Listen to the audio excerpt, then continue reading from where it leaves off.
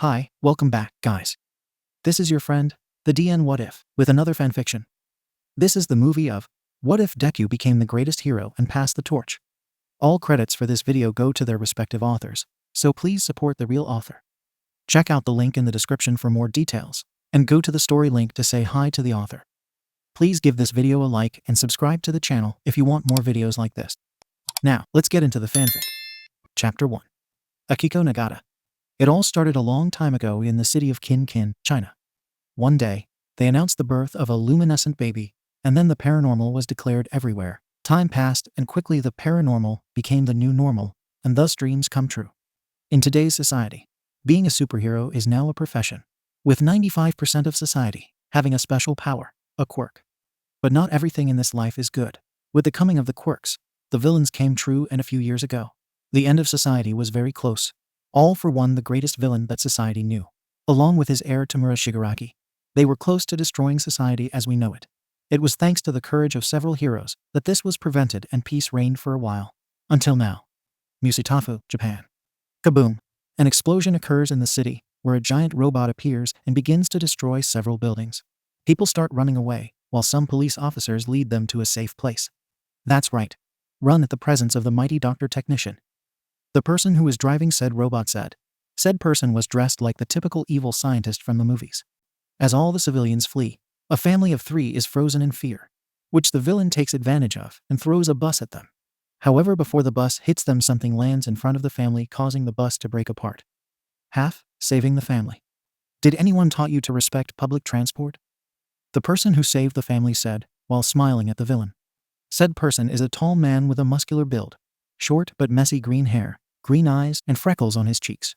He is dressed in a full-body green suit with gold details, a yellow cape that also serves as a scarf, white gauntlets and red forearms, black knee pads that cover from his ankles to his thighs, red shoes which are covered with a gray metallic sole. On his face he wears pointed blue glasses. This person is none other than... It's Deku, a civilian said happily, the fear now gone from his being. He's so cool, another civilian said. And so handsome, a female civilian said. The professional hero Deku. Japan's #1 hero Japan, and the symbol of peace of the new era. Don't worry, everything is fine now, I'll save you. The hero said, the smile on his face not fading. Do not make me laugh, nobody can against me. The powerful and incredible Dr. Technician. The villain said at the moment of commanding the robot to attack the hero with his arm. The impact of the attack causes the dust to rise. But once it dissipates, there is no one. The robot hit the ground. Calm down a bit. You could have hurt someone. Deku said, now standing where the police and civilians are, the family safe in his arms. Are you all right? He asked as he set the family down safely. Yes, thank you very much, Deku. The mother said. Thanks, now go and defeat that villain, the father said. Deku smiles and walks calmly towards the villain. Please, don't make things difficult and just give yourself up. Let's avoid unnecessary destruction, he said. Sorry, but no, the villain said. Now die. Without saying anything else, the villain proceeds to attack with his robot, throwing a punch at Deku, who only sighs and dodges the attack as he approaches the robot. Stop dodging, the villain said to continue attacking with several punches from his robot. However, Deku continues to easily dodge all the attacks as he keeps getting closer.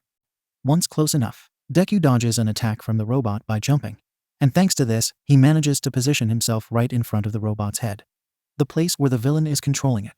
Let's get this over with quickly, Deku said as he prepared a punch. Smash!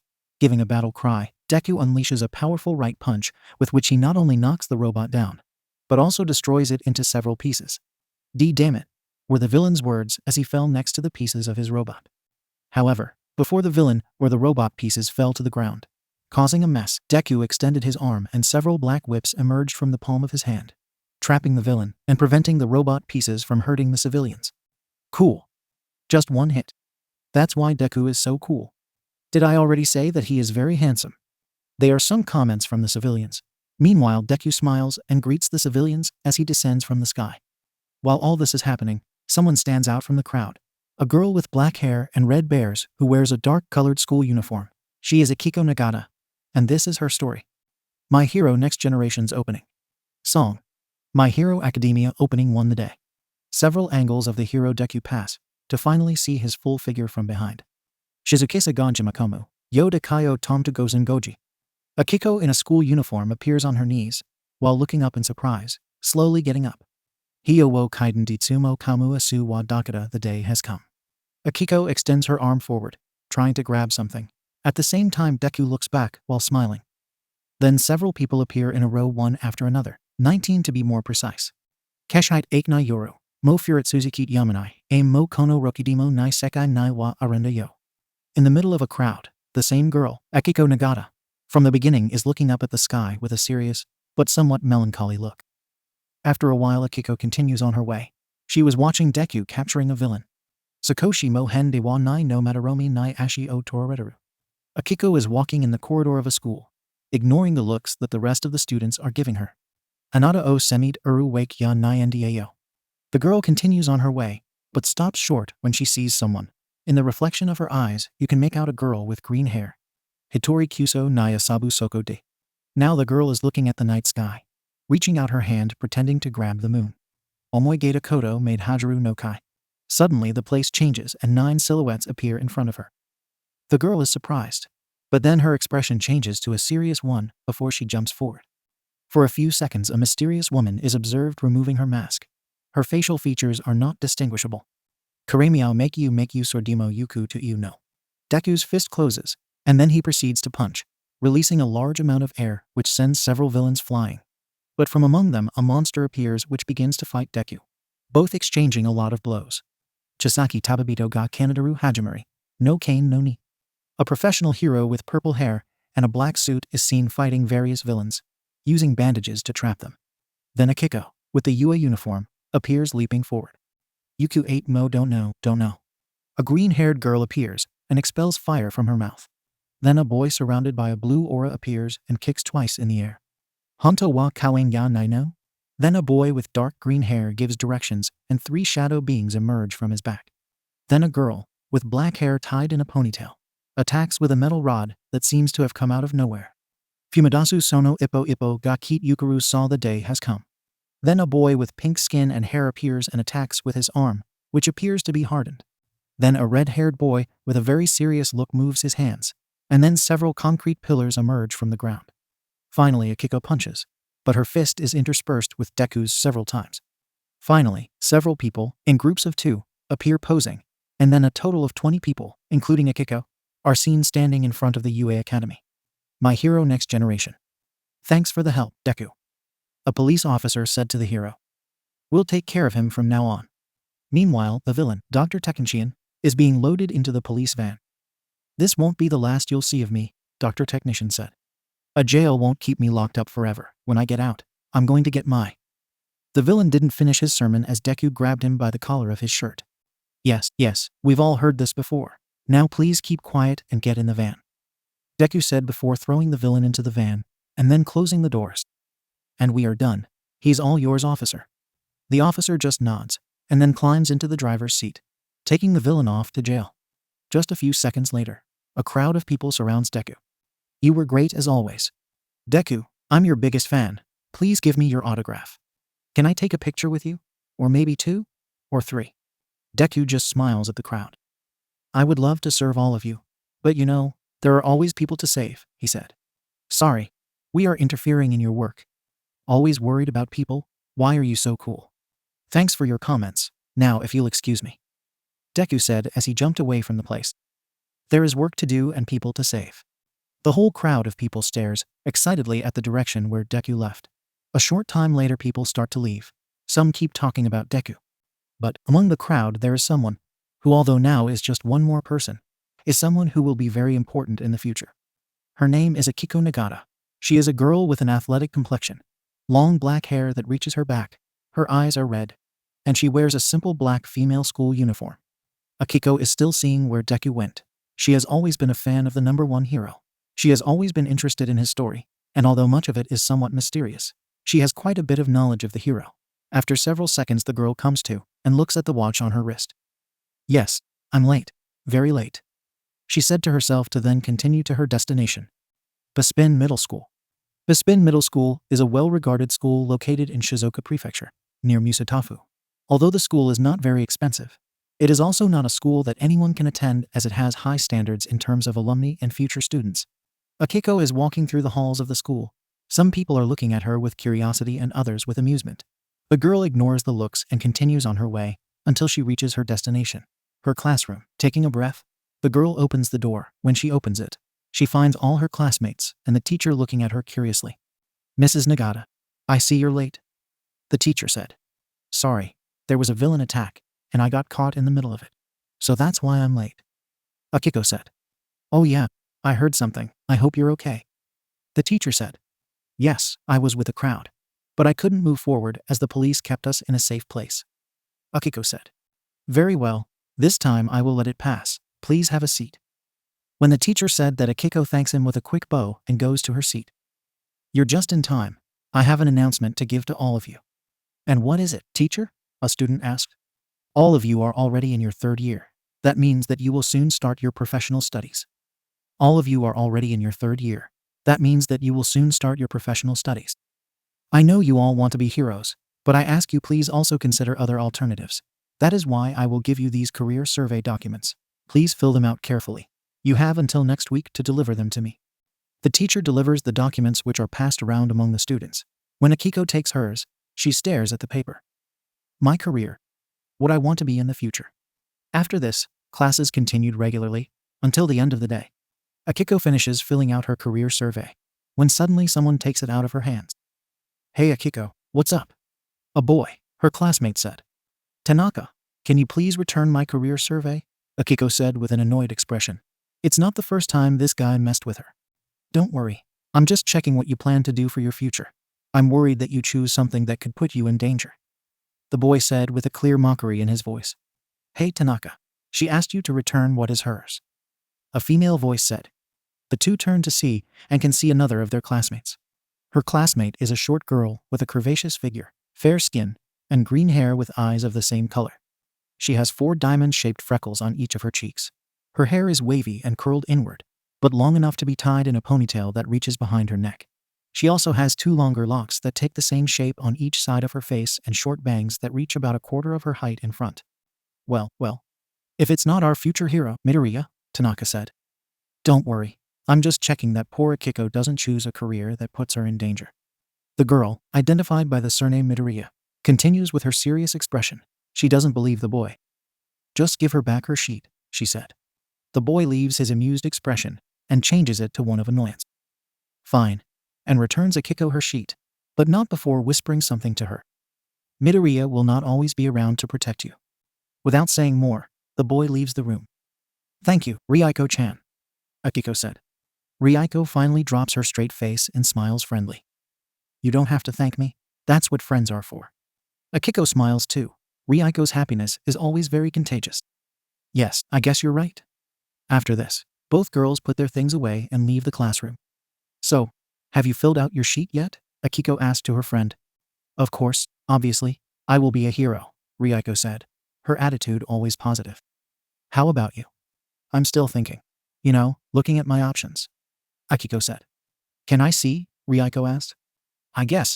Sure," Akiko said. Ryuko takes Akiko's sheet and starts reading. So you're thinking of taking on your parents' company?" "Well, yes. It's the most logical option for me," Akiko said. "Although it is not the only option that I put. I can see it, but what about being a hero? You told me you wanted to be one," Ryuko said. "I know, but that was just a dream, an impossible dream. After all, I'm quirkless," Akiko said. "Only 5% of the population are like me. People like me are very rare these days. And what does that matter? I know you're quirkless, you told me. But there are different ways you could be a hero. You can always use support equipment to even out with people with quirks," Ryuko said. "Yes, but it wouldn't be the same," Akiko said. "At least have it as an option. You could go to UA with me. You could try to take the entrance exam, so you have other options in case you don't get it," Ryuko said. "Also, it doesn't hurt to try, right?" Akiko never ceases to be surprised at her friend's support. Despite the difficulties, Ryuko has always supported her, no matter how impossible her dream may be. This makes Akiko smile slightly. "I guess I can try the entrance exam," Akiko said. "That's the spirit," Ryuko said as she raised her fist energetically. The two continue talking until they reach the school exit. "Well, see you tomorrow." Ryuko watches as her friend goes home. She does the same. Nagata household. Akiko opens the door of her house. Her house is considerably large. It has 2 floors. The first floor has a living room, kitchen, and a dining room. The second floor has a total of 3 rooms: her parents', hers, and the one for guests. On the outside, it has a fairly large garden. Her family is from the upper middle class. Although they are not extremely rich, they do not lack money either, since her parents own a fairly successful company. "I'm home," Akiko said. To Akiko's surprise, no one answers. Akiko enters her house and goes to the dining room, and as usual, her parents are fully involved in work. "I'm home," Akiko said again. This time her mother listens to her. "Oh yeah, welcome. There's food in the fridge if you want," her mother said quickly before returning her full attention to her laptop. Akiko just sighs, the same as every day, and takes the food out of the fridge. Pizza again. She warms up her food and goes to her room. She prefers to eat there. If her parents don't listen to her, she prefers to eat in her room. Don't get her wrong. Her relationship with her parents isn't bad. They never treat her badly, but lately they've been so busy with work that they hardly have time for her. It doesn't help that she's adopted either. That's right, Akiko is an adopted daughter. She doesn't know who her biological parents are, although she doesn't care either. Once in her room, Akiko decides to change into something more comfortable: shorts and a sweatshirt. Her room is quite spacious. It has space for a double bed, a large desk, and a large TV screen along with a nightstand. With all that, she still has space to move around in her room. Akiko sits at her desk and places her plate of food next to her computer, turns it on, and decides to put on a video that she really likes. US Sports Festival, first year, 2020. Because she decides to see a sports festival from years ago.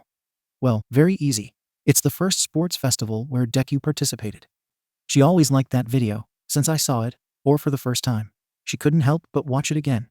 Her favorite fight. Izuku Midoriya versus Shoto Todoroki. Izuku Midoriya, the man behind Deku. Yes, she knows his name, and it's obvious that her classmate Ryuko is Deku's daughter. Obviously she won't say anything. It's obvious that Ryuko doesn't want everyone to know that she is the daughter of the #1 hero. Both for safety, and so that she can live her life normally. It's strange, but almost nobody knows the identity of Deku. Once a hero becomes famous, people forget that there is a person behind the mask, and, surprisingly, nobody recognizes them if they are not in their emblematic hero costumes. Now, why is Izuku Midoriya's fight against Shoto Todoroki her favorite? Very easy. She admires Deku's spirit and persistence. How despite being injured, he never backed down against his rival. It also gives her a perspective of how far Deku had to go, from hurting himself to being the #1 hero. Without a doubt, it is a long way. It is thanks to that video that Akiko adopted the motto, "Never give up." After finishing eating and doing homework for the day, Akiko goes out to do her daily exercise. Her exercise consists of jogging from her house to her favorite place in Misutafu, Dagoba Municipal Beach Park. Once in Dagoba, Akiko begins the second part of her daily exercise, a little physical training by the sea. The beach is a very beautiful place and gives her the tranquility to train. By the time Akiko finishes her exercise, it is always nighttime, a perfect time to return home, take a bath, and rest. Akiko stares at the horizon for a while, extending her hand towards the moon and clenching her fist, pretending as if she were grabbing the moon. Quite a pretty sight, isn't it? A voice takes Akiko out of her own world. When she turns around, she can see a tall man in a black sweatshirt, blue pants, and red shoes, as well as a cap and glasses that hide his face. Why, yeah. This place used to be a garbage dump many years ago.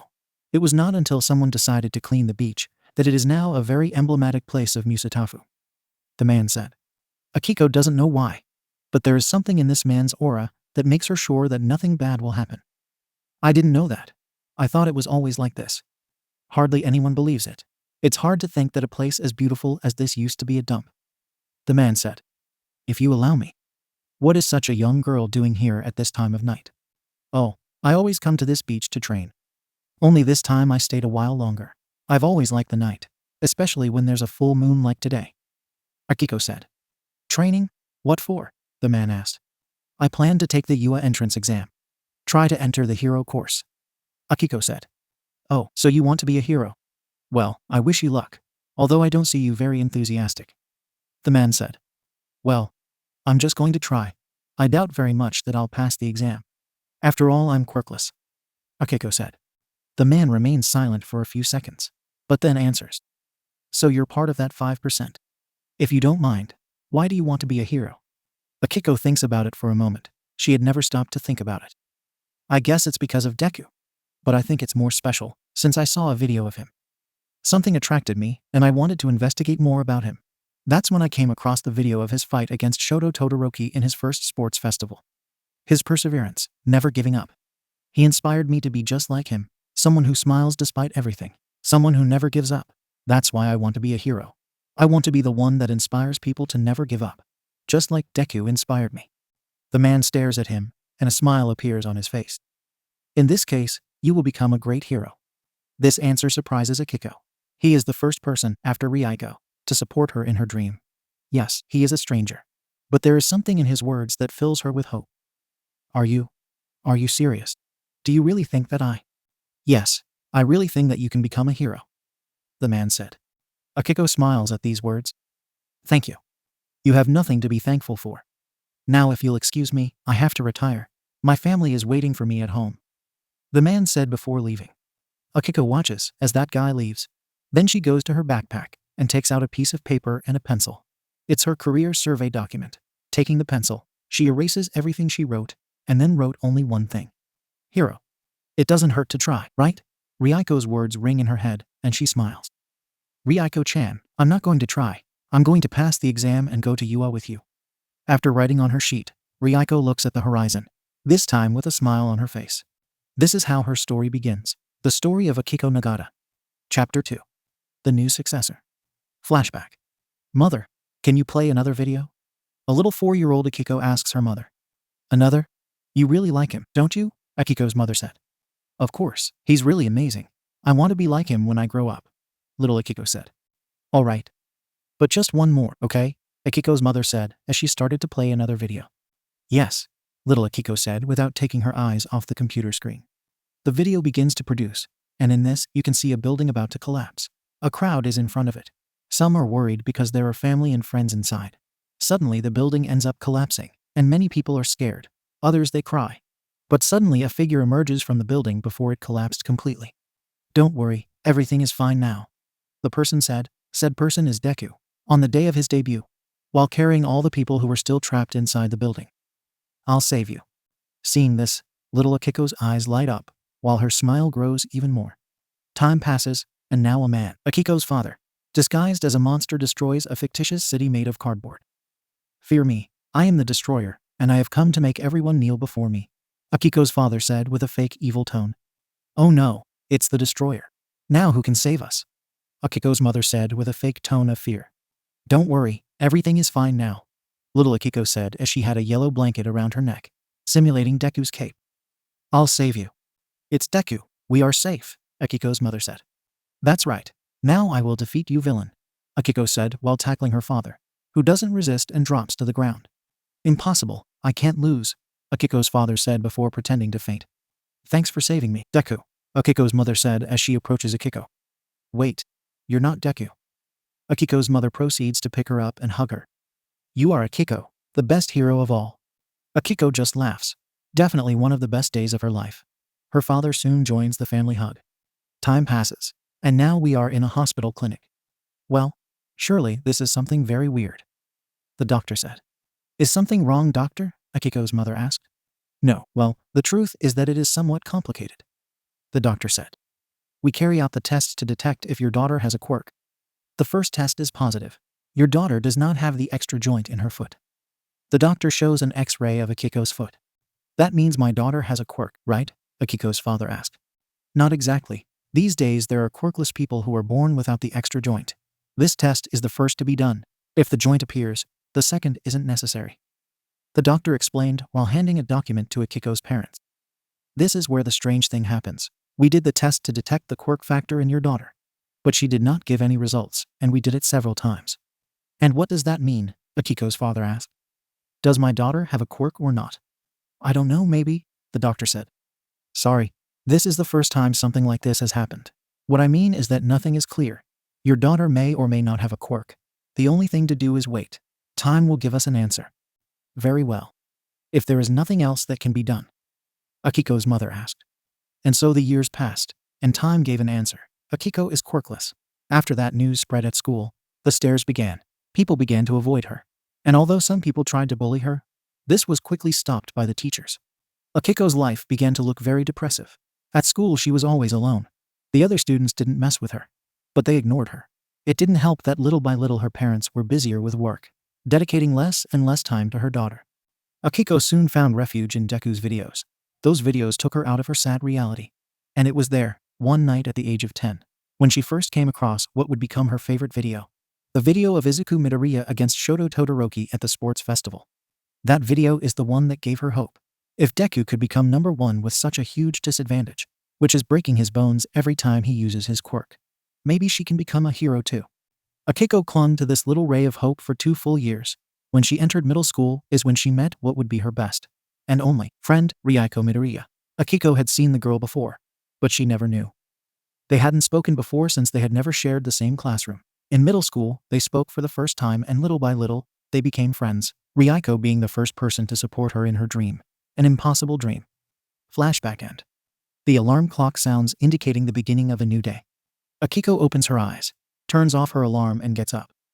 Those memories again. But then memories of last night flashing through her mind. This time is different. There are people who believe in me. Akiko looks at her desk and sees her sheet there, which only has one word written on it. Hero. Akiko smiles. For some reason, the conversation with the guy last night gave her some confidence.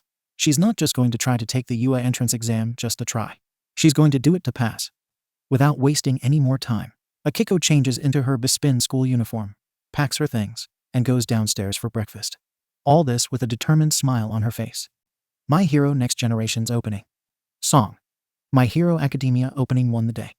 Several angles of the hero Deku pass to finally see his full figure from behind. Shizukisa ga Jimakamu, Yoda Kaio Tomta Gozen Goji. Akiko in a school uniform appears on her knees, while looking up in surprise, slowly getting up. Hyo wo kaiden ditsumo kamu asu wa dakara, the day has come. Akiko extends her arm forward, trying to grab something. At the same time Deku looks back while smiling.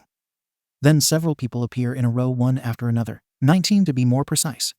Keshite Aiknai Shi Mo Furitsuzuki Yamanai Simo Kono Rokidimo Nai Sekai Nai Wa Arenda Yo. In the middle of a crowd, Akiko Nagata is looking up at the sky with a serious, but somewhat melancholy look. After a while Akiko continues on her way. She was watching Deku capturing a villain.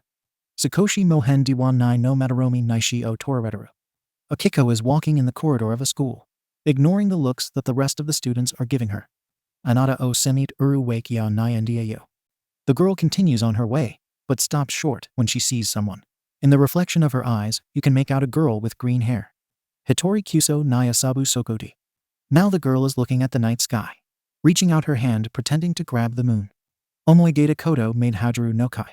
Suddenly the place changes and 9 silhouettes appear in front of her. The girl is surprised, but then her expression changes to a serious one before she jumps forward. For a few seconds a mysterious woman is observed removing her mask. Her facial features are not distinguishable. Karemiao make you sordimo yuku to you no. Deku's fist closes, and then he proceeds to punch, releasing a large amount of air which sends several villains flying. But from among them a monster appears which begins to fight Deku, both exchanging a lot of blows. Chisaki Tababito ga Kanadaru Hajimari. No cane no ni. A professional hero with purple hair and a black suit is seen fighting various villains, using bandages to trap them. Then Akiko, with the UA uniform, appears leaping forward. Yuku 8 Mo don't know. A green-haired girl appears and expels fire from her mouth. Then a boy surrounded by a blue aura appears and kicks twice in the air. Honto wa kawain ya nai no. Then a boy with dark green hair gives directions and 3 shadow beings emerge from his back. Then a girl, with black hair tied in a ponytail, attacks with a metal rod that seems to have come out of nowhere. Fumidasu sono ippo ga ki yukuru sa, the day has come. Then a boy with pink skin and hair appears and attacks with his arm, which appears to be hardened. Then a red-haired boy with a very serious look moves his hands, and then several concrete pillars emerge from the ground. Finally Akiko punches, but her fist is interspersed with Deku's several times. Finally, several people, in groups of 2, appear posing, and then a total of 20 people, including Akiko, are seen standing in front of the UA Academy. My Hero Next Generation. Bespin Middle School. Akiko finishes writing her class notes. Another school day has just ended. As usual, Akiko is putting her things in her backpack when her friend approaches her. Akiko-chan, how are you? Ryuko asks. Have you submitted your career document survey yet? No, not yet. I actually made a few changes and wanted to show you. Akiko said, then shows Akiko her sheet. Seeing Akiko's sheet, Ryuko smiles widely. Really? Is this for real? Ryuko asked. Why, yes. Let's say I had a revelation and this time I'm going seriously to fulfill the dream I always wanted. Akiko said. That's great, Ryuko said, while hugging her friend. Together we will go to UA, and we will become heroes together. Akiko smiles at her friend's emotion. Yes, we'll make it, I'm sure of that. This calls for a celebration, Ryuko said. Are you free today after school? WL? I think so. I don't have anything to do after school. Akiko said. So let's go out. I know a place that sells delicious food. I went once with my parents. Ryuko said. Sure, it can be fun. Akiko said. Great. So how about we meet at 4 p.m. downtown? Ryuko asked. So we have time to go home and change into something more suitable for going out. That seems fine to me. Akiko said. Great. You will love the food there. It's very delicious, Ryuko said. After this little conversation, both girls go to their respective homes. Nagata household. After arriving at her house, Akiko quickly goes to her room and begins to look through her clothes for something that is good to go out. The bad thing is that most of their clothes are for being inside the house or for exercising. Simple t-shirts of a single color, baggy jackets, training shorts, or simple pants. I never thought that one day I would go out with a friend. That's why I don't have clothes for that. Those are Akiko's thoughts. After some time, more than Akiko wanted, she finally decides on her outfit. A black shirt which sticks to her body, white shorts, the only shorts she has that are not for training, a white sweatshirt over her shirt which is open, white tennis shoes, and a pair of black socks that reach her below the knees. These are the most normal clothes I have. Akiko thought depressively. Leaving aside her depression, Akiko takes her phone to check the time. To her surprise, it took longer than she expected. She is running late. Wasting no more time, Akiko leaves the house to meet Ryuko. Musutafu, downtown. 4:30. Akiko is in the center of Musutafu looking for Akiko. Although Akiko told her where they were, Akiko didn't find her. That's why she's looking for her. Could it be that she left? She must be mad that I'm late. Akiko looks at her phone, a message sent to Ryuko explaining why she was late. But her friend hasn't answered her. The first time I go out with a friend, and I ended up ruining it. Good job, Akiko. Disappointed in herself, Akiko began to return home.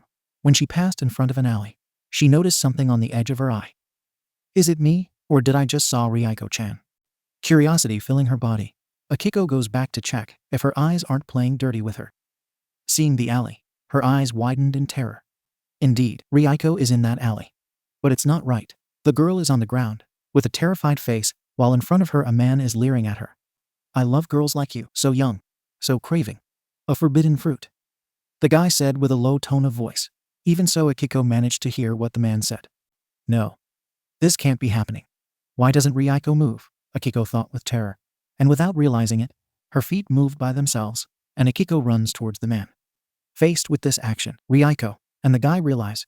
Ryuko just looks at her friend with concern, while the guy smiles. However, something hits Akiko. A feeling makes her freeze, fall to her knees on the ground. She is feeling fear. Wow. 2 for the price of 1. I must be someone very lucky. The man said. Relax. As soon as you finish with your friend, you will be the next. Name. Quirk. Fear. Fear allows the user to cause a terrible state of terror to its victims, as long as that feeling is already present. The fear is so strong that it can paralyze its victims. Akiko remains motionless. She cannot move. She can only watch as the man approaches her friend with a predatory face. No, please, Ryuko-chan. Akiko thought. The man crouched down in front of Ryuko and placed his right hand on her leg, slowly moving up towards her crotch. Ryuko's face shows fear, a lot of fear. For a second, the eyes of both girls meet. Akiko looks at the terror on her friend's face. At that moment, something happens. Akiko pounces on the guy, managing to pull him away from Ryuko, much to the surprise of both Ryuko and the guy. I won't let you do that to Ryuko-chan, Akiko said, her fearful face also showing signs of bravery. Damn girl. Don't try to play the hero, the guy said. However, his thoughts are different. Impossible. How could she escape the effects of my quirk? Akiko continues to push the guy, but he begins to resist. Akiko grabs him by the face, trying to get the guy to let go, and due to the struggle, Akiko manages to scratch the guy's face, managing to get some blood out of him. Because of that, the guy lets go of Akiko and steps back. Damn bitch, the man said, and pulls out a knife. So that's how we have things. It doesn't matter, I also like them dead. The guy lunges at Akiko, who, on shaky legs, bravely prostrates herself between Ryuko and the guy. She'll protect her friend no matter what. Akiko closes her eyes, expecting the worst. But after a few seconds nothing comes. Just the sound of metal falling to the ground. Akiko slowly opens her eyes, expecting to see the guy in front of her. But to her surprise, when she opens her eyes, she finds herself looking at someone's back. After a few seconds, Akiko realizes who is between her and the guy. Deku, she said. Indeed, Deku is there. He arrived at the exact moment when the guy tried to stab Akiko. Deku got in the way, and the knife ended up breaking due to the resistance of Deku's body. However, something was different. The always smiling Deku has a very, very angry face, something that had not been seen before. You, Deku said in an angry tone, which made the guy very afraid. The guy tried to say something, but was received by Deku's fist. For a few seconds Akiko could see how the guy lost all his teeth, as well as his jaw is dislocated by the punch, and then crash into a wall, going through it. Once the guy broke through the wall, the effects of his quirk stopped working, letting Akiko and Ryuko breathe some fresh air. Without taking a second, Deku quickly makes sure that both girls are okay. Are you okay? He asked. I think so. I think Ryuko-chan is the one who was affected the most by this. Akiko said. I'm fine Deku. Ryuko said. Deku stares at Ryuko for a few seconds. She is still affected by what happened. I will have to talk to her. But this isn't the right place, he thought. Without saying anything else, Deku uses his black whip to capture the guy, who is unconscious. Alright, stay with me, so you'll be safe. I'm going to turn this guy over to the police, Deku said. Police station. After arriving at the police station, Deku went to deliver the captured guy. Meanwhile, Akiko and Ryuko are sitting on the chairs in the waiting room of the police station. Akiko turns to see her friend, who is quieter than usual. Seeing her, Akiko tries to start a conversation. Ryuko-chan, are you all right? She asked. This catches the attention of Ryuko, who turns to see her friend, and gives her a slight smile. I think so. I'm still a bit shocked by what happened. But I'll be fine, and all thanks to you, Ryuko said. See, come on. It's not that bad. Besides, it was Deku who saved us, Akiko said. Although he was the one who captured that guy. If you hadn't interfered before, I don't even want to imagine what that guy would have done to me, Ryuko said. You looked amazing. Despite the effects of that guy's quirk, you moved and saved me. It wasn't like that. The truth is, I couldn't move voluntarily. My body is the one that moved by itself. By the time I realized, I was already pushing the guy away from you, Akiko said. And that's why what you did is very admirable. A voice interrupts the conversation. It's Deku. Your bravery and heart got in the way of the fear inside of you, and that is the most important thing. That's what I say. Unlike you, I couldn't do anything. I couldn't even defend myself, Ryuko said. Don't be so hard on yourself, Deku said. No one is invincible. We can all need help from time to time. Even heroes need help from time to time. I guess you're right. Thanks Deku, Ryuko said. Deku smiles, and the three leave the police station. I'm glad you're okay, but just to be safe, let me take you home, Deku said as he crouched down and turned his back on the girls. Hop on. Akiko is surprised by the proposal, while Ryuko does not hesitate to climb on the hero's back. Come on, Akiko-chan, hop on, Ryuko said. A little nervous, Akiko climbs on Deku's back. The hero makes sure that both girls are well placed on his back. Very good, Miss Akiko. Where do you live? I live in the upper area of Misatofu. Second house on the left, Akiko said. Okay, hold on tight, Deku said before taking a big jump, and then floating away at high speed from the place. For Akiko, this could easily be a dream, being taken home by no one but Deku. Definitely a dream come true. After a while in the air, Deku lands in front of Akiko's house. We have arrived, Deku said. Akiko gets off the hero's back. Thank you very much, Deku, Akiko said, while doing an exaggerated bow. Seeing the girl's attitude, Deku just laughs to himself. There's nothing to be thankful for, I'm just doing my job, Deku said. Now if you'll excuse me, I have to get this young lady to her house. After this, Deku jumps away from the place. Akiko stares at where Deku went, and after several seconds the girl enters her house. Midoriya household. The Midoriya house, located in Misatofu, Japan, in the Shizuoka prefecture. The house is two-story. On the ground floor, there is the kitchen, the dining room, the living room, and Deku and his wife's bedroom, which includes a bathroom. On the top floor, there is a second smaller living room, 2 bathrooms and 2 bedrooms, one of them being Ryuko's. Ryuko gets off Deku's back and heads to his house to enter. However, she is stopped by Deku, who grabs her shoulder. Hey, Are you okay? Deku asks with genuine concern. Why yes, don't worry, I'm fine thanks to you, Ryuko said. However, Deku knew something was wrong. Ryuko, I know you feel bad, you went through something ugly, so please. Deku said. Right now I'm not Deku. Right now I'm talking to you as your father. So if you feel bad, don't hesitate to tell me. Hearing her father's words, Ryuko can't help but shed tears. I was scared. Hearing his daughter, Deku, or rather Izuku Midoriya, hugs her to comfort her. It's okay. Let it all out. I'm here, he said in a comforting tone. Come on, let's go into the house. Still holding each other, the two Midoriya enter their house. Dagaba Beach. As is her routine, Akiko is on Dagaba Beach looking at the horizon, the sunset, thinking about what has happened today. I hope Ryuko-chan is alright, thank goodness Deku showed up when he did. Akiko remains silent, enjoying the calm and tranquility of the beach, although it is strange that there is no one in this place at this hour. We meet again, miss. Turning around, Akiko looks at the guy she was talking to the other day, dressed in the same way, although the clothes seem to be layered over other clothes. How are you? I've been better, but overall I'm fine, Akiko said. It makes sense. After what you went through today, it's normal to feel like this, the man said.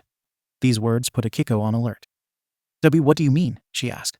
You know what I mean? But you shouldn't feel bad about it. Your actions are admirable. Despite the fear, you didn't hesitate to save your friend, the man said. How do you know all that? Akiko asked. Very easy.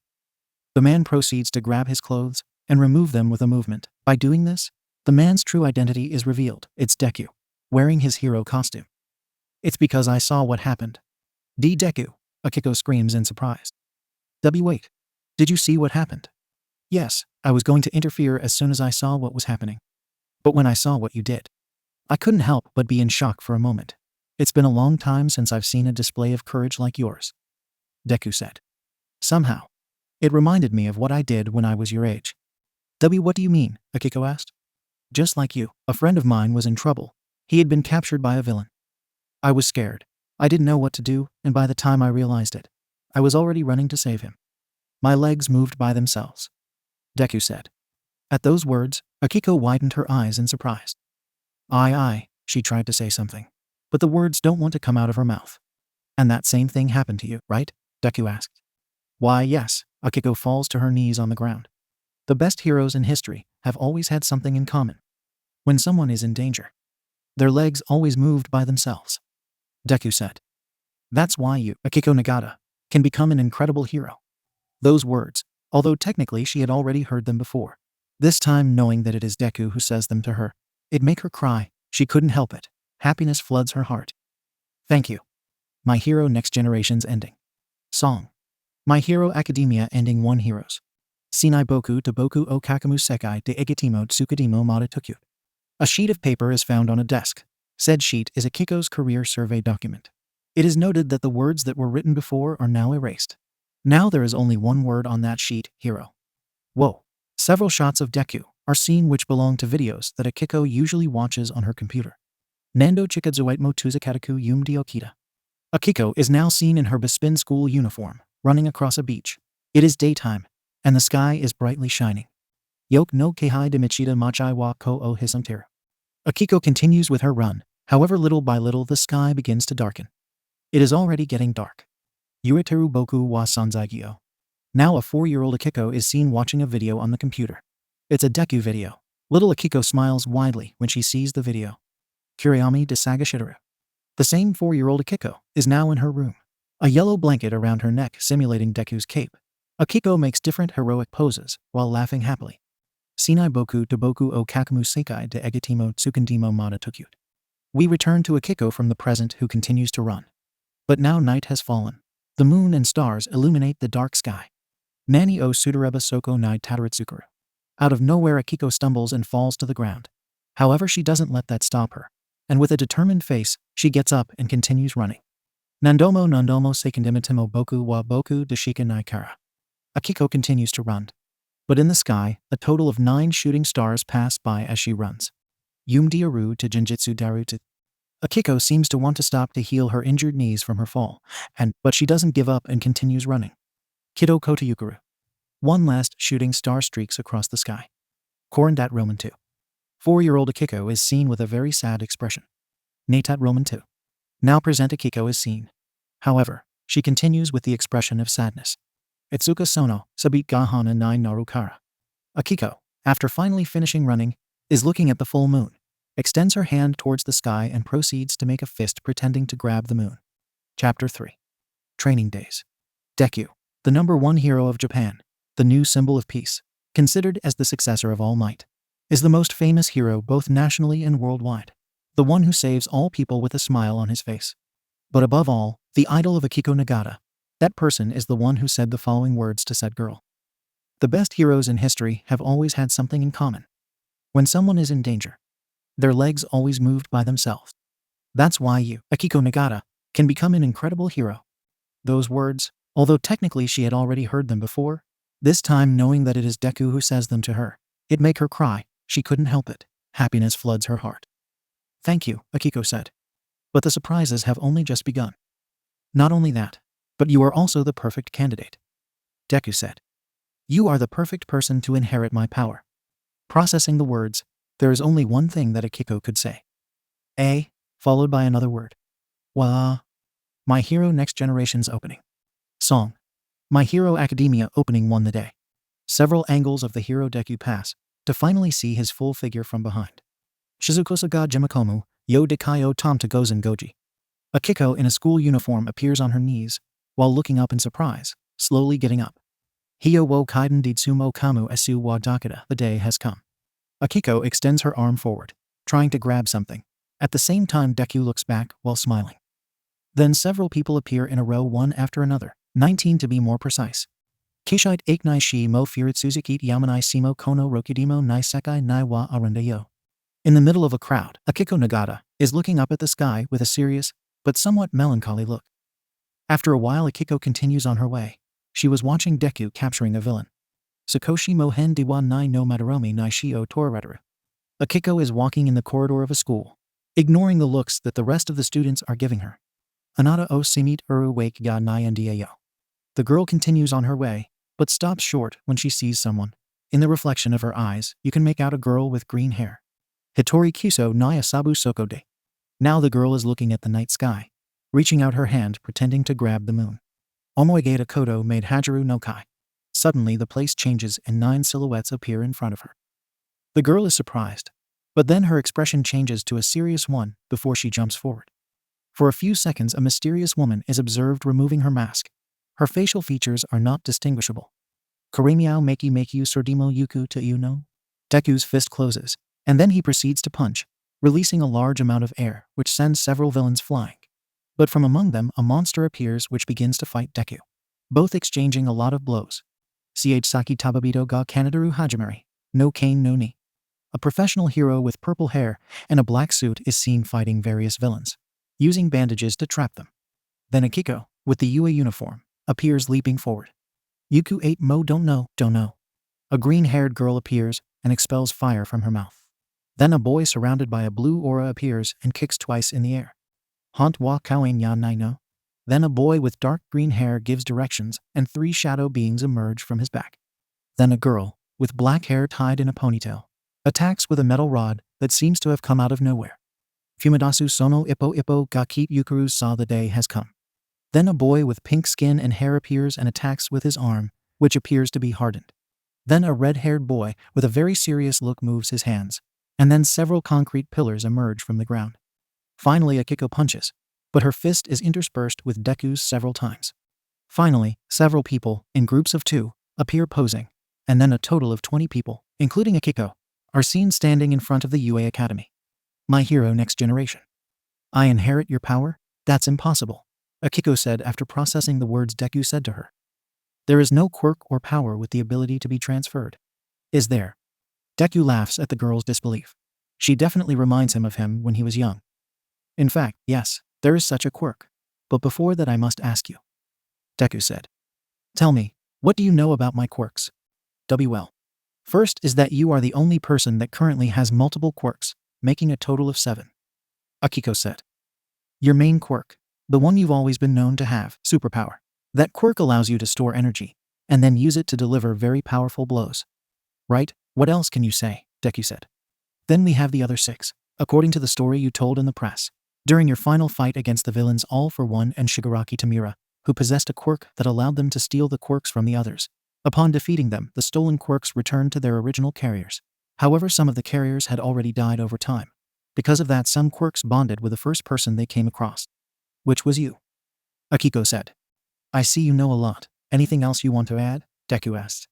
Yes, the other 6 quirks you have are the following. Gear Shift, which allows the user to change the speed at which things accelerate through space. Fa Jin, which allows the user to build up kinetic energy by performing repetitive movements and giving the user a boost of speed. Danger Sense, which, as its name indicates, allows the user to feel when he is in danger. Black Whip, which grants the user the ability to produce energy tendrils from any part of their body and command them at will. Smokescreen, which allows the user to generate a thick cloud of purple smoke from their body. And finally Float, which allows the user to levitate and suspend themselves in mid-air and fly at high speeds. Wow, you really know a lot about me, Deku said. But there's something interesting about all that information. It's all a lie. What?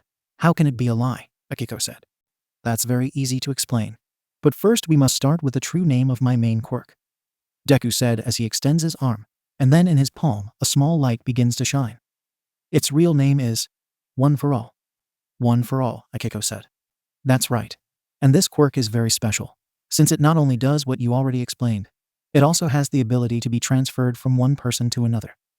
Deku said. So, that means, Akiko said. Yes, this quirk is not mine naturally. It was given to me by my master, All Might.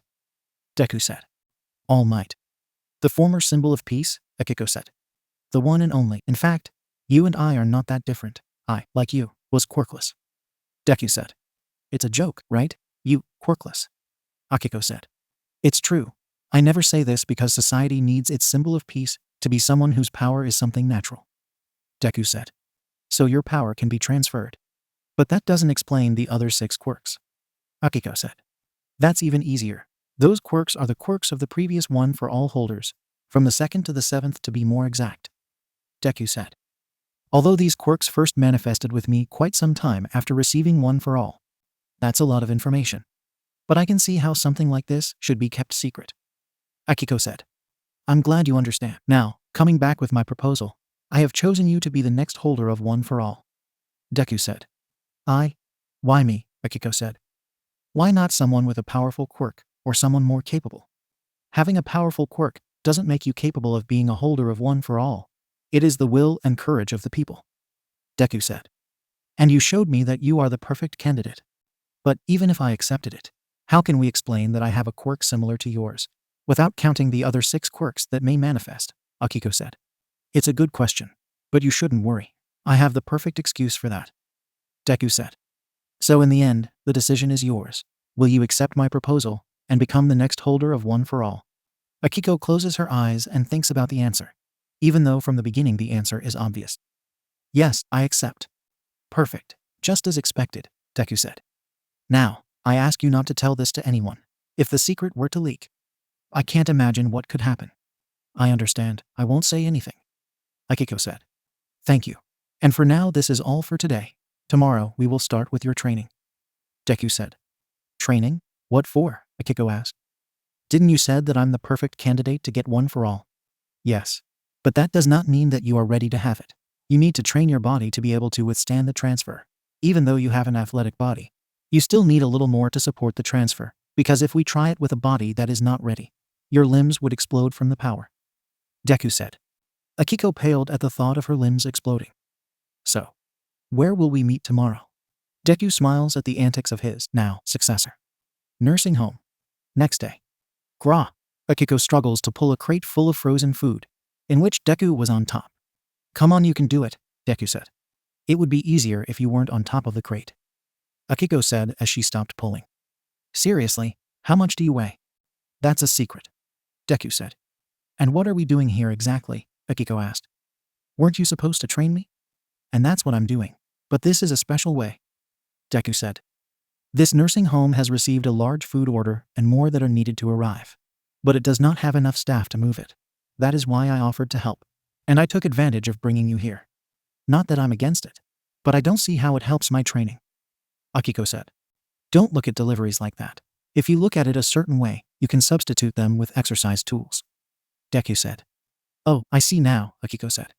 That's right. You're not just training. You're also helping people while you do it. Those are the same principles as when I cleaned up Dagaba Beach. Deku said. You cleaned Dagobus? Akiko asked. That's right. I cleaned it while training for the one-for-all transfer. Deku said. Cool, Akiko said. In that case, I must continue. Akiko returns to pull the crate. Now without Deku's weight, things are easier. Akiko's training continued until nightfall, finishing moving the first load of deliveries. Good job. I didn't expect you to finish everything today, Deku said to a tired Akiko. But you surprised me. I hope you're ready for more tomorrow. There is more, Akiko said. This was only the first delivery of 5, Deku said. And also the smallest of the 5. You must be kidding, Akiko said. Don't worry. You don't have to make a complete delivery per day. We have plenty of time until UA entrance exam, Deku said. So take it easy. Okay? The truth is that I don't know how I'm going to do this while I'm going to school, Akiko said. I mean, I could finish today because it's the weekend. Don't worry, I have a plan for your training, Deku said as he hands a sheet to Akiko.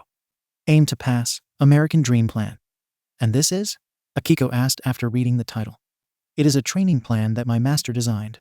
I have changed some things to make it suitable for you, taking into account those days of each month, Deku said. Oh, I see, Akiko said, a bit embarrassed by the last thing Deku said. It is quite complete. It takes into account my classes, free hours, and even includes a special diet. Wait a minute. How do you know what my school hours are? Doing enough research, Deku said. Akiko looks at Deku with a deadpan face. Right. You don't have to lie. I know that Ryuko-chan is your daughter. Of course you know that, Deku said. Anyway, we're done for today. Make sure you get enough rest for tomorrow. I'm gonna die, Akiko said. Bespin Middle School. My muscles ache a bit. I guess I shouldn't have moved all the crates yesterday, Akiko thought as she massaged her right arm. Hey, Akiko-chan. Are you alright? Ryuko asks her friend, noticing her uncomfortable. Yes, it's just that. I trained too much, Akiko said. It's not a lie exactly. I'm just not telling the whole truth. Oh, I see. You shouldn't push yourself too hard, Ryuko said. Yes, I know, Akiko said. But I have to make up for my lack of a quirk, so I need some extra training. Well, I guess you're right, Ryuko said. Please all go to your seats, the teacher said as he entered the room. We'll talk later, Ryuko said to then go to her seat. Well, before starting the class, I need those who have not done it to give me your career survey documents, the teacher said. After those words, several students got up and handed their papers to the teacher, including Akiko, who was the last to hand it over. Thank you very much now, the professor said, flipping through the documents, but stopping when he saw Akiko's. Miss Nagata, if you could stay for a moment after school, I'd like to discuss your career choice. Don't worry, it's nothing bad. I just want to give you some advice. Sure, Akiko said. I knew this would happen.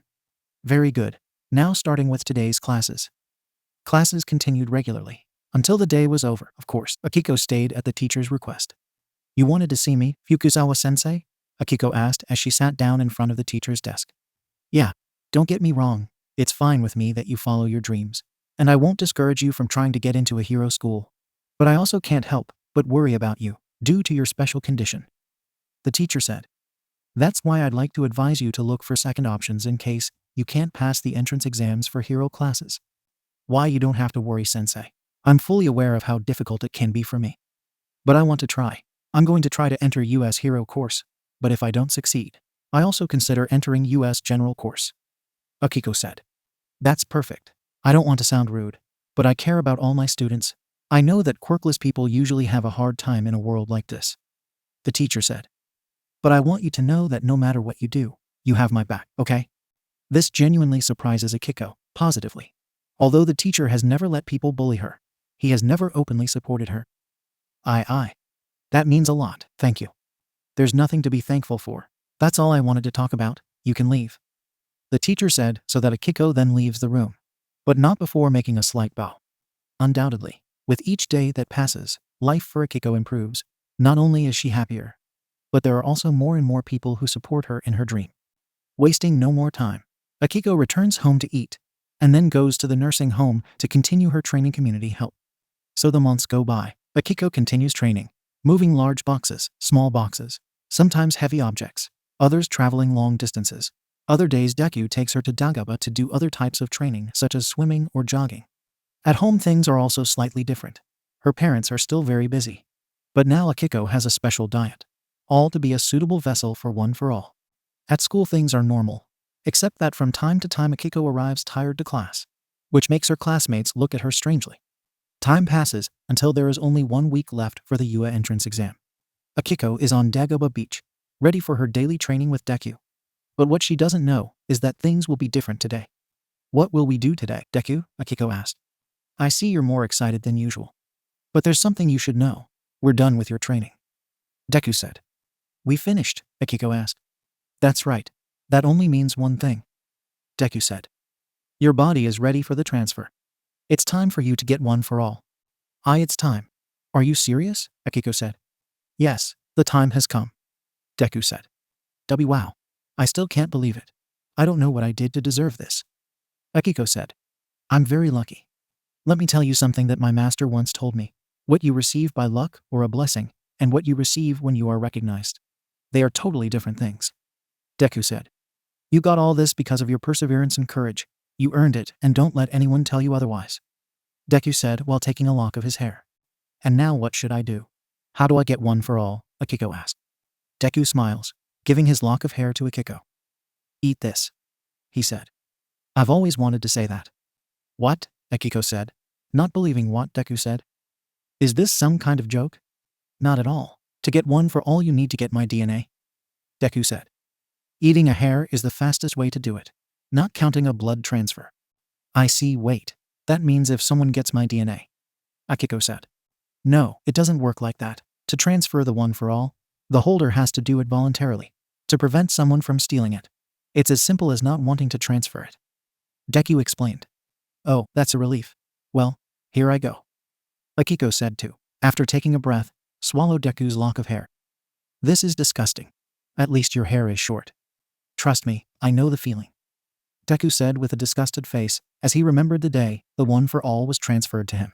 After swallowing the hair, Akiko looks at herself. I don't feel any different. Of course. Your stomach hasn't digested my DNA yet. You'll have to wait at least 2 hours to feel anything. Deku said. Oh, I see. So what else are we going to do today? Akiko asked. For the moment, continue training. Although you are ready for the transfer, you will still need to continue training to be able to use one for all at full power. Deku said. So take a few laps to the beach while I return. Yes, sir. Akiko said to start jogging across the beach. Meanwhile, Deku takes out his cell phone and dials someone. A few hours later, Akiko continues with her training, this time doing a bit of combat training, at which point someone calls out to her. All right, by this point the transfer should be finished. Akiko turns around and looks at Deku, but this time he's not alone. Next to Deku is a woman, approximately 10 years younger than Deku, pale-skinned with bluish-white hair that is parted in the middle of her forehead, reaching almost to her waist, wide bright red eyes, and a horn poking from her forehead. The woman wears blue jeans, red shoes the same as Deku's, and a red and white shirt with the number 1 in the center. T-transfer? I do not know what you're talking about. Akiko said. Relax, you can talk freely. Deku said. Akiko, let me introduce you to Ariaizawa. And don't worry, she knows about one for all. She knows? But I thought it was a secret. Akiko said. And it is. But there are times when it is necessary for some people to know. Deku said. Someday you too will have to entrust the secret to some people you trust. Someone I trust. Akiko said. I trust Ryuko-chan. But I think I have to think things through before deciding who to tell. I see that you are already thinking about it. But we must not rush. For now, let's focus on the present. Deku said. And what will we do now? Akiko asked. Very easy, now that the transfer is finished. It's time for you to try one for all for the first time. That's why I brought Eri-chan. We don't know what will happen when you use it. Deku said. What are you talking about? Akiko asked. We don't know how your body will react. For example, the first time I used one for all, I broke both my legs and one arm. Deku said. I see. Akiko said, then looked at Eri. I guess she has a healing quirk. More or less. Eri said. My quirk is called Rewind. It allows me to rewind a living being to a previous state. If you get hurt, I can rewind you to the point before you got hurt. Wow, that's cool, Akiko said. Yes, but it has disadvantages. By rewinding your body, I also take away any type of advantage that your body has acquired. For example, if you somehow gained muscle after hurting yourself, if I rewind you back, you will also lose said muscle. Eri explained. That's why I use my quirk only to heal recent injuries. For other types of injuries, I use common medicines. So you're a nurse, Akiko said. More or less, I'm a nurse, but also a pro hero, Eri said. Oh, so what should I do now? Akiko asked. How do I use one for all? It's complicated. Each holder had a different way of using one for all for the first time. For example, my master managed to use it perfectly the first time, Deku said. For my part, I will help you to use it in a way that may work. May work? Akiko thought.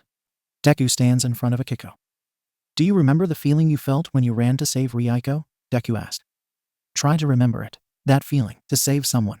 That you can only do if you use your quirk. The feeling when I tried to save Ryuko-chan. Akiko closes her eyes trying to remember. Fear, despair, helplessness. Little by little flood her body. But then courage. At that moment she feels it. A strange sensation.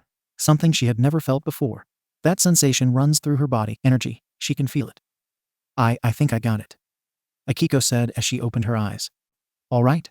Now use that energy and hit me, Deku said while putting his hand in front of himself. Don't worry about me. I'll be fine. Akiko nods, feels the energy move to her right arm. She lunges at Deku, fist clenched and gra, letting out a scream. Akiko hits Deku's palm. The blow unleashes a large gust of wind, which blows up a lot of sand. Once the wind ceased, Deku could be seen completely unharmed, while Akiko. Ouch! Pain spreads through her arm. Akiko looks over and her arm is swollen and slightly purple. Without waiting for any indication, Eri approaches Akiko and takes her arm. After a few seconds inspecting it, her horn starts to glow, and after a few seconds Akiko is completely unharmed, as if nothing had happened. Very good. How do you see it? What is the damage? Deku asked. Well, unlike you, no bones are broken, just torn muscles and some arm injuries, Eri said. That's good. She has better control than me at her age, Deku said. What was that? Will that happen to me every time I use one for all? Akiko asked, still in shock. Not if I can help it. Forgive me, but it was necessary. I needed you to use one for all for the first time to be able to act quickly. First it was necessary for you to use it in this way. Now you can use it voluntarily now that you know the sensation, Deku said. I see. But now how will I avoid hurting myself? Akiko asked. It's very easy. I'll teach you my flagship technique, the full cowl. When you hit me, I was able to calculate approximately how much percentage of one for all you can use without hurting yourself. At the moment, it's between 3 to 4%. Deku said. That's a very small amount. I thought I could use more, Akiko said. It's better to act safe. You don't want to get hurt, Deku said. But don't worry. This last week, I will help you use full cowl, as well as help you increase the limit a bit to use one for all. Of course, Eri will be supporting us in case you get hurt again. I will help as much as I can, Eri said. There is only 1 week left until US entrance exam. Are you ready?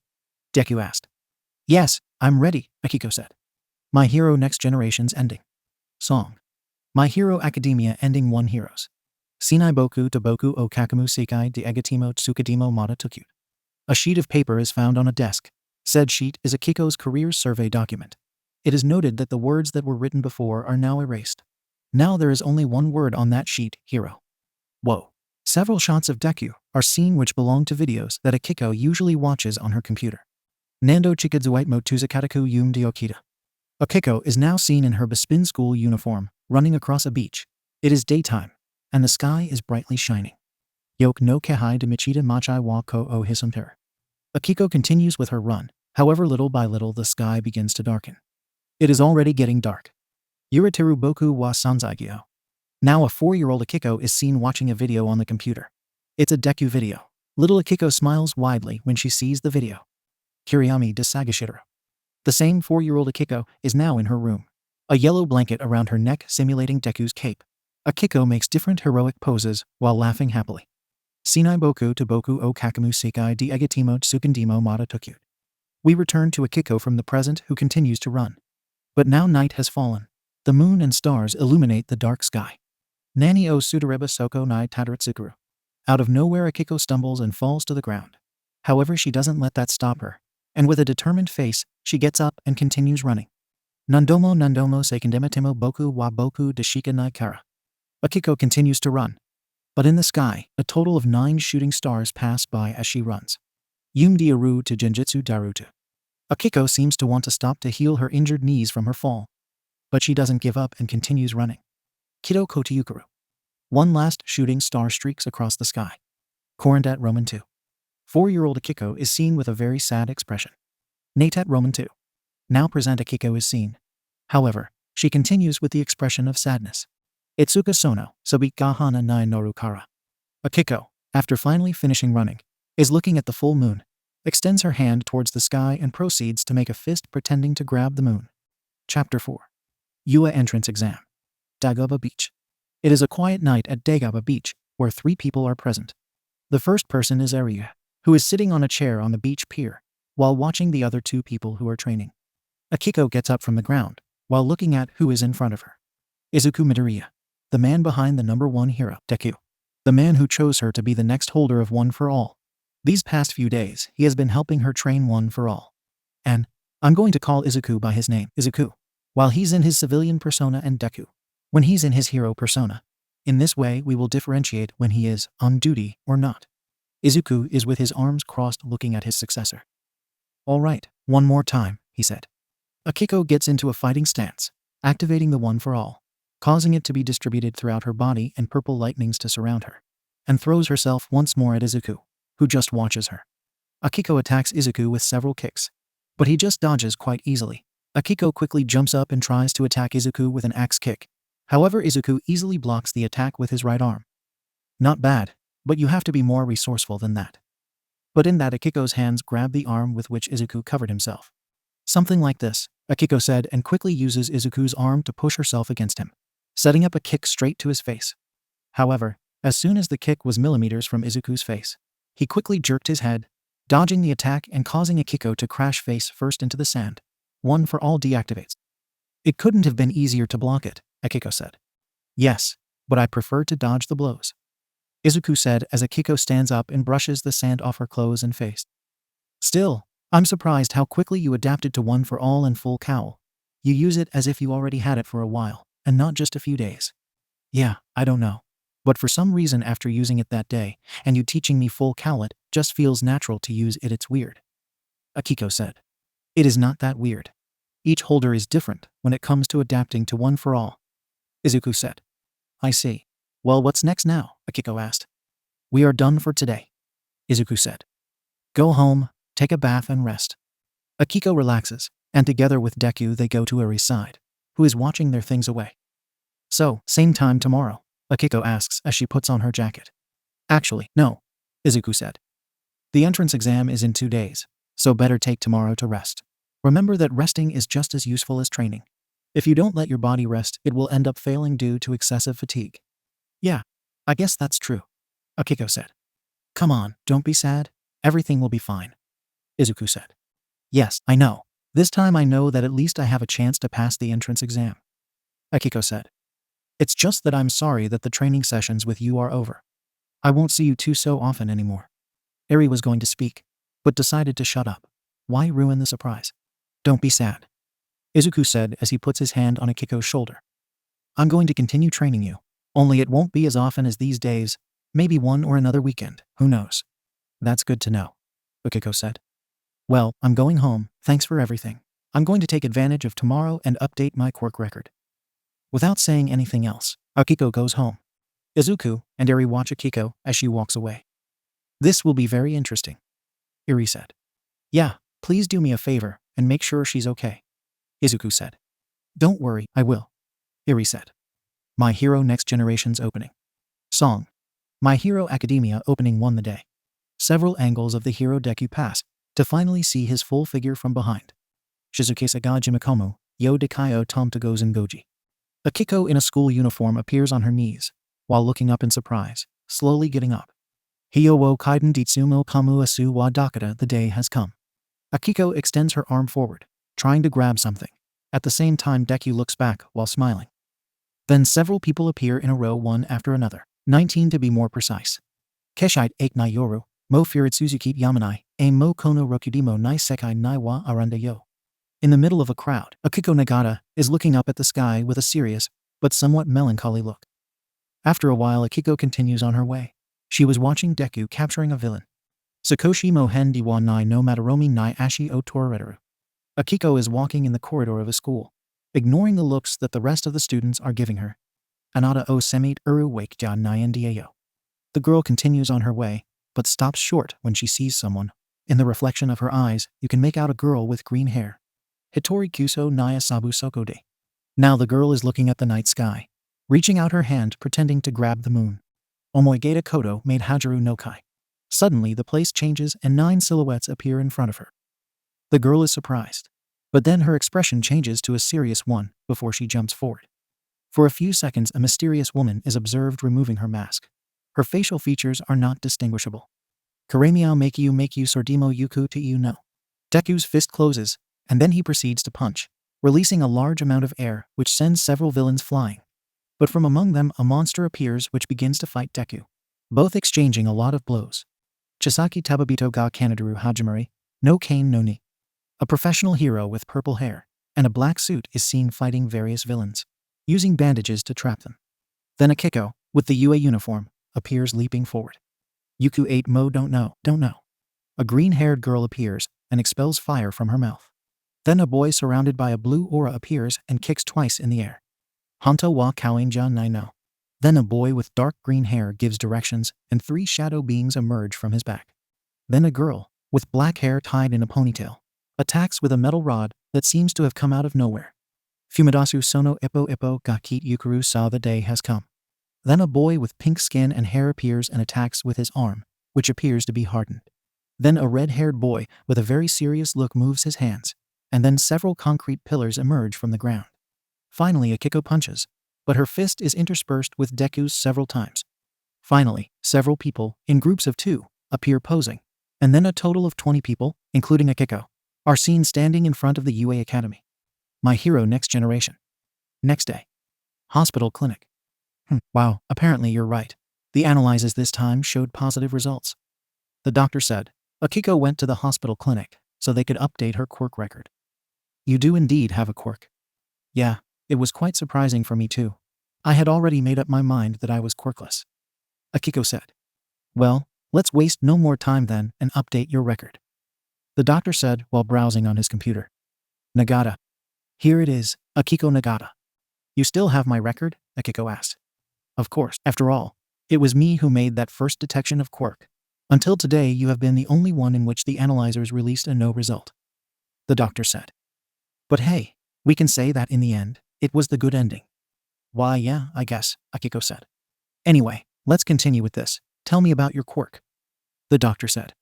Well, my quirk is called Replica. Akiko said. Replica. Interesting, how does it work? The doctor asked as he wrote the name of the quirk. Well, it allows me to replicate a person's quirk when I have contact with them. But I can only replicate one person's quirk at a time. Akiko said. Oh, a quirk that copies others. Those kinds of quirks are very rare. Have you heard of the hero Phantom Thief? He has a quirk similar to yours. The doctor said while typing the information. Anything else you want to add? Why yeah, the replicated quirk has no time limit and will last until the quirk of another person is replicated. Akiko said. That's good to know you have quite a powerful quirk there. But tell me, how did you discover this? The doctor asked. Well, if you promise not to say anything about this. It's nothing bad, but I would like not to cause a mess. Akiko said. Don't worry, the privacy of my patients is a priority, as long as I don't have to share data for medical reasons. But I can promise you that it won't get out of here. The doctor said. Well, I realized this when Deku saved me from a villain. When he saved me, I made physical contact with him, and the next day I realized that I could use his quirk. Akiko said. Why, you have Deku's quirk? The doctor said in surprise. Please don't say it so loud, Akiko said. And yes, I have Deku's quirk. So far it's been the first and only quirk I've replicated. I see. And I also see why you want to keep it quiet. The doctor said. And what will you do? Having Deku's quirk should leave you wondering whether to replicate another quirk or not. For now, I think I'll stick with Deku's quirk. Akiko said. I can respect that. The doctor said. All right, your record is updated. Well, thank you very much, Dr. Okada. Akiko said as she gets up from the chair. Don't mention it. Now for the charge. Dr. Okada said. Here. Akiko said, giving the doctor a credit card. The good thing about my parents having a successful company is that I also get benefits from it. All right, we are done. Dr. Okada said. Good luck on US entrance exam. Thanks, doctor. Akiko said before leaving the doctor's office. All right, with that out of the way, and it's just the UA entrance exam tomorrow. I guess I could take Deku's advice and rest today. Take it easy. Next day. UA High. After a day off, Akiko is ready for the UA entrance exam. In front of her is the famous H-shaped building. Several of the greatest heroes in history came out of this school, including the current #1 hero. Here I am. UA High. Akiko thought. I wonder if Ryuko-chan has arrived yet. Akiko-chan. Akiko hears a voice, and when she looks she can see Ryuko approaching her. But to her surprise, she is not alone. Ryuko is accompanied by 2 people. The first person was easily recognized by Ryuko. It was Izuku. The second is a woman who resembles an adult Ryuko. Her hair is brown and shorter than Ryuko's. It's good that I find you before entering. Since you've never been to my house, let me introduce you to my parents, Ryuko said. So she's that Akiko person you told us about. The woman said. I am Ochako Midoriya, Ryuko's mother, and the man over there is my husband, Izuku. Akiko bows. She already knows Izuku, for obvious reasons. But it's the first time she interacts with Ryuko's mother. Ryuko definitely inherited her mother's appearance. It's nice to finally meet you, Midoriya-san, she said. You don't need to be so formal with us. You can call me Ochako. Oh, okay, Akiko said. I'm glad you met, but we have an exam to pass, Ryuko said, interrupting the conversation. Let's go, Akiko-chan. Ryuko pushes Akiko into the building. She goes after her. See you later, Mom, Dad. Before entering the building, Ryuko says goodbye to her parents. Izuku and Ochako just watched as Ryuko dragged her friend into the building. She surely has grown, Ochako said. Yeah, I feel like it was yesterday when she was still a baby, Izuku said. Ochako smiles at her husband before looking at the famous H-shaped building. It's been a long time since we last stepped inside this place. Seeing it from the outside brings me a lot of memories, she said. Yeah, I know the feeling, Izuku said. You know, I think it was exactly right here. What do you mean? Ochako asked. It was right here where I met you, Izuku said. Hearing these words, Ochako blushes slightly, although she quickly looks away. Oh, what things you say, you smooth talker. Since when are you so romantic? Ochako said. Izuku smiles and takes his wife's hand. I guess it's nostalgia. Come on. We haven't had time as a couple for a long time. Let's go eat something. Once inside the building, Akiko and Ryuko head to the room where the written exam will take place. Are you ready? Ryuko asked. I'm a little nervous, but I think everything will be fine, Akiko said. That's the spirit, Ryuko said as they both enter the exam room. Wow, there is a lot of people in here. Well, UA is the most famous school for heroes in all of Japan. It's logical that many people try to enter, Akiko said. Without wasting any more time, they both take a seat and talk for a while as the exam begins. After a few minutes, the room fills up and a woman enters the room, standing in front of everyone. Hey, do you think she's a UA teacher? Ryuko murmurs the question to her friend. I think so, Akiko answers. So that means she's a professional hero, Ryuko said. Said woman is a tall woman with a round face and a short equine muzzle. Her face framed by thick, wavy blonde hair which reaches halfway down her back, some shorter bangs hanging down her forehead. Her eyes are large and round, Prussian blue in color, and she has a pair of tall, lyre-shaped pale tan horns on her head. Her calves are notably rounded, shaped similarly to those of a horse, and she has brown hooves for feet, and a short horse tail poking out from the end of her tailbone. She wears a horse halter around her head with a lead rope dangling from the back, and her outfit resembles a jockey uniform, consisting of an orange skin-tight shirt with paler markings around her chest and stomach, with matching colored pants, along with a pair of fingerless gloves. She wears belts secured around her collarbone, biceps, and lower torso, and boots that not only guard her hooves, but also have stirrups attached on either side. The woman takes a microphone and begins to speak. Hello, everyone, welcome to the US entrance exam. I guess some of you know me, but I will still introduce myself. I am the pro hero Ricketti, and I will be in charge of supervising the exam. Saying this, several robots enter the room to deliver the exam papers. You have an hour and a half to take the exam. When the time is up, I will return to explain the second part of the exam. The written exam began, and without anyone noticing, the exam time passed in the blink of an eye. All right, time out, Ricketti said as the robots collected all the exams. Now we will move on to the second part, the practical exam. Saying this, the screen lights up illustrating the exam instructions.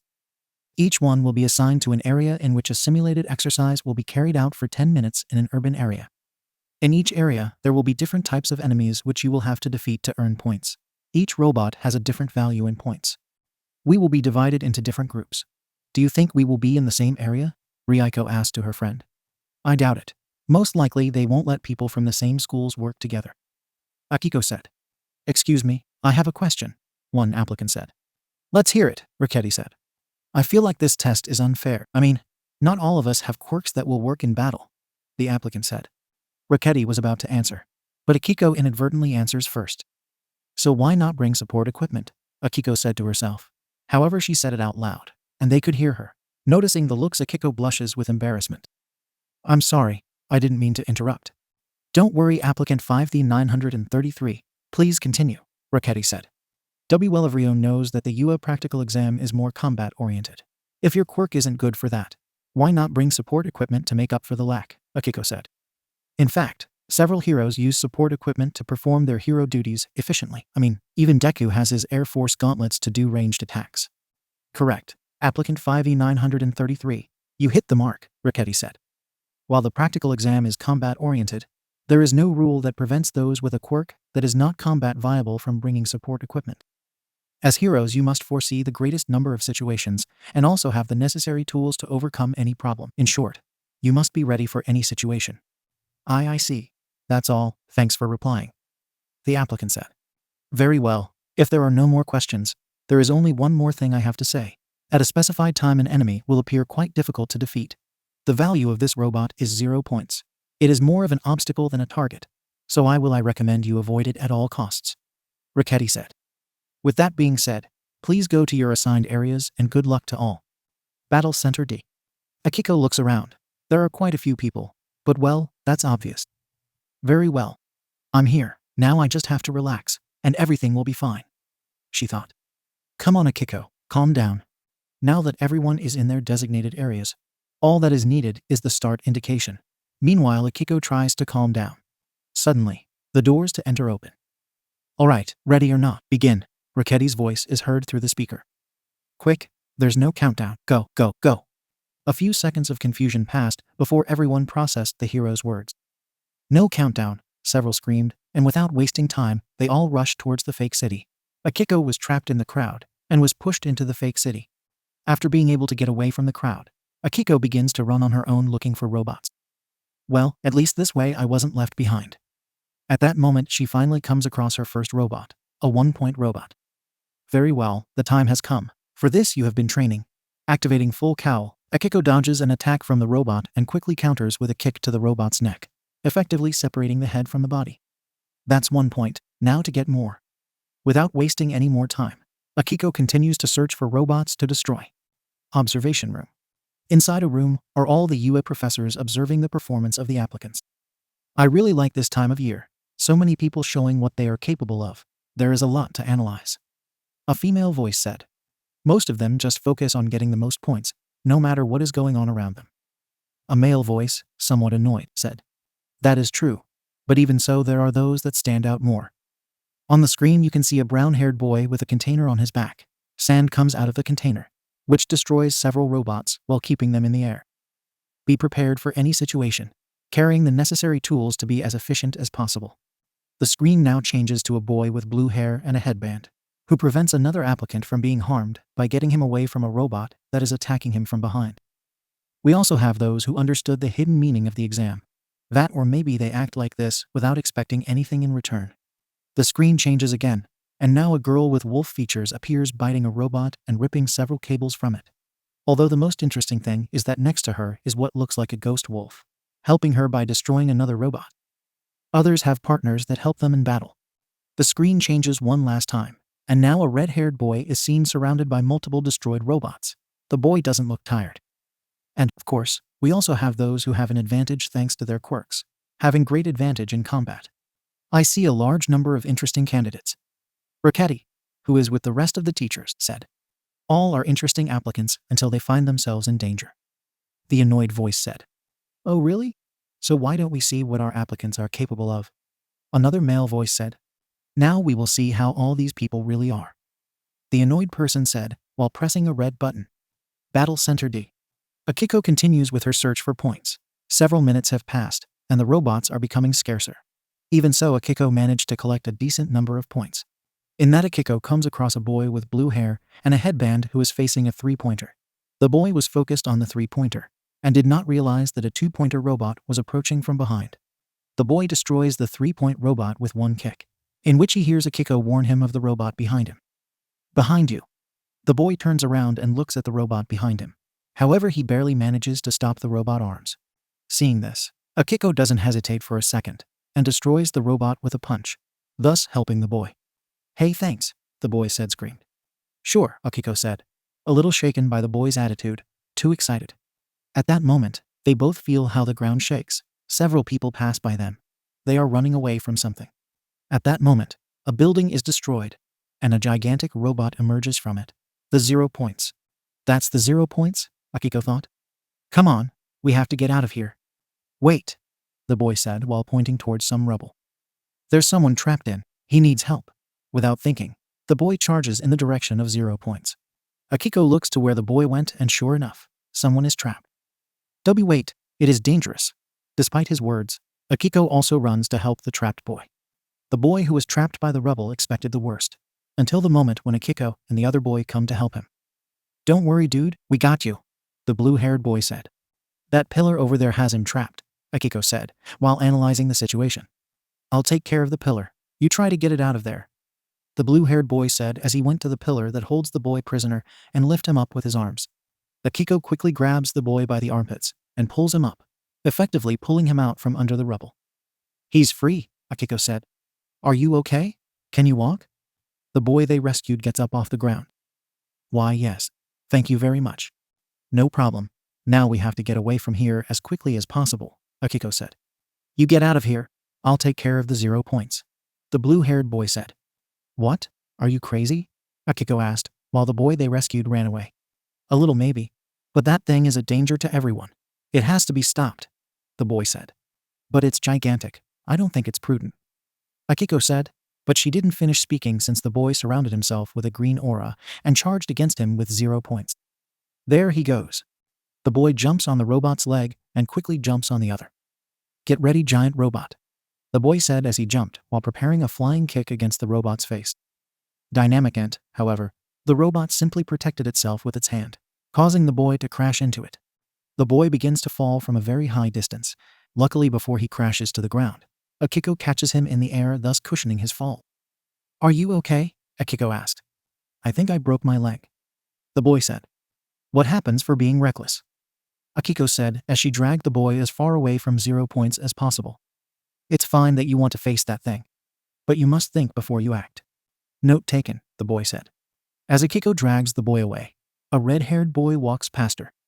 I'll take care of this thing, the red-haired boy said.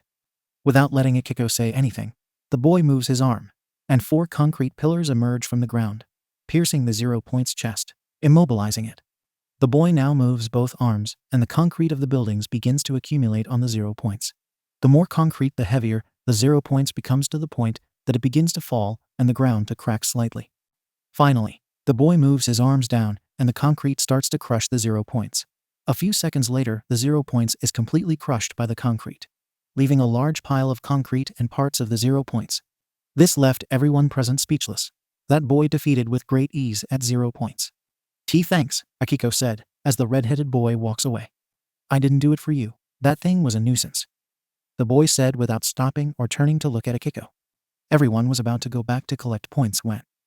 All right, everyone, time's up, Raketi's voice signaled the end of the exam. Akiko sighs to relax before looking at the boy she was dragging. Are you going to be all right? She asked. I think so. It doesn't hurt. But I think it's because of the adrenaline, the boy said. Great, Jobrion did a great job, a female voice said, a voice Akiko recognized.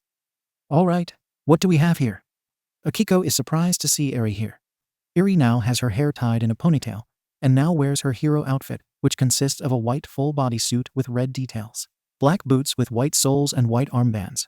The armbands and boots have the red cross symbol on each one. In addition to that, Eri has a green belt on her waist, and a smaller one on her left leg. Both belts have a green bag attached to each one. I think he broke his leg, Akiko said. All right, in that case, I'll take care of it.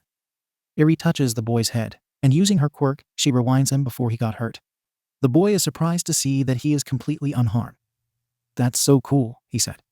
Thank you, and now have an apple for your great work, Eri said while taking an apple from one of her bags and giving it to the boy. She also gives one to Akiko, but not before winking at her. Thank you, the boy said with great enthusiasm. Wow, who is she? An applicant asked. You don't know her? Another applicant answered. She is the one who makes sure that everyone in Yua is well. She is the hero time nurse. Eri Aizawa Aka time nurse. Quirk, rewind.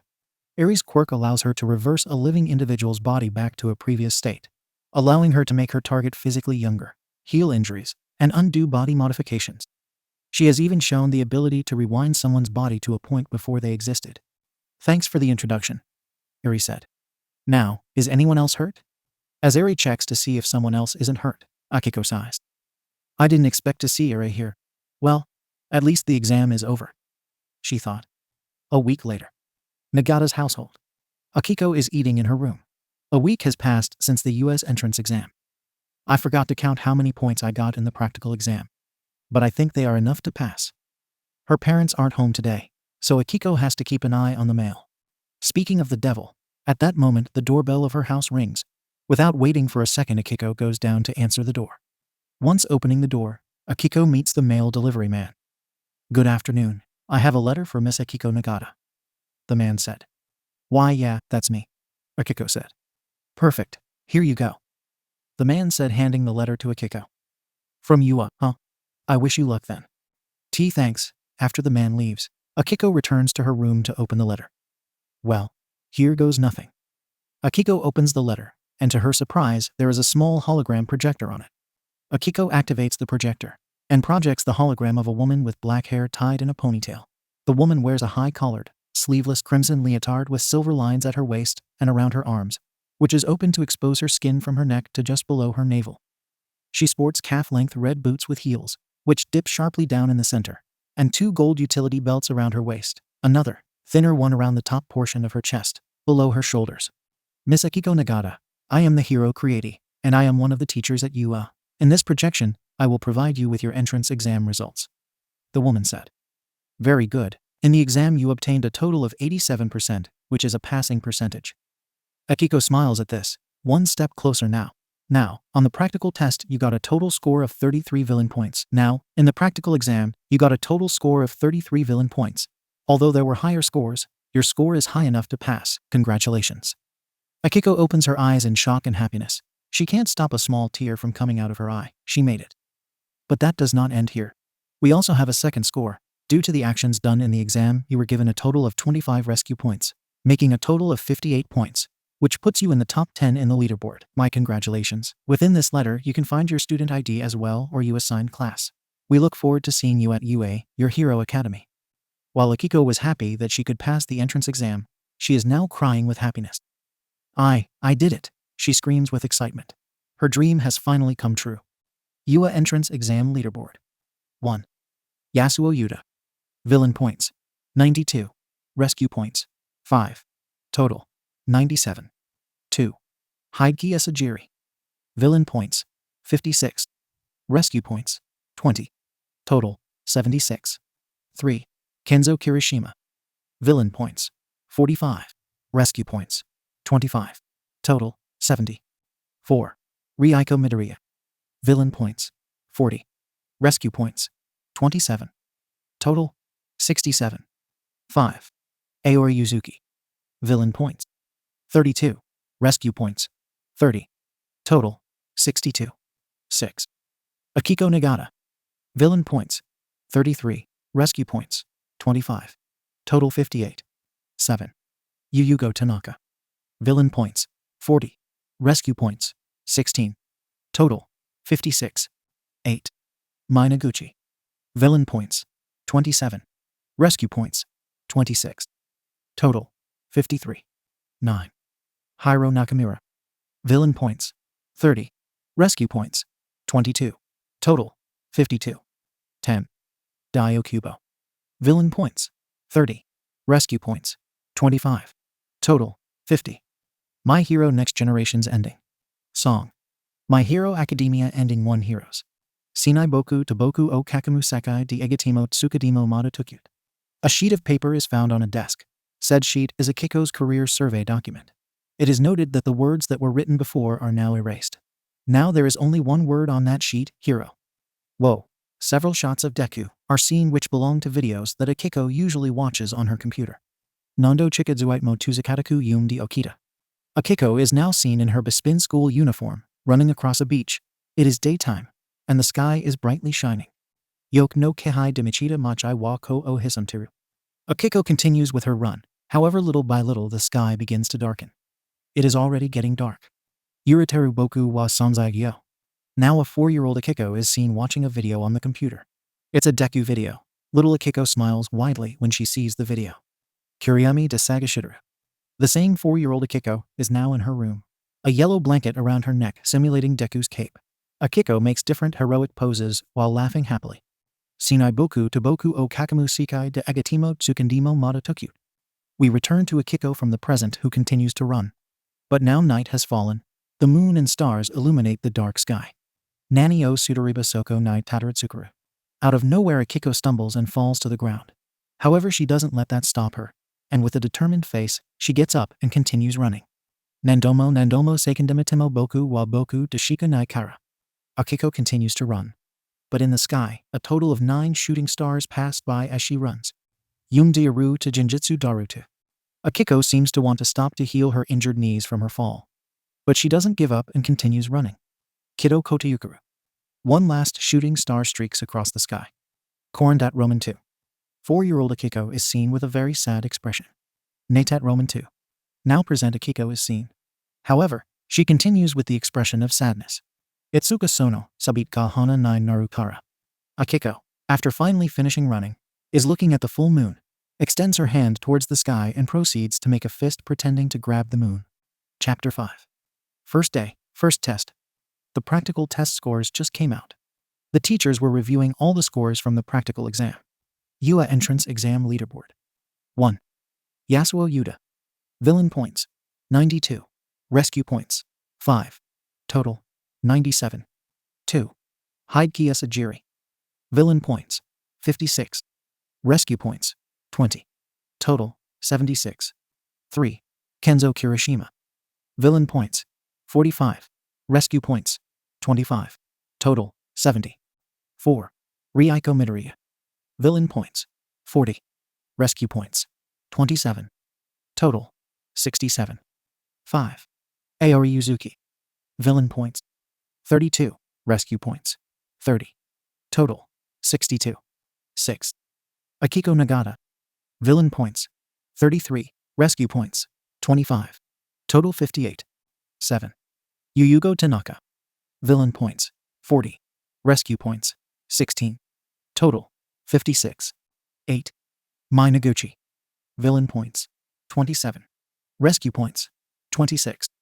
Total. 53. 9. Hiro Nakamura. Villain points. 30. Rescue points. 22. Total. 52. 10. Dio Kubo. Villain points. 30. Rescue points. 25. Total. 50. Except for first place. Everyone got a decent amount of rescue points. Creati said. I think they showed who they really are, right? Whatever. This is just the beginning. We'll see if they survive my classes. The teacher with the annoyed attitude said, and I'm sorry, but you'll have to wait to find out who it is. The one who surprised me is the girl in 6th place. Not because of her performance, but because of her quirk. It's quite similar to Deku's. Another teacher said. Akiko Nagata. Her quirk is called Replica, which allows her to replicate the quirk of one person at a time, indefinitely just by touching them. Creati said. It reminds me a lot of your quirk, Phantom Thief. Indeed. But I can't copy Deku's quirk at full power due to how it works. Phantom Thief, a blonde-haired hero whose hero costume consists of a double-breasted black tuxedo with 2 long tails that reach almost to his ankles. 4 watches hang from one of 2 belts around his waist. Though I wonder how she managed to replicate Deku's quirk. It's simple. Deku told me about the time he saved his daughter and another girl. The description of the other girl fits Miss Nagata perfectly. Eri said. It was probably there when, either accidentally or on purpose, the girl replicated Deku's quirk. I see. I just hope that she's not the same as Deku in his beginnings. Creati said, remembering her times as a student at UA. She was Deku's classmate. Though looking at her performance on the test, she does have some control with the quirk. While everyone is talking about the exam, a man with purple hair is quietly looking at the results. I'll be the judge of that. My Hero Next Generation's opening. Song. My Hero Academia opening won the day. Several angles of the hero Deku pass to finally see his full figure from behind. Shizukesa ga Jimikomu, Yodikai o Tomta Gozen Goji. Akiko in a school uniform appears on her knees, while looking up in surprise, slowly getting up. Hyo wo kaiden ditsumo kamu asu wa dakata, the day has come. Akiko extends her arm forward, trying to grab something. At the same time, Deku looks back while smiling. Then several people appear in a row, one after another, 19 to be more precise. Keishite Aiknai Yoru, Mo Furitsuzuki Yamanai, Aim Mo Kono Rokidimo Nai Sekai Nai wa Arunda Yo. In the middle of a crowd, Akiko Nagata is looking up at the sky with a serious, but somewhat melancholy look. After a while, Akiko continues on her way. She was watching Deku capturing a villain. Sakoshi mo hen diwa nai no mataromi nai ashi o toraredaru. Akiko is walking in the corridor of a school, ignoring the looks that the rest of the students are giving her. Anata o simit uru wake don nyandiayo. The girl continues on her way, but stops short when she sees someone. In the reflection of her eyes, you can make out a girl with green hair. Hitori Kuso naya sabu sokode. Now the girl is looking at the night sky, reaching out her hand pretending to grab the moon. Omoi Geta Koto made Hajaru no Kai. Suddenly the place changes and 9 silhouettes appear in front of her. The girl is surprised, but then her expression changes to a serious one before she jumps forward. For a few seconds, a mysterious woman is observed removing her mask. Her facial features are not distinguishable. Karemiao make you sordimo yuku to you know. Deku's fist closes, and then he proceeds to punch, releasing a large amount of air which sends several villains flying. But from among them a monster appears which begins to fight Deku, both exchanging a lot of blows. Chisaki Tababito ga Kanadaru Hajimari, no Kane no Ni. A professional hero with purple hair and a black suit is seen fighting various villains, using bandages to trap them. Then Akiko, with the UA uniform, appears leaping forward. Yuku 8 Mo don't know. A green-haired girl appears and expels fire from her mouth. Then a boy surrounded by a blue aura appears and kicks twice in the air. Honto wa kawan yan nai no. Then a boy with dark green hair gives directions and 3 shadow beings emerge from his back. Then a girl, with black hair tied in a ponytail, attacks with a metal rod that seems to have come out of nowhere. Fumidasu sono ippo gakit yukuru sa, the day has come. Then a boy with pink skin and hair appears and attacks with his arm, which appears to be hardened. Then a red-haired boy with a very serious look moves his hands, and then several concrete pillars emerge from the ground. Finally, Akiko punches, but her fist is interspersed with Deku's several times. Finally, several people, in groups of 2, appear posing, and then a total of 20 people, including Akiko, are seen standing in front of the UA Academy. My Hero Next Generation. The Spin Middle School. Looks like this year 2 of our students got into UA. The school principal said to Akiko and Ryuko, who were in front of him. Their teacher, Professor Fukusawa, is also present. Especially you, Nagata, I'm surprised you entered, for the best of course. Well, I tried very hard. Akiko said. I'm glad that your effort paid off, but let's not underestimate Midoriya's effort either. Getting into UA is a very important achievement. The principal said. Thank you, I worked hard, and I did it. But the best of all is that I will go to UA with my friend, Ryuko said. Both adults smile at the girl's excitement. Well, as the Bespin's principal and representative of the school, all I can say is congratulations and good luck with your studies at UA. The principal said. Thank you, both girls said, and that Akiko approaches to whisper something to Ryuko. Before we go, there's something I want to tell you in private. After the principal dismissed them, both are behind a classroom, a place where they can talk alone. What? Why, you have a quirk? Ryuko said. Why, yes. Please lower your voice. Akiko said. I discovered it shortly before taking the entrance exam. Apparently I can replicate the quirk of a person I touch. That's cool, Ryuko said. Wait. That means you replicated someone's quirk. Whose quirk? Please don't spread this. I replicated Deku's quirk. Akiko said. What? When did that happen? Ryuko asked. I remember when he saved us. Well, apparently was that day. I did it accidentally. Akiko said. And why didn't you tell me before? Ryuko asked. I couldn't find the time to tell you, Akiko said. And I understand if you're mad at me, but I guess it's better to tell you now before you find out at Yua. Suddenly Akiko feels how Ryuko hugs her. Of course I'm not upset. You told me, and that's what matters. Ryuko lets Akiko go. Hey. And could you replicate my quirk? Well. Yes. But I can only replicate one quirk at a time. And I would lose Deku's, and I think I'll stick with that quirk for now. Akiko said. I see. I guess you're right. Ryuko said. I can't believe it. My friend has my dad's quirk. After this conversation, both friends go home, looking forward to their first day at Yua High School. Akiko finds herself wandering the halls of Yua looking for her class. I was assigned to class 1A. I forgot to ask Ryuko-chan what class she got. After a while searching, Ryuko finally finds the big door of her classroom. Well, here goes nothing. New school, new class, new classmates, a new opportunity to start from scratch. Upon entering the classroom, all eyes fell on her. Most of her classmates were already in the classroom. Among them she recognized two people, the boy who destroyed 0 points, and the boy who tried to attack 0 points, with bad results. One of the two boys that she recognized, the blue-haired one, approached her with great speed and a smile on his face. Hey, it's you. Glad to meet again. The boy said while giving her a thumbs up and a smile. It looks like we'll be classmates. I'm Dio Kubo, but please call me Dai. The boy, now identified as Dai, said, with a positive attitude, perhaps too much. Hello. It's nice to meet you, Dai-kun. My name is. Akiko didn't finish speaking because someone interrupted her. Akiko-chan, we are in the same class. It's Ryuko, who just arrived. This is going to be awesome. So Akiko. That's a good name. Nice to meet you, my friend, Dai said. Just one day, and you already made friends. I see you don't waste time, Akiko-chan, Ryuko said to then turn at Dai. By the way, I'm Ryuko Midoriya. Nice to meet you. Ryuko offers Dai a handshake. Without hesitation, Dai returns the handshake, with his excessive enthusiasm. A pleasure, Ryuko. I'm Dio Kubo, but call me Dai. Well, I already made a new friend, so that's good, I think. Akiko thought she was going to speak, but a voice interrupted her, calling everyone's attention. You are all here. It's time to start. Everyone turns to see the direction of the voice, and is surprised to see a guy hanging from the ceiling upside down. You couldn't notice my presence until I spoke. There's a lot to work on. The guy comes down from the roof. The guy has indigo-colored hair that flares out in large tufts around his head, and notably straight teeth. His eyes are purple with white pupils, and are thin and somewhat triangular in shape, pointing downward, with no visible eyelashes.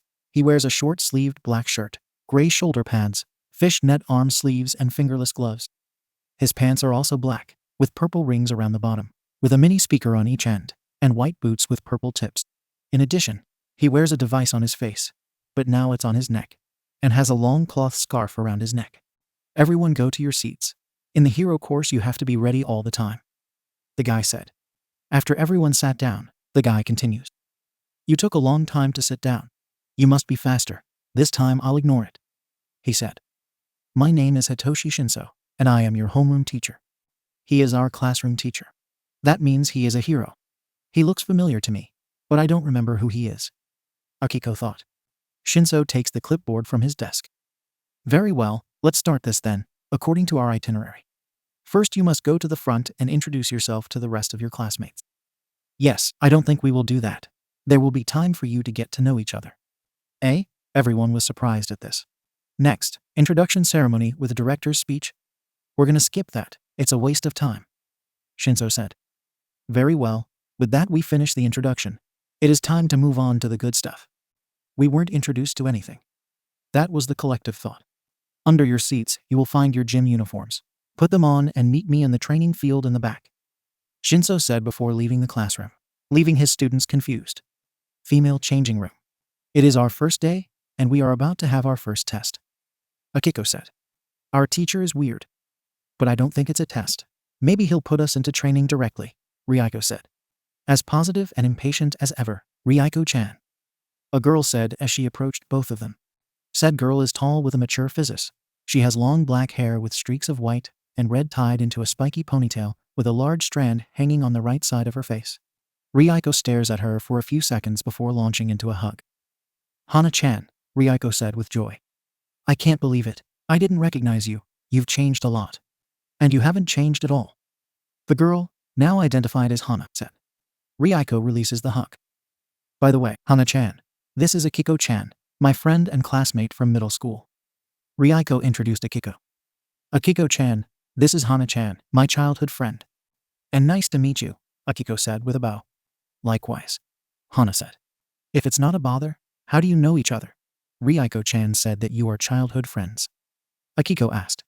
Our parents were classmates as well as good friends, so it's only natural that one day they introduced us to each other. Hana said. Well, I guess we shouldn't keep Shinso-sensei waiting. Training ground. Shinso is waiting for his students to arrive. After a little while of waiting, the 20 students arrive. You took too long. You must be faster. We can't afford to waste time, he said. Anyway, now that you're here, we can start with the Quirk comprehension test. Quirk comprehension test? What's that? A student said. You will do the same tests that you did in middle school, only this time you will use your quirks. For better understanding, we will give an example. Shinso looks among the students and points to one of them who turned out to be Hana. You, Todoroki, you were one of the recommended students, right? Yes, sir, Hana said. Shinso throws a ball to Hana. So you will set the example. Step inside this circle and throw this ball as far as you can using your quirk. Just don't step out of the circle. Show us why you were recommended. Understood, sir. At that moment, Hana's right arm begins to create a hand cannon. Hana Todoroki. Quirk, creation. Hana's quirk gives her the ability to create any non-living material object from her exposed skin by transforming the molecular structure of her fat cells. In order to create something, she needs to understand the molecular structure of what the material object is made of. Hana introduces the ball into the cannon and points to the sky. After pressing a button, the cannon fires, sending the ball flying far away. She inherited her mother's quirk, albeit with some improvements. Shinso watches intently as the cannon is sucked back into Hana's arm. Her creation speed is higher, in addition to being able to absorb the objects she creates, as long as they are still connected to her body. Shinso looks at the rest of the students. With this test, you will be able to know your limits, your strengths, and what you need to improve. Shinso shows Hana's score. Wow. 803.6 meters. That's cool. Now, you probably are excited to be able to use your quirks, and some of you are even thinking that this will be fun and stuff. In that case, there is something you should know. Shinso said. I don't care where you place at the scoreboard. If you don't meet my expectations, or if I catch you slacking off in the test, I'm going to expel you. What? That's unfair. Unfair? Shinso said. What is unfair is to give your best and still be defeated by someone who made the least effort just because he had an advantage in a test or confrontation. That despite your best effort, you are defeated by someone who did not try even half as hard as you. That is unfair. And what about the positions? Shouldn't it matter who is higher? One student asked. Don't be mistaken. The place you are in is important, but not to know if you are worthy of being in the hero class. Your position at this moment is an indication of how much you need to improve. If you are the first place, you have an advantage. But you should not underestimate the rest of your classmates. If you are the last place, it means that you should work harder. Shinso said. For example, I bet you didn't know this, but Deku, the current #1 hero and symbol of peace, was last place in this test. This surprised everyone, Deku being the last place. Even Ryuko was surprised by this. Her dad never told her that. As you can see, being the last place doesn't mean you won't get anywhere. The important thing is how hard you work to get where you want to be. Shinso said. That's what our motto stands for, so give your plus ultra. After these words, everyone prepared for this test. First test. 50 meters run. The first two to do this test are Ryuko and a boy with short brown hair and green eyes. The boy carries a container on his back, which is full of sand. All right, start. The container on the boy's back opens, and the sand begins to gather, creating a cloud of sand. The boy climbs on the cloud and begins to fly thanks to it. Hideki Yasujiri. Quirk, sand manipulation. Hideki's quirk allows him to control the sand at will. However, he cannot generate the sand. He has to control the sand that already exists. Ryuko wastes no time and quickly turns around, and a large amount of blue fire shoots out of her mouth, propelling her at great speed. Ryuko Midoriya. Quirk, fire breath. Ryuko's quirk allows her to expel fire from her mouth, as well as giving her complete immunity to fire and high temperatures. Thanks to her father's one for all, the quirk has been enhanced and Ryuko is able to expel blue fire. Hideki scores a total of 4.07 seconds. Ryuko scores a total of 4.57 seconds. Shinso just watches and writes down the results. All right, the next two. Introduction Ceremony. While Class 1A is on their own business, the rest of the first-year classes are at the introduction ceremony. While the principal is speaking, behind him are the teachers. While they are there, one of them notices the absence of Class 1A. "Hey," he whispers to the teacher next to him. "Who is Eri?" "There's a missing class, right?" Eri looks at the students and notices the absence. She just smiles. "Yes, it's Shinso's class," Eri said. "It's the first time you're at an introduction ceremony, right?" "Yes, I'm usually in charge of the upper classes," the professor said. "Well, you should get used to it. Shinso is someone who doesn't like to waste time, and he takes advantage of the teaching freedom to skip this ceremony and go directly to the Quirk comprehension test with his class," Eri said. "It's only the first day. Shouldn't he take it more lightly with his students?" he asked. "Shinso is quite a strict teacher," Eri said. "You see, unlike us, he failed the hero course entrance exam and was placed in the general studies class. That's because his quirk didn't work well in the practical part of the exam. It wasn't until his participation in the sports festival that he caught the attention of one of the UA teachers at the time, Eraserhead." "Eraserhead? Your father?" the professor asked. "Yes, Dad decided to give him a chance and helped him by training him. After much effort, sweat and blood, Shinso managed to pass the test, and for his second year, he joined the hero course," Eri said. "That is why he is very strict. He highly values hard work and punishes those who doesn't give their all with expulsion. That explains the reduced number of students who reach the second year," the professor said. "It is quite similar to Eraserhead. He went through a long road before reaching the hero's course, and he wants everyone to keep that in mind. That the hero's path is not nice. Those who doesn't understand it are not worthy of being heroes," Eri said. "That, and I think that Dad influenced him a lot. I think I inherited a bit of his personality, with not wasting time and all that." Back with Class 1A, it's Akiko's turn in the 50 meters run. Next to her is the boy who destroyed 0 points in the entrance exam. "All right, start." Akiko quickly activates the full cowl and starts running, while the boy stays still, and concrete is generated under his feet, which begins to move in the direction of the goal. It looks like he's surfing on the ground. Yasuo Yuta. Quirk. Concrete. Yasuo's quirk allows him to create and control concrete. Yasuo scores a total of 3.50 seconds. Akiko scores a total of 4.30 seconds. Grip strength test. "All right, I have to give my all," Dai said, more like screamed, as he surrounded himself with a green aura, more intense than the one he used in the entrance exam. Dai scored a total of 250 kilograms. Using the full cowl at full power that she could use at the moment, that being 10%, Akiko manages to score a total of 220 kilograms. Long jump. It is the turn of a boy with short light blue hair and yellow eyes. The boy takes a taser out of his pocket and turns it on. But the electricity produced by this device is absorbed by the boy. "It's my turn," he said. Shota Hamada. Quirk. Energy absorption. Shota's quirk allows him to absorb any type of energy, store it within his body, and later use it in different ways, either attacking with energy blasts or levitating in the air with the same energy. However, Shota can't generate his own energy. He must absorb it. Shota uses his energy to levitate and propel himself, making it past the entire sandpit. Thanks to One for All and full cowl, Akiko also manages to pass the entire sandpit. Ball throw. A girl with a slim build and dark blue hair with several streaks of bright yellow, which reach her shoulders, pale skin and eyes that are the same color as her locks of hair, bright yellow, is standing inside a circle. "It's my turn," she said with a low voice. Out of nowhere, a bat made of solid light appeared in the girl's hands. With this bat, she hits the ball, sending it flying. Yuna Tamura. Quirk. Hard light. Yuna's quirk allows her to create and use different tools made of light. However, she cannot create light out of nothing. There must be a source of light from which she can create the tools. The tools cannot be too complex in terms of operation. The sun provides me with an unlimited source of light, Yuna thought. I still don't like going out.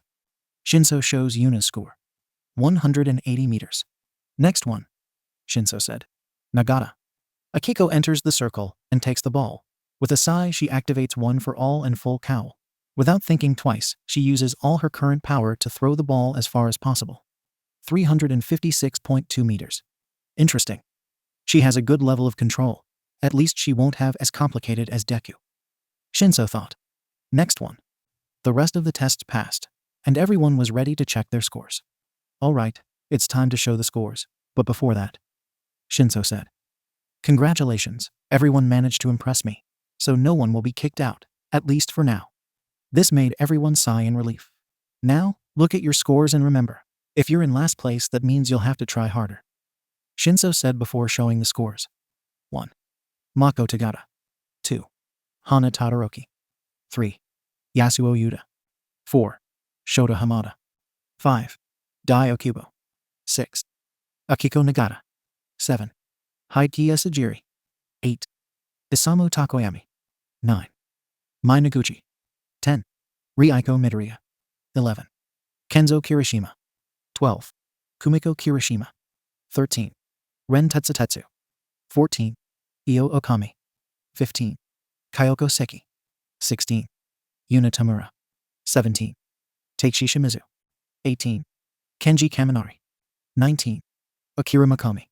20. Musashi Kabuto. Now that you've seen your scores, there's just one last thing left to do today, Shinso said. In general, I have to give you some free time to get to know the facilities, but you can do that later. What comes now? Another test? One student asked. No, I'll explain when we're there. Change into your uniforms. I'll wait for you here. Heights Alliance. Class A is located in front of the Heights Alliance building. The Heights Alliance dormitories are large buildings with 5 floors separated into 2 wings.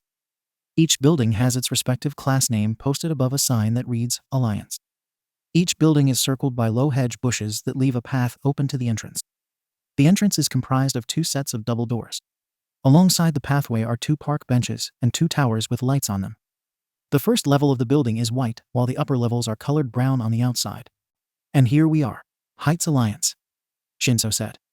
As you may already know, we have a dormitory system here at UA. This is where you will live while you study at the UA. The ground floor is the common room as well as the kitchen, dining room, bathrooms, showers, and laundry. As an added note, the bathrooms and showers are separated by gender.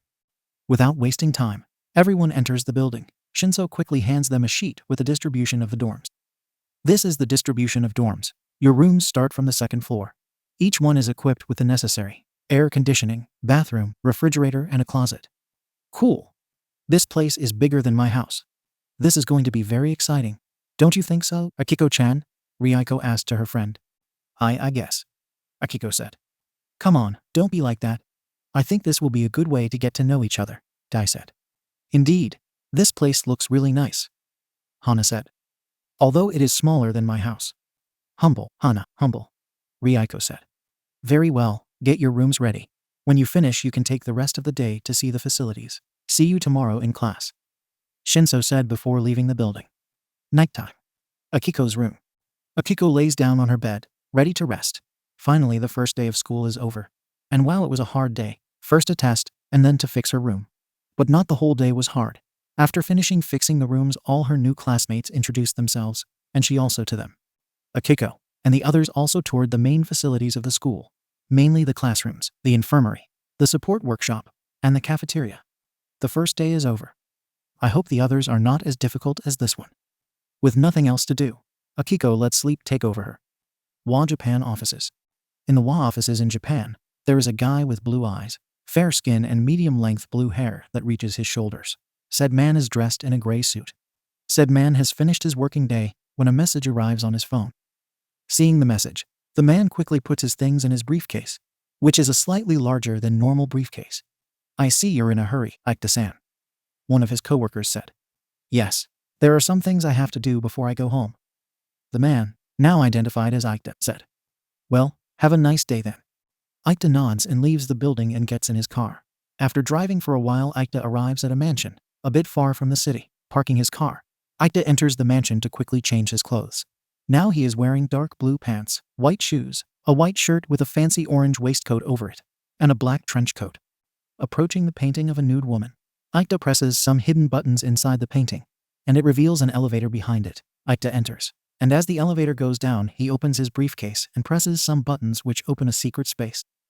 In his briefcase, Aikta takes out a gray mask from this briefcase. The mask is simple. It does not have any type of print or special design, except for the number 01 in red on the forehead. Aikta puts on the mask, hiding his facial features. Aikta gets out of the elevator and walks through a dark corridor until he enters a room. Inside said room, there is a chair facing several screens on a large table. On said table, there is also a keyboard and mouse. It seems that there is someone sitting on the chair. Aikta kneels before the chair. Number 01. Do you have something to report? A female voice said. Yes. Aikta said. I received the report from number 62. The target has entered UA. The woman sitting in the chair stops what she was doing and stands up. The woman turns and looks at her subordinate. Said woman is a tall, curvaceous woman, and has long black hair that reach her hips. Like Aikta, she has a simple gray mask that hides her identity and all of her facial features. But unlike Aikta, her mask has the capital letter N in red on the forehead. The woman is dressed in a black leather skin-tight bodysuit, boots with black heels, spiked bracelets, and her fingernails are painted black. Finally. We've waited so long for this moment. We can finally start. The woman said. Chapter 6. Combat Training 1. A new day has come, and Class 1A was having their morning lessons. Right, they were having English classes with Ricketti. Very well. Who can tell me which of these sentences is the correct one? Ricketti asked. But seeing that no one answers, she decides to choose someone to answer. Okubo-kun, could you tell us the answer? Dai gets a little nervous, but still decides to answer. It's the second, he said. No, I'm afraid not. The correct answer is the fourth, Ricketti said. Og. After the morning lessons, in the afternoon, it is lunchtime. It is first-class food at low prices in the large dining room. And after lunch comes the class everyone in the hero department has been waiting for. The basic study for heroes.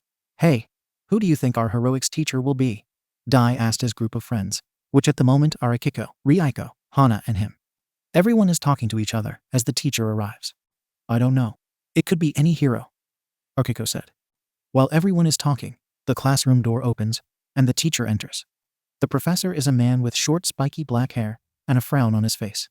His hero costume consists of a black full-body suit, a red life jacket, red shoes, an underwater breathing mask, red gloves, and a red cap with 2 horns, as well as a blue visor to see underwater.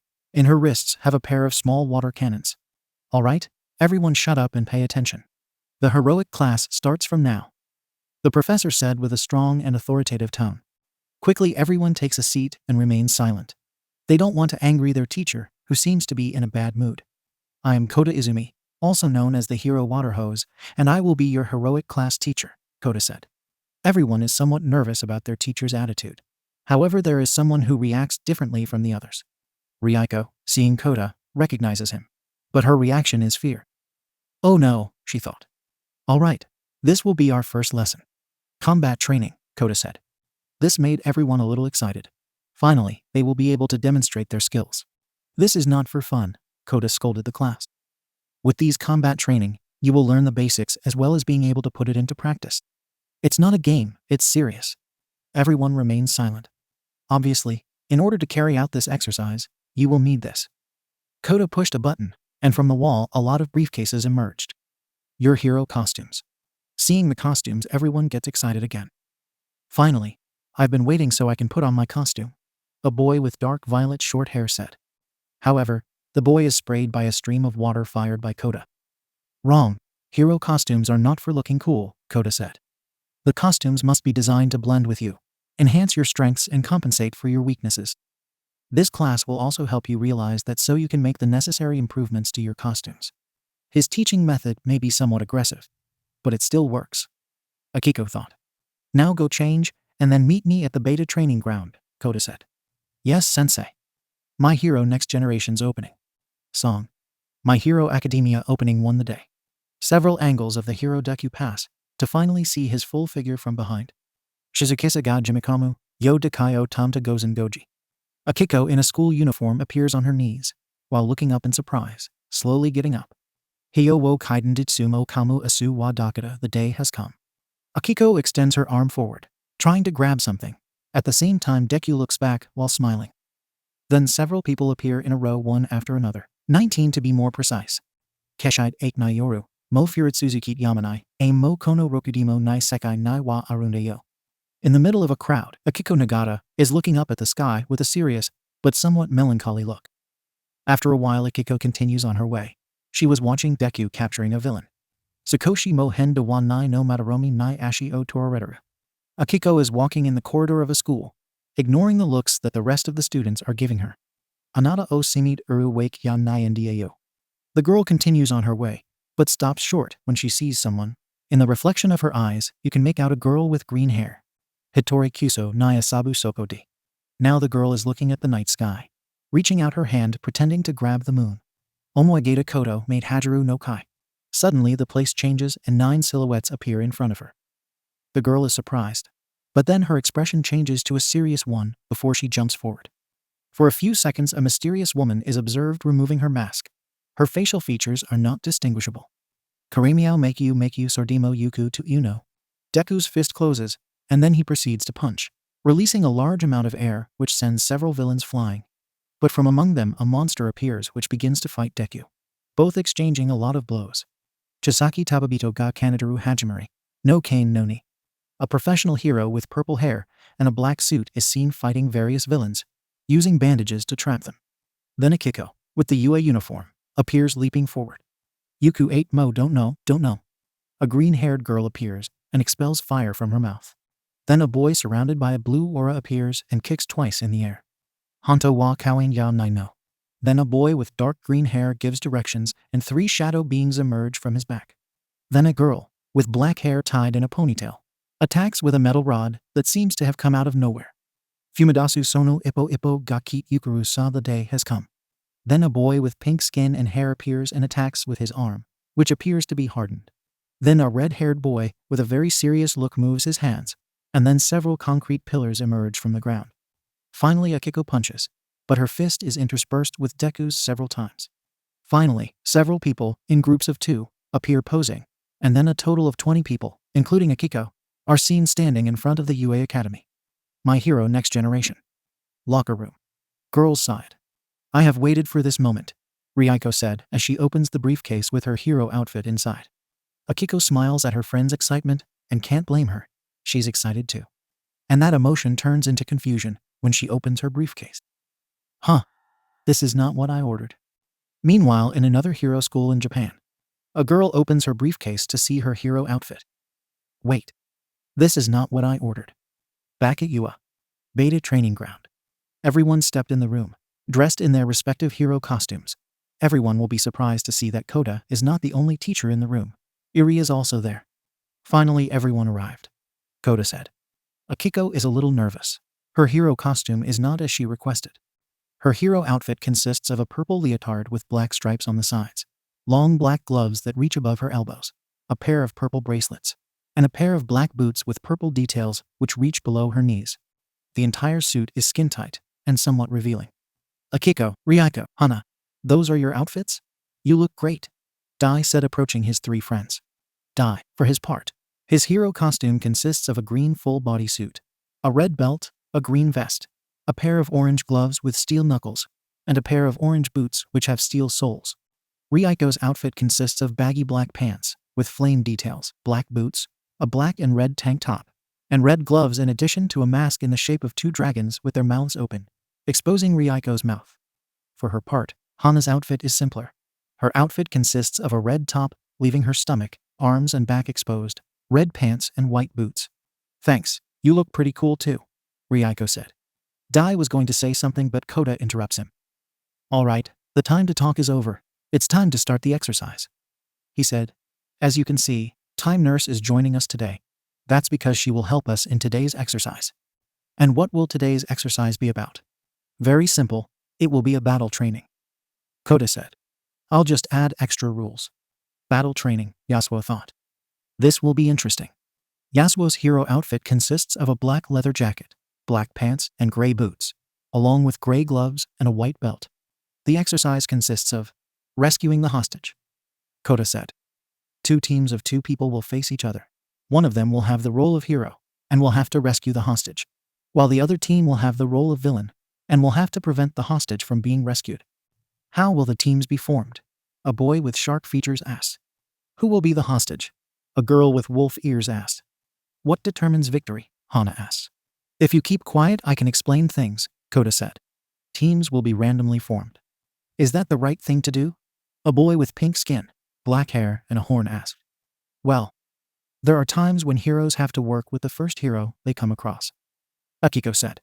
That is correct. Good thinking, Kota said. Now, for the hostage, Time Nurse will help us with that. She will play the role of the hostage. They all turned to Sayori. Give all you have, she said. Now, to finish, I will give you the conditions for victory. I will only say this once, so pay attention. Kota said. For the team of heroes, you have to manage to rescue the hostage before the time is up. Sounds pretty simple. Now, the villain team will have to make sure that the heroes don't rescue the hostage before time runs out. Kota said. Finally, there is a third way to win which applies to both teams. Time Nurse will be giving you some capture tapes. And just as Kota said, Eri begins to hand out a capture tape to each one. As its name implies, the tape can be used to capture an opponent. If you are captured, you will be automatically eliminated. Kota said. If a team manages to capture both members of the opposing team, they will automatically win regardless of the time remaining. It makes sense. If a team is eliminated, there will be nothing to prevent victory. Hana said. This will be exciting. I doubt very much that you think that when I explained the last rules. Kota said. There are ways for both teams to lose. What? Kota smiles. First rule, excessive destruction. If the building where the test takes place suffers a certain amount of damage, both teams will be disqualified. Isn't that excessive? A dark violet-haired boy asked. No, if the building suffers damage and collapses, not only the heroes will have failed, but also the villains, because what's the point of taking refuge in a building if you're going to tear it down? It's stupid. Kota said. That brings me to the second rule. If the hostage takes a certain amount of damage, both teams will be disqualified. I can understand why the heroes would lose if the hostage were hurt. But why would the villains lose too? A blonde girl asked. What good would a dead hostage do to a villain? Kota asked, and nobody answered. That's what I thought. I thought that being our first class, this would be easier. But Kota-sensei is much stricter than Shinso-sensei. Akiko thought. Very well. If there are no more questions, we will start with the creation of teams, and then we will start with the exercise. Kota said, and then uses the computer to create the teams. The wonders of technology. If you look at the screen, you can see your teammates. The teams are the following. Team 1. Kenji Kaminari and Akira Mikami. Team 2. Io Okami and Kumiko Kirishima. Team 3. Hana Todoroki and Shota Hamada. Team 4. Ryuiko Midoriya and Kenzo Kirishima. Team 5. Hideki Isajiri and Yuna Tamura. Team 6. Ren Tetsutetsu and Mako Tagata. Team 7. Kyoko Seki and Isamu Tokoyami. Team 8. Yasuo Yuta and Musashi Kabuto. Team 9. Mai Noguchi and Takeshi Shimizu. Team 10. Akiko Nagata and Dai Okubo. When seeing the teams, each one meets with their respective teammate. Akiko, it must be fate. Our first exercise, and we will team up. Dai said excitedly. And it's definitely fate, as the teams I made were genuinely random. I generated them randomly, and that's how they came out. The same goes for the fights that will take place. I generated them randomly. Why yeah, what are the odds? Akiko said. Now that we have the teams, it's time to see who will face off first. Let the computer do its job. Kota said while pressing a button. The computer creates the first match. Very well. The first teams to face each other will be these. Heroes. Team 1 versus villains. Team 4. Team 4. Take Eri and enter the building. You have 5 minutes to prepare. Kota said. After that, Team 1 will enter the building, starting the exercise. With Team 4. Sorry, Miss Time Nurse. Kenzo said, while tying the hands of Eri, who was sitting on a chair in the middle of the room. Kenzo is a pink-skinned, muscular young man of average height, and a rather impressive physique for his young age. His hair is black, and just under shoulder length, with some shorter bangs between his eyes and a yellow horn protruding from his head. He has somewhat square-shaped eyes with black sclerae and yellow irises. His costume consists of a black sleeveless full-body suit, a pair of gray boots, and a gray mask. Don't worry, you are just fulfilling your role in the exercise, Eri said. All right, we have a few minutes to get ready. Do you have any plans? Ryuiko asked. I have an idea. We could barricade ourselves here, Kenzo said. We would need something to block the entrances, Ryuiko said. I can take care of that, Kenzo said. Kenzo puts his hands together, and a liquid comes out from between them which covers the door, and after a few seconds this liquid hardens, creating a wall. Kenzo Kirishima. Quirk. Hard acid. Kenzo's allows him to secrete an acidic substance, which can harden whenever he wants as long as he has contact with this substance. That's so cool, Ryuiko said. Now we just have to do the same with the other entries, and we will be fine. I'm on it, Kenzo said. 5 minutes later. Kenji and Akira are looking at the map of the place when Kota speaks through the speaker. Asterisk, all right, hero team. You can enter now. Looks like it's our call, Kenji said. Kenji has short dark purple hair, parted to the right with an asymmetrical fringe that has 2 reflections shaped like sound waves on either side. He has triangular onyx eyes with notably long lower eyelashes and small eyebrows. His hero costume consists of a plain black shirt, over which he wears an open black jacket, black pants and black boots. On his boots and jacket he has stereos built into his shafts and arms. How problematic. I would have liked not to go first, Akira said in a bored tone. Akira is a boy with a slim build and pale skin. He has long white hair. His eyes are green and has red circles under his eyes. His expression is bored.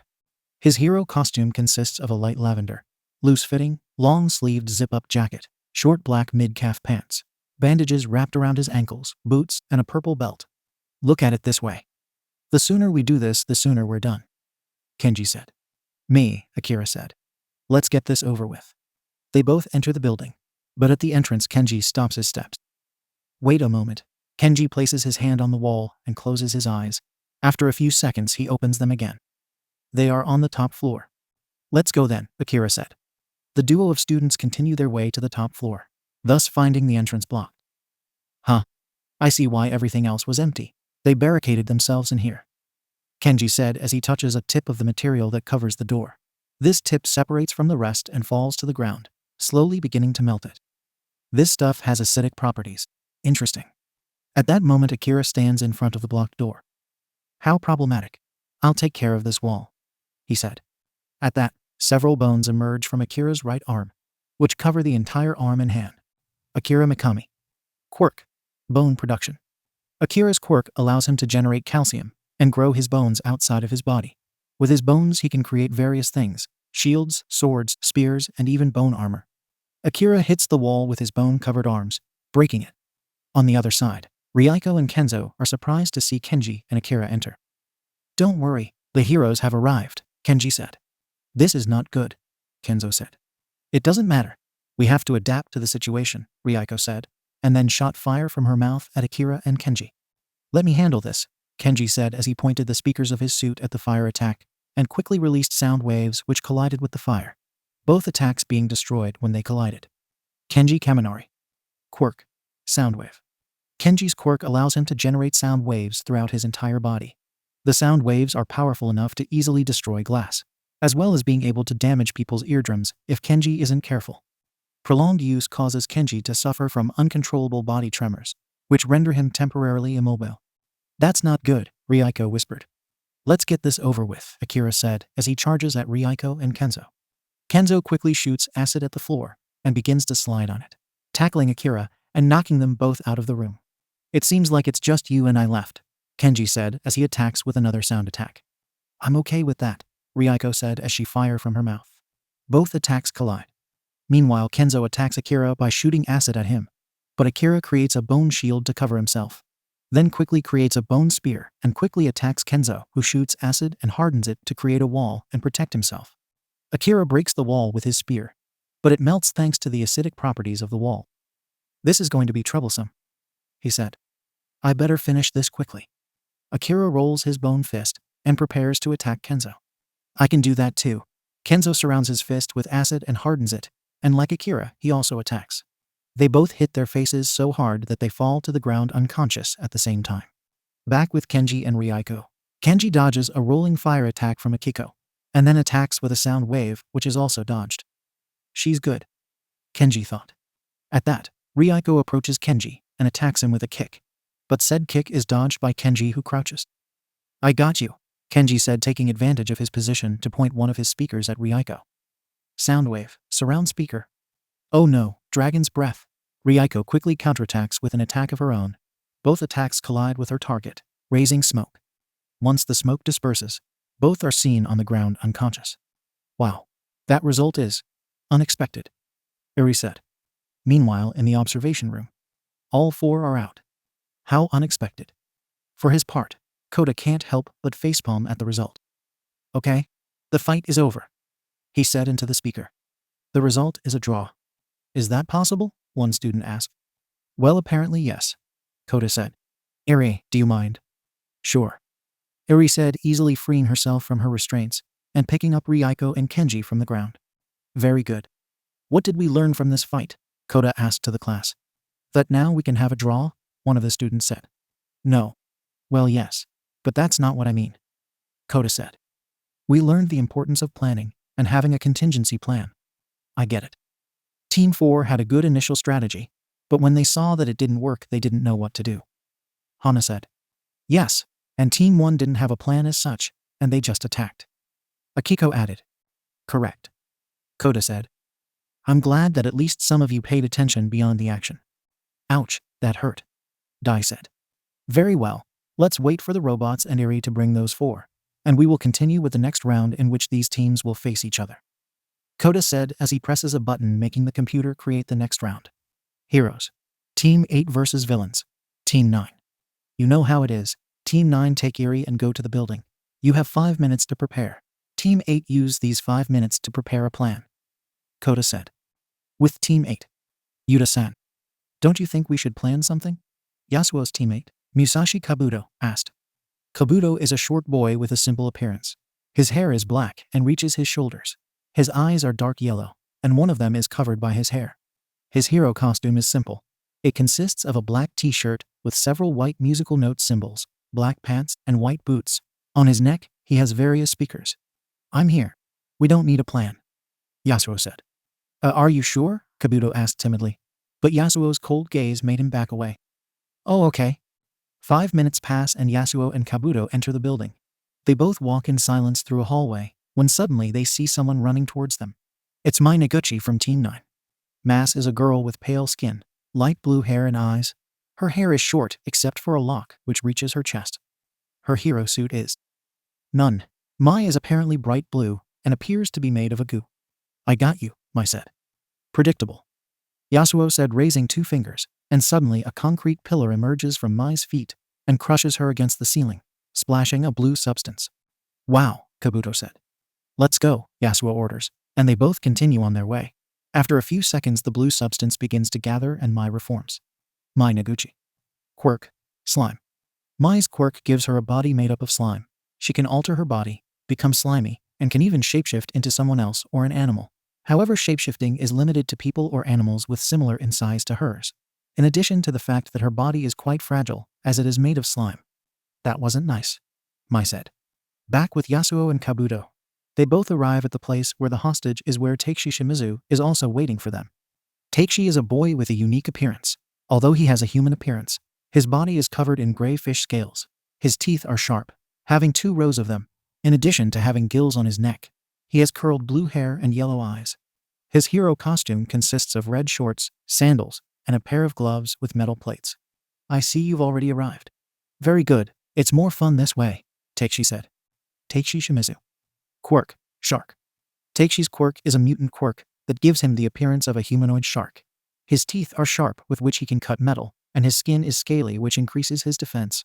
In addition to having regenerative properties, he can breathe in the water where all his senses are increased, in addition to being able to move at great speeds in the water. I'll take care of this, Yasuo said. At that, Mai emerges from the fissures in the ground. Don't think I'm so easy to beat, she said. What a hassle, Yasuo said. Mai grows her fist and charges at Kabuto and Yasuo. Likewise, Takeshi charges at both of them. I'll take care of Noguchi-san, Kabuto said. Ah, Kabuto lets out a loud scream which turns into a powerful sound wave. Said sound wave makes Mai's body explode. All because it is made of slime. Musashi Kabuto. Quirk. Siren Song. Musashi's quirk allows him to use the power of his voice for various things. He can use sound waves to attack, or use sound frequencies to control people's minds. Mai, Takeshi said. Not bad, Yasuo said as he extended his arms, causing the ground beneath Takeshi to open, and he fell to the floor below. But I can take care of things on my own. All right, Kabuto said. Anyway, release the hostage, and I'll open a safe path. Yasuo said, and Kabuto does as indicated. Yasuo points his hands towards the wall and extends it, causing the wall to open. Then creates a set of concrete stairs, which he and Kabuto use to get Eri out of the building. Team 8 wins, Kota says from the speakers. Back in the observation room, everyone is speechless at how quickly everything happened. Very good. Now we can say that the MVP of the fight is, Kota said. It's obviously Yuta-kun, a girl with wolf ears said. He made everything seem so easy. Correct. But we also can't help to notice, because he decided to do everything on his own, And although his teammate helped him, Yuta wanted to do everything on his own. Kota said. That's a mistake. Although in this situation everything turned out well thanks to the fact that his quirk was ideal for the situation. The building is made of concrete, and he can manipulate it.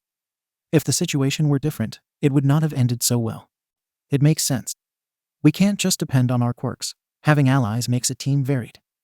Hana said. Let me tell you something from personal experience. Kota said. Never refuse help. You never know if you really need it. So deep, Dai said as tears come out of his eyes comically. Very well. When teams 8 and 9 return, we will begin the next round. Kota said. So far we have had interesting fights. We'll see how the others will be. Chapter 7. Combat Training 2. Very well. The next teams to face each other are the following. Kota said as he pressed the button to create the next fight.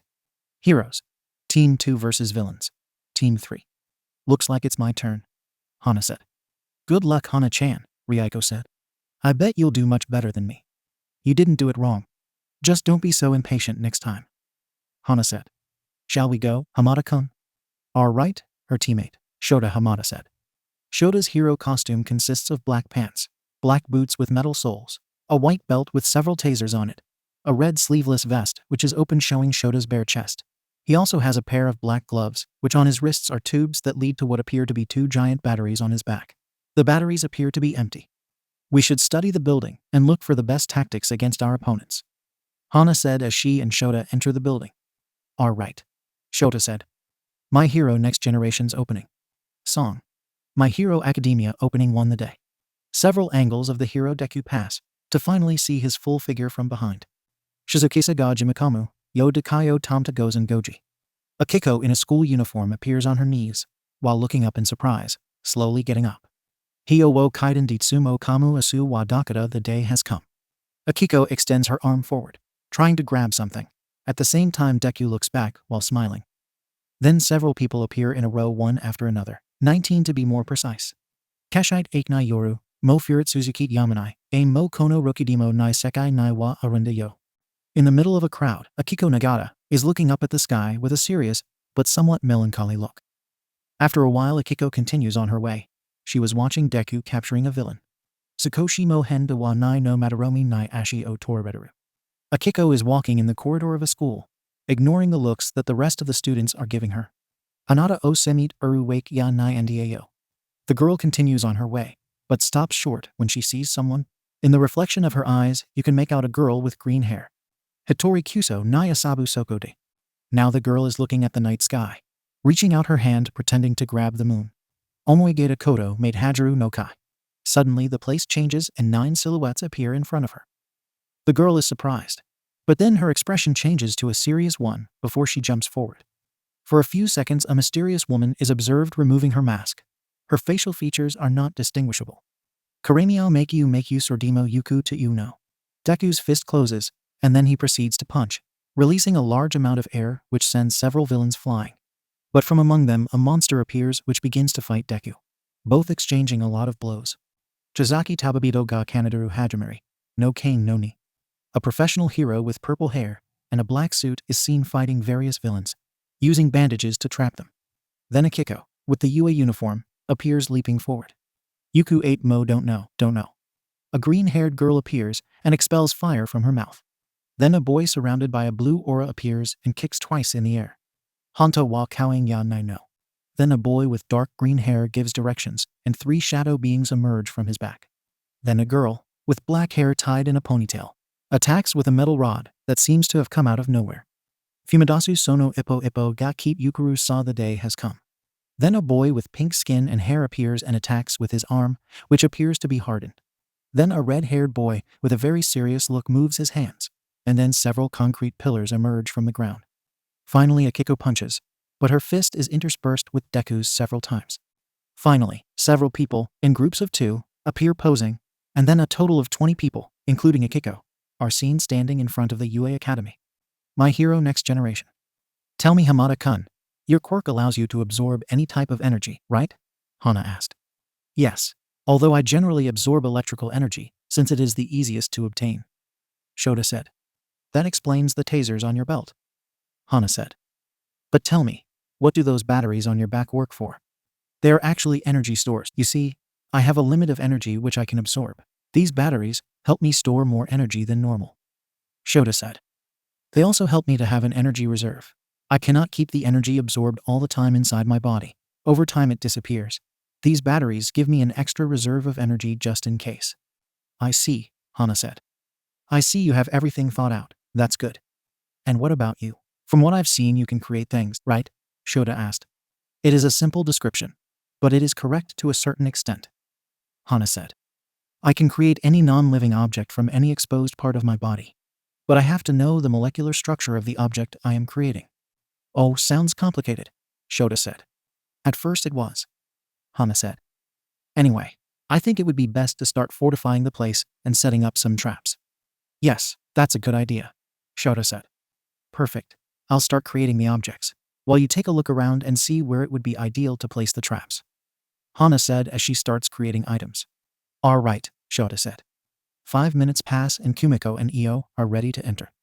Kumiko is a girl of medium height, light skin and red eyes. Her face is framed by short fluffy, unruly pink hair. Her hero costume consists of a sleeveless t-shirt with a letter K in the middle, baggy black pants, a pink belt, and red boots. She also wears a wired guard around her face, reaching from just above her hairline to below her jaw. Io, for her part, is a girl of average height, with long gray hair that reaches her shoulders as well as having a small extra ponytail. Her skin is pale and her eyes are yellow. However, her most striking attributes are her wolf ears on her head in addition to the gray fur she has on some parts of her body, mainly on her cheeks, chest, and legs. Her hero costume consists of a white top that only covers her breasts, leaving her stomach exposed, a black vest the same length as her top, blue shorts with a black belt, and she also wears a black choker collar that resembles a dog's collar. All right, hero team, you can enter now, Kota said from the speaker. Okay, let's do this, Kumiko said excitedly. Wait a minute. Let us find out where they are, Io said. Us? Kumiko asked. Yes, us. She said it, and a spirit of a wolf appears behind her. Io Okami. Quirk, wolf spirit. Io's quirk allows her to spiritually project her inner animal. In this case, it is a wolf. Due to this, she also acquires characteristics of said animal, such as wolf ears, a tail and fur on certain parts of her body, especially on her legs and face. In addition, she also has certain advantages of her wolf characteristics, such as a more developed sense of smell and hearing, and natural night vision. The wolf spirit can interact with the physical world, which provides Io with a partner in battle. This girl is my partner, Io said. Now we will be 3 against 2. We have the numerical advantage. Cool, Kumiko said. Now, let's see what our opponents are up to. After saying this, Io crouches down and closes her eyes, concentrating on her sense of hearing. Meanwhile, her wolf begins to sniff around. What are you doing? Kumiko asked. I'm trying to listen to where our opponents are while my partner is sniffing out their locations, Io said. All right, we got them. What do you have? Kumiko asked. The hostage is on the 3rd floor. Our opponents are on the same floor, but they don't move, probably waiting for us, Io said. But we must be careful. Something smells strange on that floor. Don't worry, I'll cover us if something happens, Kumiko said. Let's go. I'm going ahead. Back with Hana and Shota. They're inside, Hana said, while using a listening device. It seems they know where we are. Get ready. I'm ready, Shota said as he takes one of the tasers from his belt. Observation room. Hey, Akiko-chan.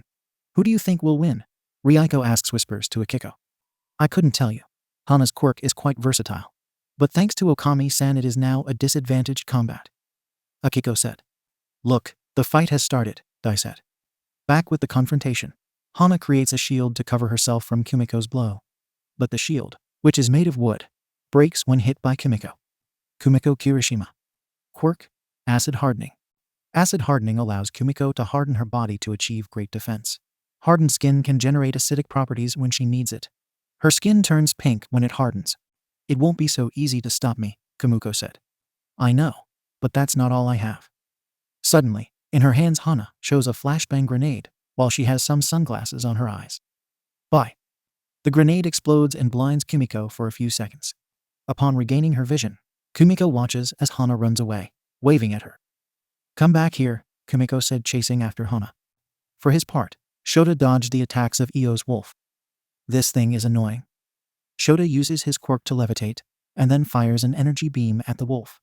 However, the wolf dodges the shot and tries to attack Shota. But he moves in the air to dodge it, and then hits him to knock the wolf down. Where is Okami? He thought. Meanwhile, Io is alone searching for the bomb. Ha! Now that they're both busy, I'm free to search. Io crouches down and begins to sniff the ground in search of the hostage. I got it. Io continues on his way until he finds the room where Iri is. Too easy. Io enters the room, but does not realize that she steps on a rope, causing a flashbang to fall. Huh? The grenade explodes, blinding Io, who takes a few steps to the side. My eyes. Io steps on another rope, and suddenly capture tape comes out of a machine trapping her. Asterisk Io Okami has been captured. Kota said. Asterisk Okami. Could you be kind enough to stop your wolf? Yes, Io said. I was overconfident. I should have checked my surroundings.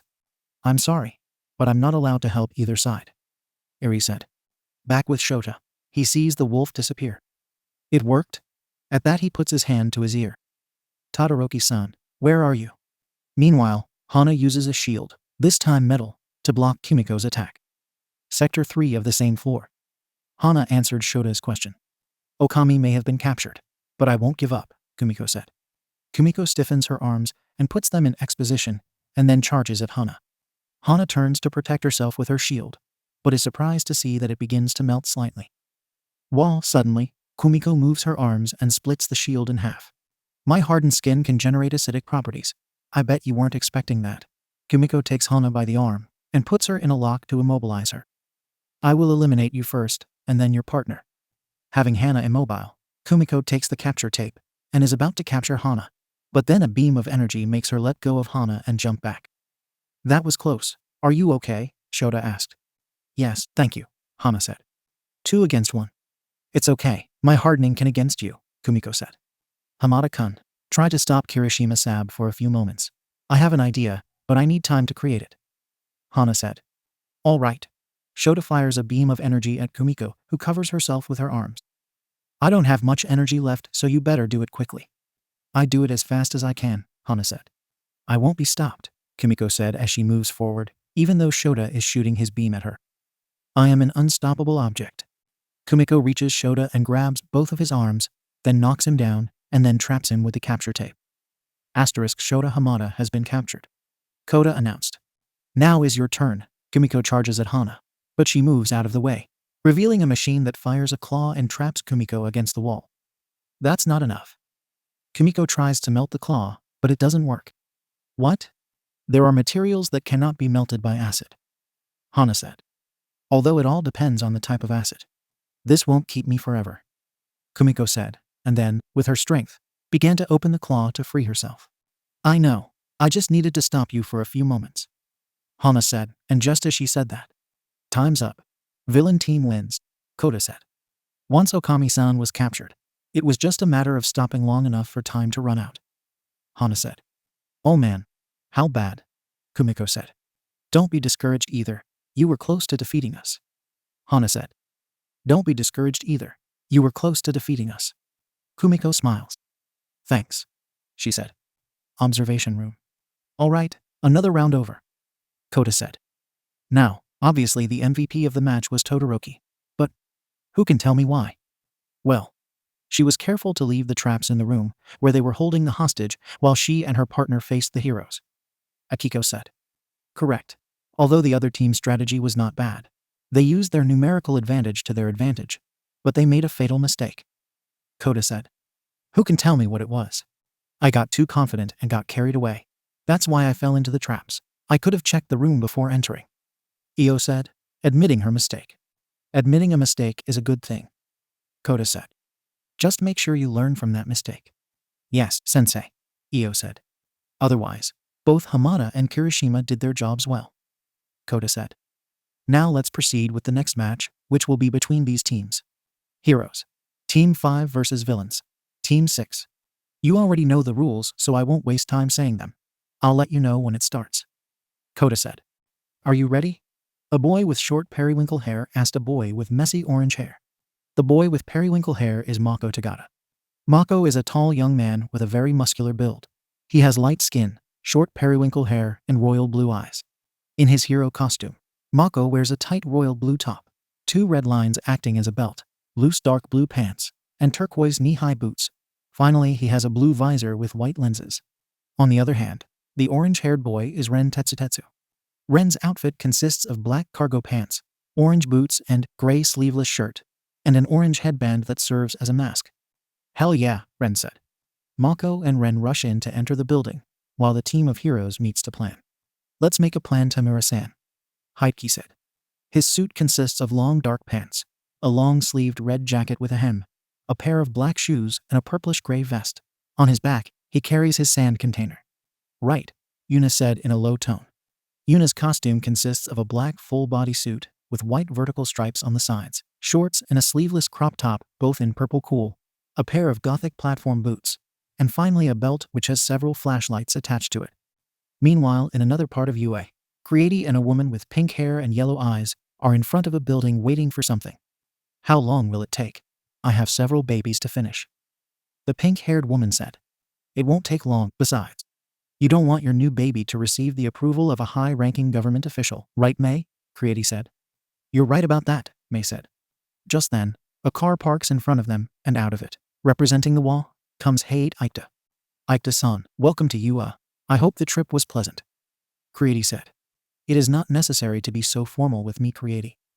Aikta said. Now, explain to me what this is. It's the Adaptive Training Complex.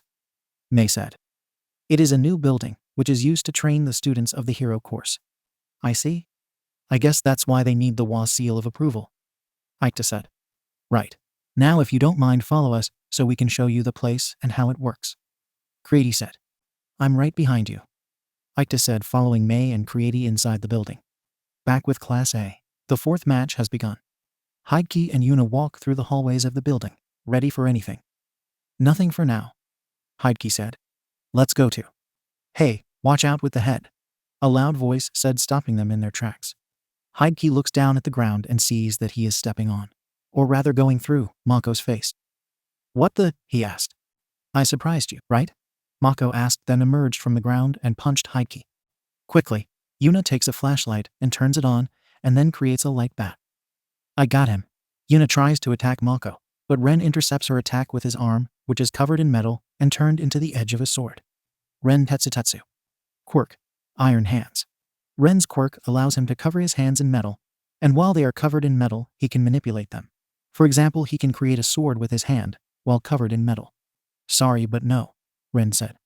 Mako charges at Heiki, but he uses his quirk to trap him in a sphere of sand. I get him, he said. I'm sorry, but it won't be that easy to catch me, Mako said, coming out of the sphere, while in his right hand, he is generating waves of energy. Take this. Mako Tagata. Quirk. Ire. Mako's quirk allows him to become intangible, and while he is intangible, he can float and shoot energy waves. When he activates his quirk, he becomes translucent. Heiki gets up from the ground and tries to attack Mako with several sand whips, but Mako simply becomes intangible and floats towards Heiki with a punch ready. OSH*T. Heiki covers himself with his arms, but it was part of Mako's plan, who pierces him thanks to his quirk, and then knocks him down, and then captures him with the capture tape. On the other hand, Yuna defends herself from the attacks of Ren, who combines a style of martial arts with his attacks with his arm turned into a sword. Heiki Asajiri has been captured. What? Yuna gets distracted, which Ren takes advantage of to disarm her. Yuna looks at her rival, who points the sword at her. Yuna just raises her arms. I give up, Yuna said, allowing herself to be captured. Yuna Tamura has been captured. The villain team wins, Kota said. All right, Mako said, arriving next to Ren. Good job. Thanks, dude, Ren said, bumping fists with Mako. Observation room. That was the most unbalanced fight I have ever seen. Teichi said. I think the most unbalanced was yours with Shiranui-san against Yuta-kun and Kabuto-kun. Io said. Don't remind me, Teichi said. I have a doubt, Tamura-san. Why did you give up? Kumiko asked. There wasn't much I could do 2 against 1. Yuna said. So I decided not to postpone the inevitable. Knowing how far you can go is also a good thing. Kota said. Very good. Now we only need the last confrontation. We already know which teams will face each other, but we still have to see who each role will be. The computer showed the next match. Heroes. Team 10 versus Villain. Team 7. All right. Akiko, we have to be the heroes, Dai said. exuding excitement everywhere. We are the last fight, so we have to give the others a fight to remember. All right, Akiko said. You know the rules. Team 7 enter the building to prepare. Team 10 wait outside for the fight to start. Kota said. Without further ado, both teams go to their respective positions. I'm burning with excitement, Dai said. Aren't you, Akiko? I suppose so, but I don't think I can reach your levels of emotion, Akiko said. I'm sorry, I just can't help it, Dai said. So how will we do this? Well, our quirks are similar to a certain extent, so we could jump right in, Akiko said. Straight to action, I like that plan, Dai said. Even so, we have to be careful. In the comprehension test, I couldn't see Tokoyami-kun and Seki-san's quirks well. I only know that Tokoyami-kun's quirk has to do with shadows, Akiko said. Understood, boss, Dai said. Something else? Yes, I have strategy, Akiko said, making Dai smile. The minutes passed, and it is time to start the last fight. All right. Hero team can enter the building. Using stealth, Akiko and Dai enter the building. We're in. Now let's search for the hostage, Akiko said. You and I will have no rival, Dai said. Akiko smiles, but then sees something approaching behind Dai. Quickly, Akiko activates the One for All and takes Dai out of the way. Just then, a human-shaped shadow attacks where they were. That was close, thanks, Dai said. No problem, Akiko said as she and Dai dodged the shadow attacking them. This must be Tokoyami-kun's quirk. You are right about that, Nagata-san, Isamu Tokoyami said, coming out of the shadows. From his back, the shadow that attacked them is emerging. Isamu is a short boy. His hair is short, dark green, and his eyes are red. His hero costume consists of a dark green, almost black full bodysuit, black boots, and a red necklace. His costume has frog motifs around it. Dai-kun, just as we agreed, Akiko said. Yes, Dai said, and then a light green aura began to surround him. Dai Okubo. Quirk. Spirit Force. Dai's quirk allows him to increase his body's limits artificially and forcefully, giving him increased speed, strength, and stamina. However, it comes with severe pain that grows depending on how much he increases his limits. Dai and Akiko approach Isamu. Then Akiko takes Dai's arm and begins to spin. Ninjin, Isamu said, and his shadow, named Ninjin, charges at Akiko and Dai. Let's go, Akiko said, throwing Dai. The throw had enough force and speed to pass Ninjin. All right, Dai said, landing, and then sliding between Isamu's legs, and then runs away, who only remains confused. What? Isamu said. The objective is to rescue the hostage, Akiko said as she dodges Ninjin and tries to attack Isamu. However, Ninjin gets in her way. It's like a guardian dog, a very effective one. I'm sorry, but you had more opportunity when you were 2 against 1. Now Ninjin can focus on you without worries, Isamu said. That doesn't matter.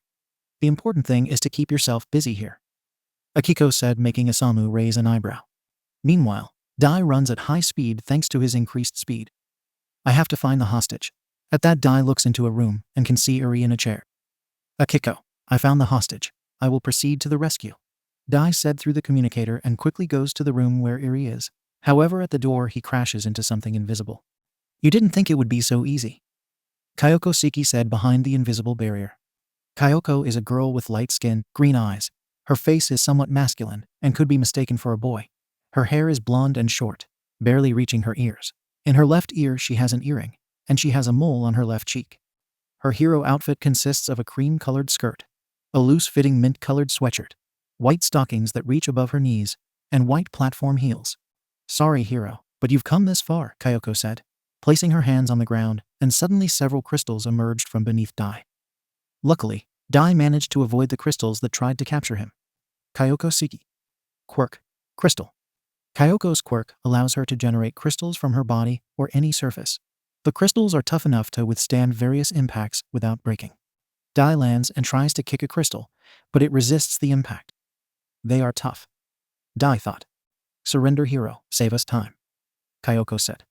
A hero never gives up, Dai said, charging at the crystals and breaking it with several kicks.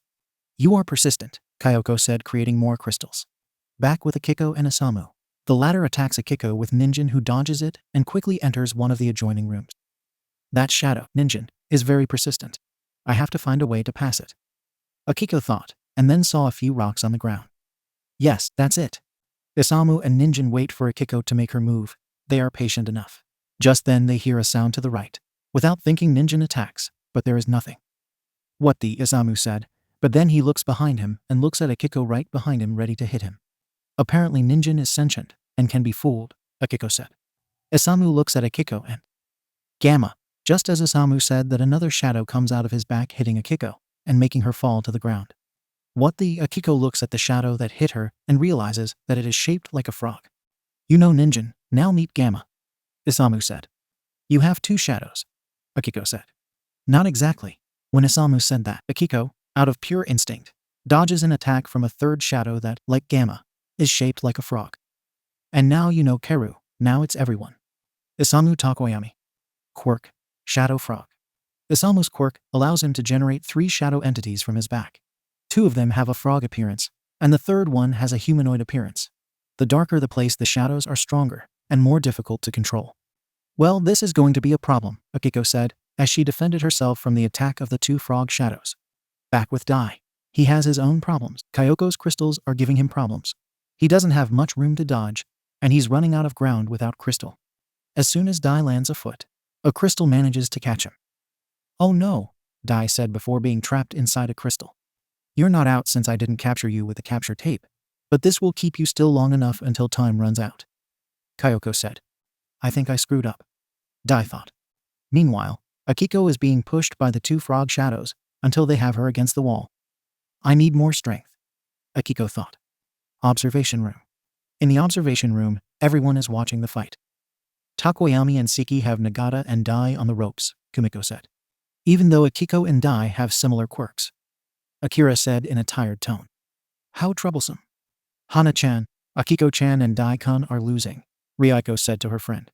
I can see it. Apparently they are rivals that brute force doesn't work well against them, Hana said. Takoyami-kun's shadows protect their host, while Seki-san's crystals are highly resistant to shock. And both Akiko-chan and Dai-kun have strength quirks. They were unlucky in their opponents, Ryoko said. For his part, Kota observes the battle in silence. He knows that nothing is written, and that any situation can change. Although there is only 1 minute left, I think we already have winners, he thought. Only one team won as heroes. Back with Akiko. She is being pushed against the wall by the shadows. They are not hurting her as such, just holding her back. I have to free myself. This is going to hurt, Akiko said, while little by little the percentage of 1 for all increases. At the moment I can only control 10% without hurting myself. But I have to increase it. Meanwhile, Dai tries to escape from the crystal, but can't. It seems I have no choice. This is going to hurt, Dai thought as he relaxes, and then puts his arms in X position. Spirit Force, Level 2. Back with Akiko. She begins to increase the percentage, until she feels that the shadows no longer exert force. Very good. 1 for all 15%. She thought as she puts her feet on the wall, and then pushes herself, pushing the 2 shadows to the sides. Now it's your turn, Akiko said. Thanks to the momentum she heads towards Isamu, who is surprised. Ninjin. After saying that, Ninjin appears between Akiko and Isamu, causing Akiko to hit him with a punch. Back with Dai. The aura around him becomes more violent. Spirit Force, Level 2, he screamed, and then with a punch breaks the crystal that trapped him. What? Kyoko said, completely surprised. Now is the time, Dai said, charging against the glass that covers the entrance to the room where the hostage is. Hammer Punch, Dynamic Entry, Akiko and Dai said as they hit their respective targets. Akiko at Ninjin and Dai at Kyoko's crystal. Kyoko was surprised to see that Dai broke her glass. But she didn't have time for more as Dai hit her with another kick, sending her flying and colliding slightly against the wall. With no time to waste, Dai takes Eri in his arms, and, after observing the room, breaks a hole in the wall with a kick and jumps to leave the building. Wait, we're on the 3rd floor, Eri said, but Dai still jumped into the hole in the wall. On the other hand, Isamu is surprised to see that his 3 shadows were knocked down. Then Akiko tackles him and immobilizes him on the ground. I got you, she said. It didn't hurt as much as I thought. At that moment Dai lands on his feet outside the building, creating a small crater upon impact. The hostage is safe, he screamed. *, the hostage is safe. The hero team wins, Kota said. Akiko sighs as she deactivates 1 for all, and then stands up and helps Isamu up. Good fight, Akiko said. Same, Isamu said, shaking hands with Akiko. Observation room. Good job everyone. I see that you are not as bad as I thought, Kota said. Hey, was the class reaction. We had a draw, 2 victories for the villains and 2 for the heroes, quite balanced, Kota said. With this, we finish today's class. I am going to pass the results of the combats to your teacher. But that is all for now, you can go. Classes were over for today, and Class A was in the dorms. Today was a busy day, don't you think? Ryuko said. Yes, although interesting, Hana said. I'm still feeling all the excitement of the fights, Dai said. What do you think, Akiko? I bet we make an amazing team. I guess. It was only the first time we teamed up, so let's not get ahead of ourselves, Akiko said. Yes, you're right. We have to continue practicing our teamwork, Dai said. And what about us, Dai-kun? Don't you want to team up with us? Ryuko asked. This surprised Dai. But what ahead of mine?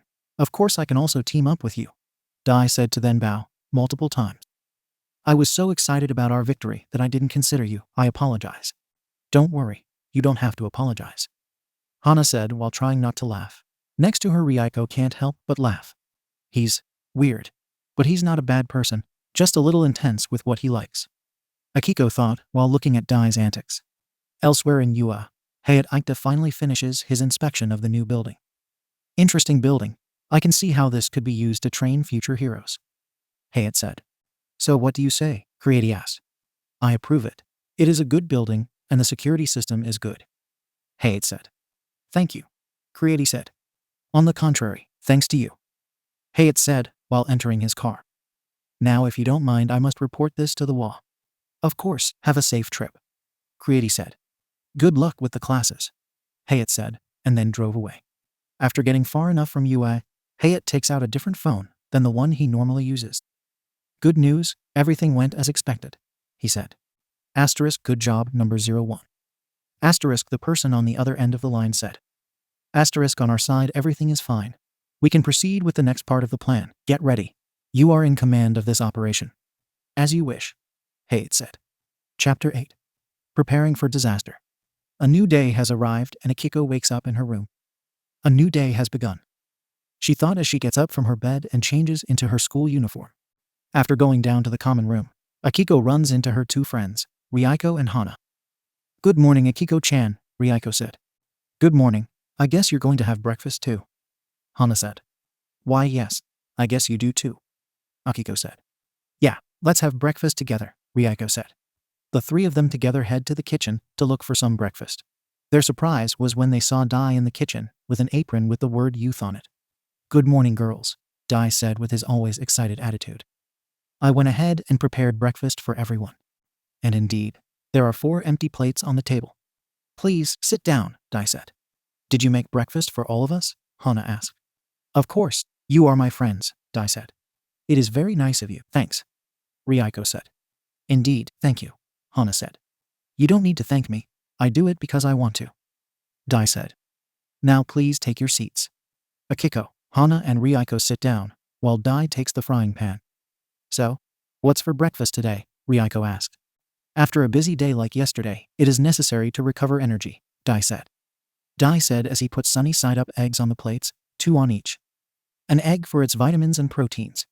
Then Dai takes some bacon from another pan and serves a pile on each plate. Bacon is rich in protein and vitamins, excellent for metabolism. Where do you know all this from? Hana asked. I mean, you're right. I'm just interested in where you know all this from. Cooking books, Dai simply said, and then took toasted bread and put 2 on each plate. Bread supplies carbohydrates and fiber necessary for the body. Then Dai takes a small bowl full of fruit and puts 1 next to each plate. Of course, we also need fresh foods like fruit. We have melon, watermelon, pineapple, apple and pear. I like fruit, Ryuko said. Finally, Dai takes orange juice from the refrigerator and pours it into 4 glasses, 1 for each. And finally, to stay hydrated, orange juice is good thanks to its vitamin C and calcium, as well as its antioxidants. After this, Dai sits down. And that's how you have a balanced breakfast. Wow, this all looks good, Akiko said. Yeah, one of my hobbies apart from training is cooking, Dai said. I wouldn't mind serving breakfast every day. You're sure? We don't want you to feel forced, Hana said. Don't worry, I do it with pleasure. I enjoy cooking, Dai said. Oh well, it's time to eat. Itadakamasu. The 4 say to start eating their breakfast. This is so good, Ryuko said. Indeed, it is a complete and simple breakfast, but full of flavor, Hana said. You're very good at cooking, Dai-kun, Akiko said. Thank you, Dai said. Without further ado, the four continue with their breakfast. My Hero Next Generation's opening. Song. My Hero Academia opening won the day. Several angles of the hero Deku pass to finally see his full figure from behind.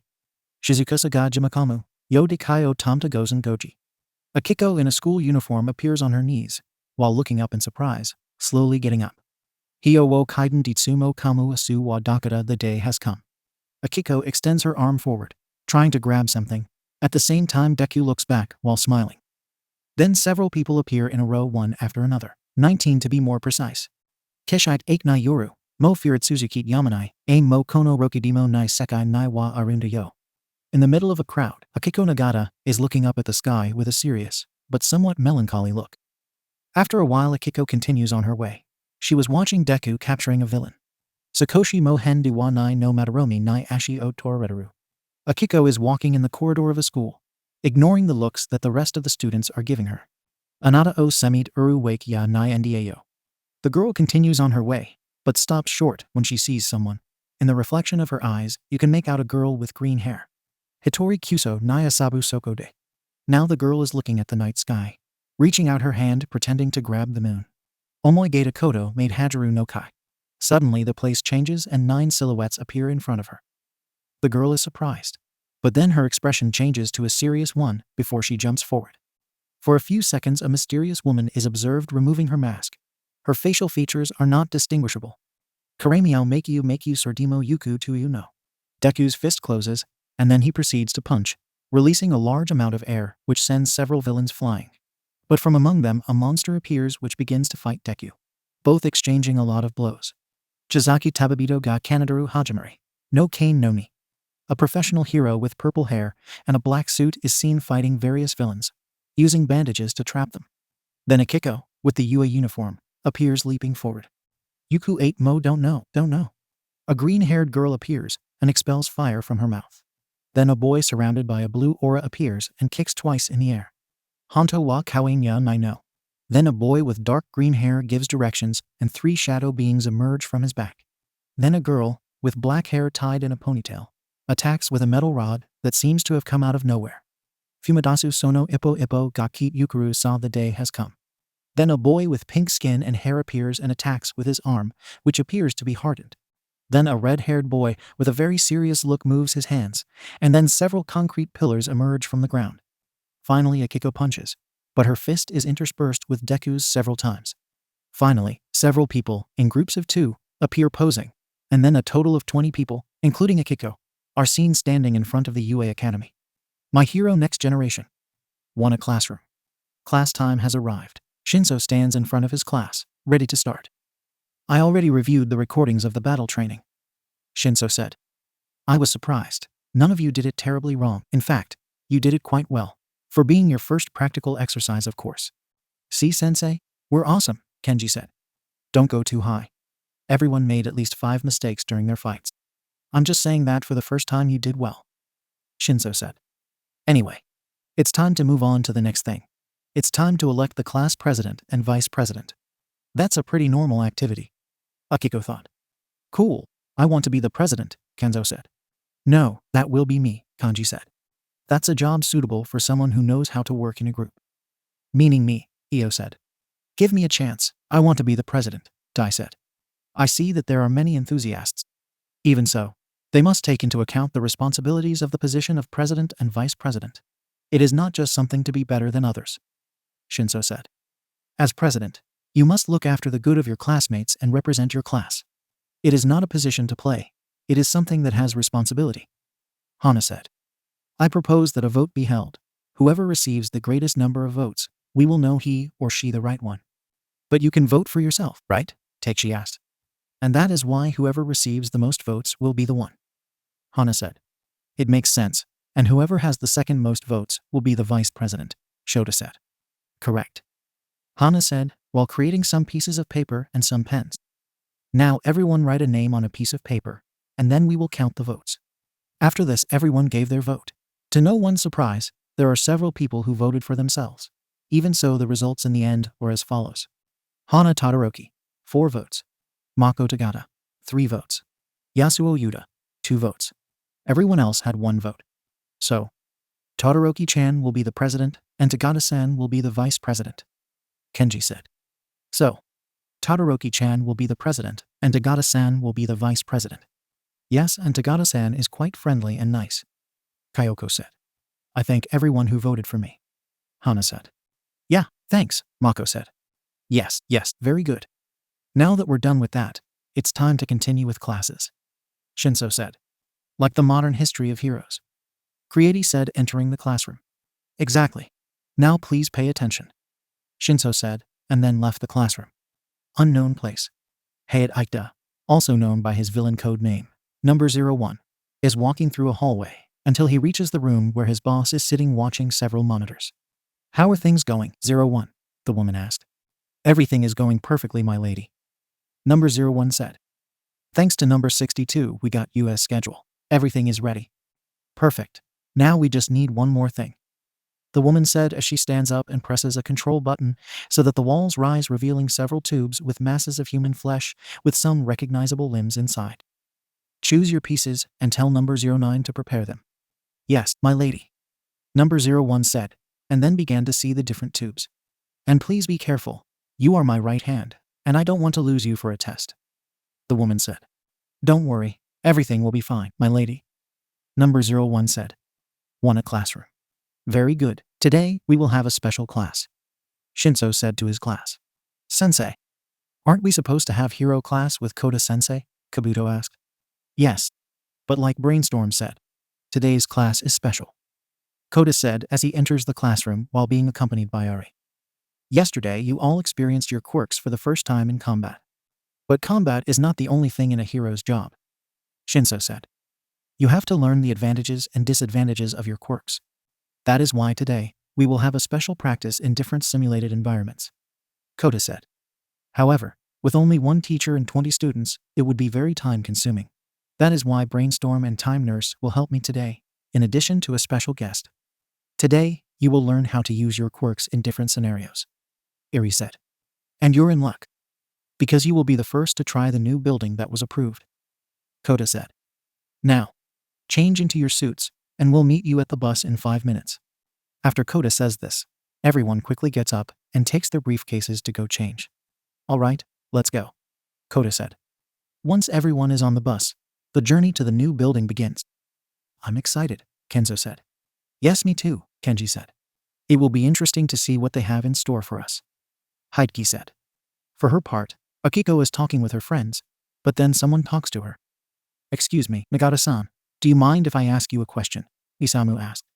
Technically, you already asked me a question, but I guess it's okay, Akiko said. During our fight, I couldn't help but notice something. Your quirk is similar to Deku's. At least his superpower quirk, Isamu said. This question made everyone focus on her.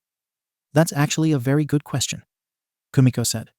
I knew this question was going to appear sooner or later, although I'm surprised it took so long to ask me, Akiko thought. Well, that's because it's actually Deku's quirk, so to speak. What do you mean by that? Everyone, except Ryuko, Hana, and Dai, who Akiko had already told them the excuse, said in surprise. That's because my original quirk is called replica. I can replicate someone's quirk just by touching him or her, Akiko explained. I can use the quirk that I replicate for as long as I want, but I can only replicate one quirk at a time. If I replicate another, I lose the previous one, Akiko said. So you could replicate our quirks? Mai asked. Only if I want it that way. That is, I can touch you and not replicate your quirks, Akiko said. But how could you replicate Deku's? Io asked. Deku saved me once. And when he did, I was touching him, and I accidentally replicated his quirk, Akiko said. And the reason why I haven't replicated others is that I want to check something. And what is it about, Shota? As you know, Deku has several quirks. I was wondering if in some way, by replicating his quirk, I also replicated the others he has, since in theory, I only replicated that of a single person, Akiko explained. That makes sense. That would be cool, Ren said. How lucky you are, Mai said. Having the quirk of the number 1 hero. It must have been difficult to control it, Io said. More or less. I don't know why, but I have always been able to adapt easily to things, Akiko said. Like I said, lucky, Io said. All right, socializing time is over. We have arrived, Kota said. Upon hearing that, everyone begins to leave the bus. When Akiko leaves, she does not notice that Yasuo is watching her. Maybe you are worth watching, he thought. When leaving the bus, everyone looks at the building. It is a simple building, square in shape, and with a glass dome on top. We have arrived. Welcome to Adaptive Training Camp, or ATTIC for short, Kota said. Once inside, we will explain how everything works in addition to meeting the special guest. Once inside, they are greeted by two people. The first is Mei, and the second is a man with white armor similar to that of a knight, and also has engines in his calves. Uncle Tenya is here, Ryuko thought as she recognized the man. Guys. Today we are joined by Tenya Ida, also known as the Turbo Hero, Ingenium, Kota said. As Waterhose said, I am the Turbo Hero, Ingenium. I have been asked to assist in today's hero class, and since Yua taught me many things during my time as a student, I am honored to now be the one to help teach new things to the new generation. I will do everything in my power to, Ingenium said while making strange movements with his hands. You talk a lot, Tenya, Mei said, interrupting him. I was trying to give an inspiring speech, Ingenium said. Can we continue? Shinso asked. Yes, of course, Ingenium said. I apologize for delaying class. Anyway, we are also joined today by Miss Mei Ida. Some of you may already recognize her as the teacher in charge of the Department of Support, Shinso said. She accompanies us today since she was the main head at the time of creating this building. This is my second best baby so far, Mei said. Although nothing can surpass baby number 1. Right, Tenya? No comments, Ingenium said. Anyway, the ATTIC is a building with the ability to adapt its interior. Right now it seems like a simple empty space, but all the magic is underground. This complex has several floors down in which there are multiple completely adaptable scenarios, Kota explained. We can create obstacle courses, a fire scenario, floods, and many more things in a single building, which can be adapted mid-training. That is why here all of you will know your weaknesses in your abilities and quirks.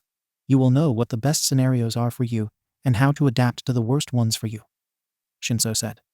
We will be supervising your training, as well as taking notes of your performance, Iri said. We will also make sure that everything happens correctly, and no one gets hurt, Ingenium said. Since no one has been trained yet, as this is the first time this building is being tested, Mei will be in charge of supervising everything in the control room. Now, we will divide the group into 4 teams of 5. Each team will be supervised by one of us, either me, Time Nurse, Brainstorm, or Ingenium, Kota said. This way we will be more efficient when working. Now please take a number inside this box. That will determine which group you will be in, Shinso said as he picks up a box with several balls inside. Control room. While the teams are selected, in the control room, the air seems to break, making the sound of breaking glass. Soon the space breaks like glass, and inside this fissure, everything shines dark blue. From the fissure emerges a guy with pale blue hair and pale skin. He wears a white shirt, black pants, and blue shoes. His facial features cannot be seen since he is wearing a white mask with the red number 62 on his forehead. Are you ready, 62? Number 01 said, poking his head out of the crack. Of course. Get ready, I'll take care of security, Number 62 said. Perfect, Number 01 said as he re-enters the crack and it closes. Let the party begin, Number 62 said, while touching one of the screens in the room with his hand. It begins to be hacked. AK number 62. Quirk. Hacking touch. 62's quirk allows him to access and hack any database by simply touching any device that is connected to it. He can go from just hacking a simple phone to hacking a complete security system. However, this quirk doesn't give him the ability to hack automatically. He has to have the necessary knowledge to do so. I'm in. It's time to take this site offline without looking suspicious, Number 62 said. I hope you don't ruin it, 01. The groups finish forming and Akiko is in Shinso's group. Isamu Tokoyami, Kyoko Seki, Yuna Tamura, and Heideki Asajiri are also part of the group. Inari's group are Ryuko Midoriya, Hana Todoroki, Kumiko Kirishima, Kenji Kaminari, and Mai Noguchi. In Kota's group are Yasuo Yuta, Kenzo Kirishima, Ren Tetsu, Dio Kubo, and Teichi Shimizu. Finally, in Ingenium's group are Mako Tagada, Akira Mikami, Io Okami, Shota Hamada, and Musashi Kabuto. Now that all the groups are divided, Time Nurse, your group stays here. We will go down to the other floors, Kota said. Okay, Iri said. Very well. Ingenium, you will go to the... Kota said, but then he noticed Mei leaving. Are you going to the control room, Mei? No, seeing as you already have someone there, I'm going to see my class. Mei said. I think you're confused. We haven't trained anyone yet to operate the control room. Kota said. So the masked guy in the control room. Who is he? Mei asked. What did you said? Kota asked. Yes, there is someone in the control room. Mei said. What? Brainstorm, Time Nurse, Ingenium, stay sharp, Kota said. Can you show me the security cameras? Sure. Mei said, and then pressed a button on her bracelet, which displayed a holographic screen showing the security cameras, quickly focusing on the one in the control room. See, there's the masked guy. The camera shows number 62 with his hand on one of the screens. What is he doing? Kota said. At that, number 62 looks at the camera, and then snaps his fingers and all the cameras turn off. He turned off all the cameras. What's going on? Ingenium asked. There's, Kota said, but the sound of breaking glass distracts him. Everyone looks towards the center of the building and observes how a large fissure appears and several masked people emerge from it. Only unlike number 01 and number 62, none of them have numbers on their masks. What is happening? Yuna asked. Villains, Shinso said. Ingenium, water hose. Without wasting time, Ingenium, Shinso and Kota stand in front of everyone, watching the villains emerge from the fissure. Time Nurse, take care of the students, Kota said. I won't let anything happen to them, Eri said. Mei, try to find out what's going on, Ingenium said. Right, Mei said while trying to access the place's controls from her laptop, which she was carrying on her back. As the villains finish leaving, number 01 comes out of the fissure. Greetings, as you can see we have taken over the installation, so please give up. Number 01 said. Chapter 9. Surviving the attack. Ingenium is also here. It doesn't matter. It won't change anything. Number 01 said, while looking at the heroes who are here. Brainstorm will be a problem. Time Nurse is manageable and water hose could be a pain in the ass. Meanwhile, with the heroes and students. Villains, Kabuto said, fear sounding in his voice. The is repeated, Ingenium said. Get ready everyone, Kota said. Ingenium, brainstorm with me. Time Nurse, take care of the students. Understood, Eri said as she stays with her group. Everyone, gather. Time Nurse, Ingenium said. I'm sorry, but that won't work. Number 01 said. Do it. Number 01 gave the order in his earpiece, and suddenly the ground where the students were, except those who were with Ariza, divided into several platforms and went down. Mei, what happened? Shinso asked. Someone is controlling the entire building. Probably the guy in the control room, Mei said. Can you do something? Eri asked. He logged me out of the system. I have to try to get back in, Mei said. Do it quick, Shinso said. We will take care of these guys and rescue the students. Let's go, Kota said as he shoots a jet of pressurized water at two villains, sending them flying. Shinso uses his bends to catch a couple of villains, and then throw them to the ground and finally kick a third. For his part, Ingenium runs quickly and kicks several villains consecutively, and then reunites with Shinso and Kota. All right, let's continue with this, Kota said. Right. My Hero Next Generation's opening. Song. My Hero Academia opening won the day. Several angles of the hero Deku pass, to finally see his full figure from behind. Shizukase ga Jimakamu, yo Dakayo Tomta Gozen Goji. Akiko in a school uniform appears on her knees, while looking up in surprise, slowly getting up.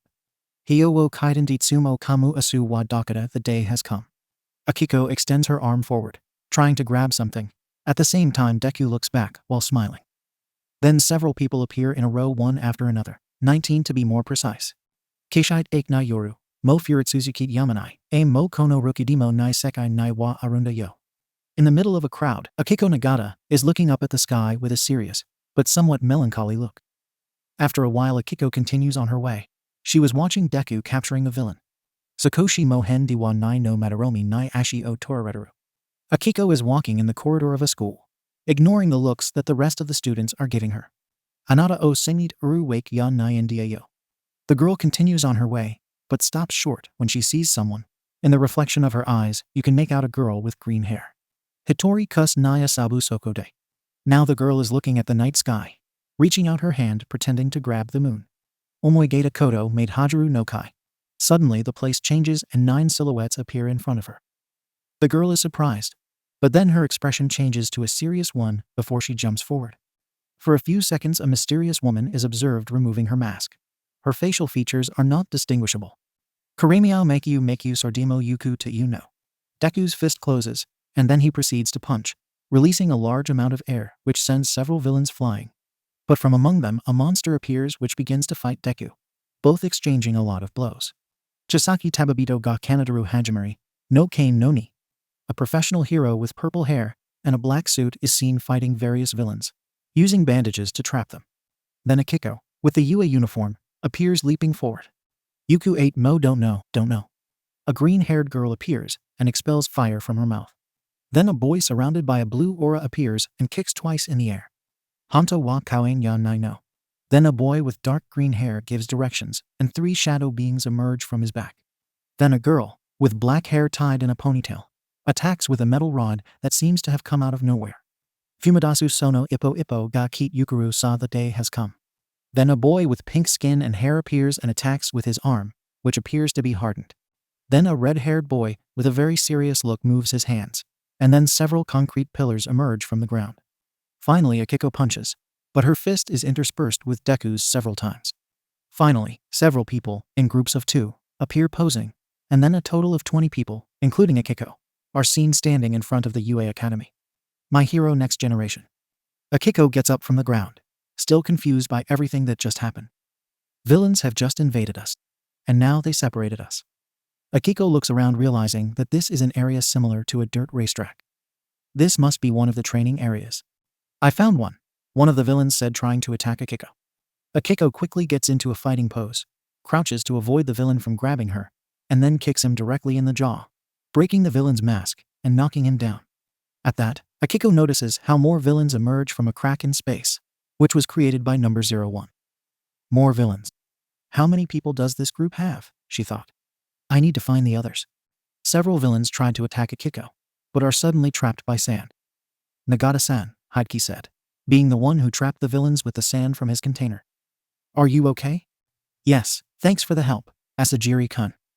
Akiko said. Is there anyone else here with us? From what I could see, we from the Shinso Sense group are in this specific scenario. Hideki said. The rest were sent to others, except those who formed Time Nurse Sensei's team. They are still with our teachers and Ingenium. That means we're all still in the same building. They just separated us. Akiko said. Correct. Hideki said. Have you finished talking? One of the villains said as he manages to free himself from the sand. Because it's time to fight. Several villains also managed to free themselves from the sand. Akiko and Hideki prepare to fight, but one of the villains is hit by Ninjin, one of Isamu's shadows. They're here and need help, Isamu said as he is followed by Kyoko and Yuna. Kyoko creates several crystals on the ground, which knock down some villains, while Yuna hits others with a staff of solid light. Guys, Akiko said as she dodges a villain's blow, and then lands a side kick to his head. Right about time, Hideki said as he uses his sand to throw 2 villains into the air. What's going on? Kyoko asked. I don't know. Villains just invaded the Ak, Hideki said. They separated us from the rest. Apparently they are trying to isolate us from the heroes and eliminate us while we are defenseless. It was wrong for you to think that by separating ourselves from our teachers, we would be defenseless. Isamu said as Ninjin takes down another villain. We have to hold on while our teachers solve the things out. Yuna said as she creates a light shield to protect herself and Kyoko. Let's not separate, and we will be fine, Akiko said. I hope it's not going too bad for the others. On a different floor, which has a swamp setting, there is another group of students fighting the villains who come out of another crack. Where do all these guys come from? Shota said, while knocking down a couple of villains with his energy waves. I don't know. But they definitely don't know how to work as a team. Io said as she and her wolf partner managed to defeat a villain. Although I don't like this scenario at all, Io thought, since thanks to her wolf-like fighting style, she has been stained with mud and swamp water. Do any of you know where the others are? Kabuto asked.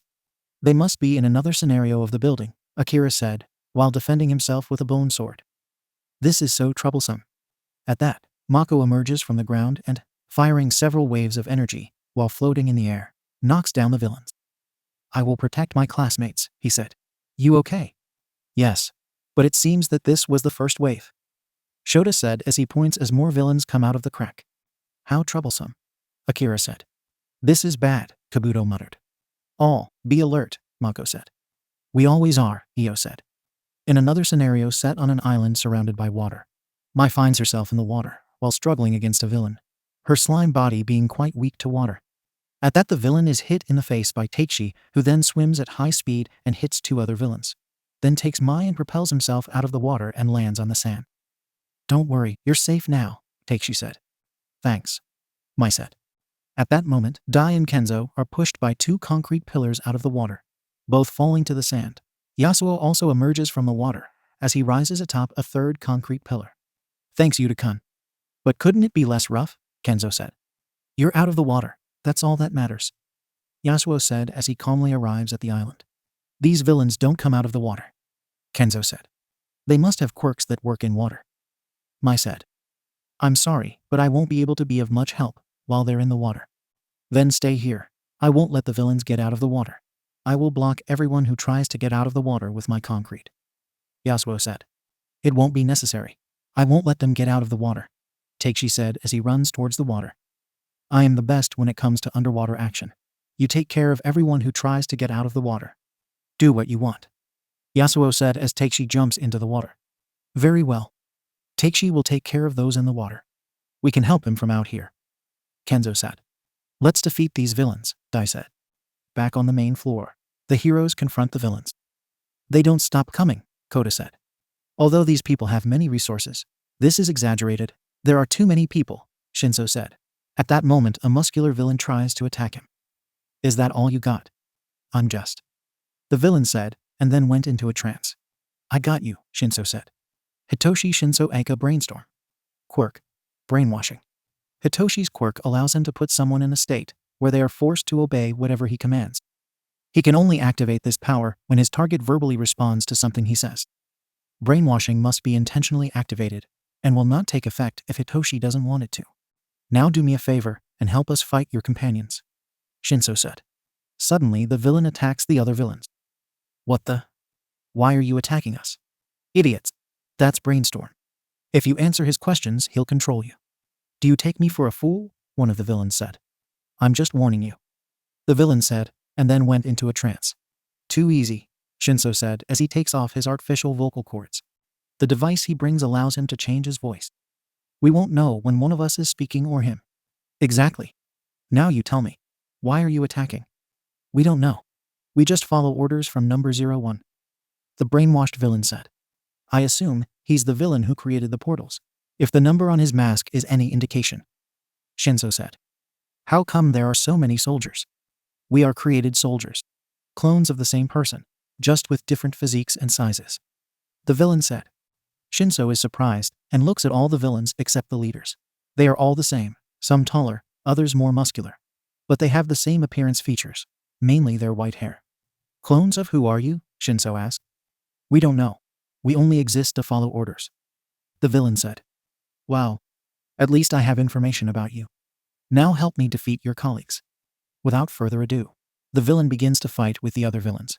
"Did you all heard that?" Shinso said through the calm. Yes. That explains a lot of things," Koda said. Apparently, there is someone behind this attack with a cloning quirk, or has the necessary resources to clone a person at large quantities. Ingenuine said. "For that we will need to catch those in charge. The guy with the portals and the person in the control room," Shinso said. Elsewhere, several villains approach Iri's group. "Give up, girl, and we will have mercy on you," one of the villains said. "Sorry, but I don't think so," Iri said. "As you wish," one of the villains said to cover his body with a layer of rock and attack Iri. "You're just a nurse. I highly doubt you can beat us." "It's true, I'm a nurse," Iri said as she dodges the villain's attack by crouching, and then touches his chest. "But I'm also a hero." Iri's horn glows, and the villain returns to the point before activating his quirk, much to his confusion. "Wah!" The villain did not finish speaking since Iri knocked him out with a kick to the jaw.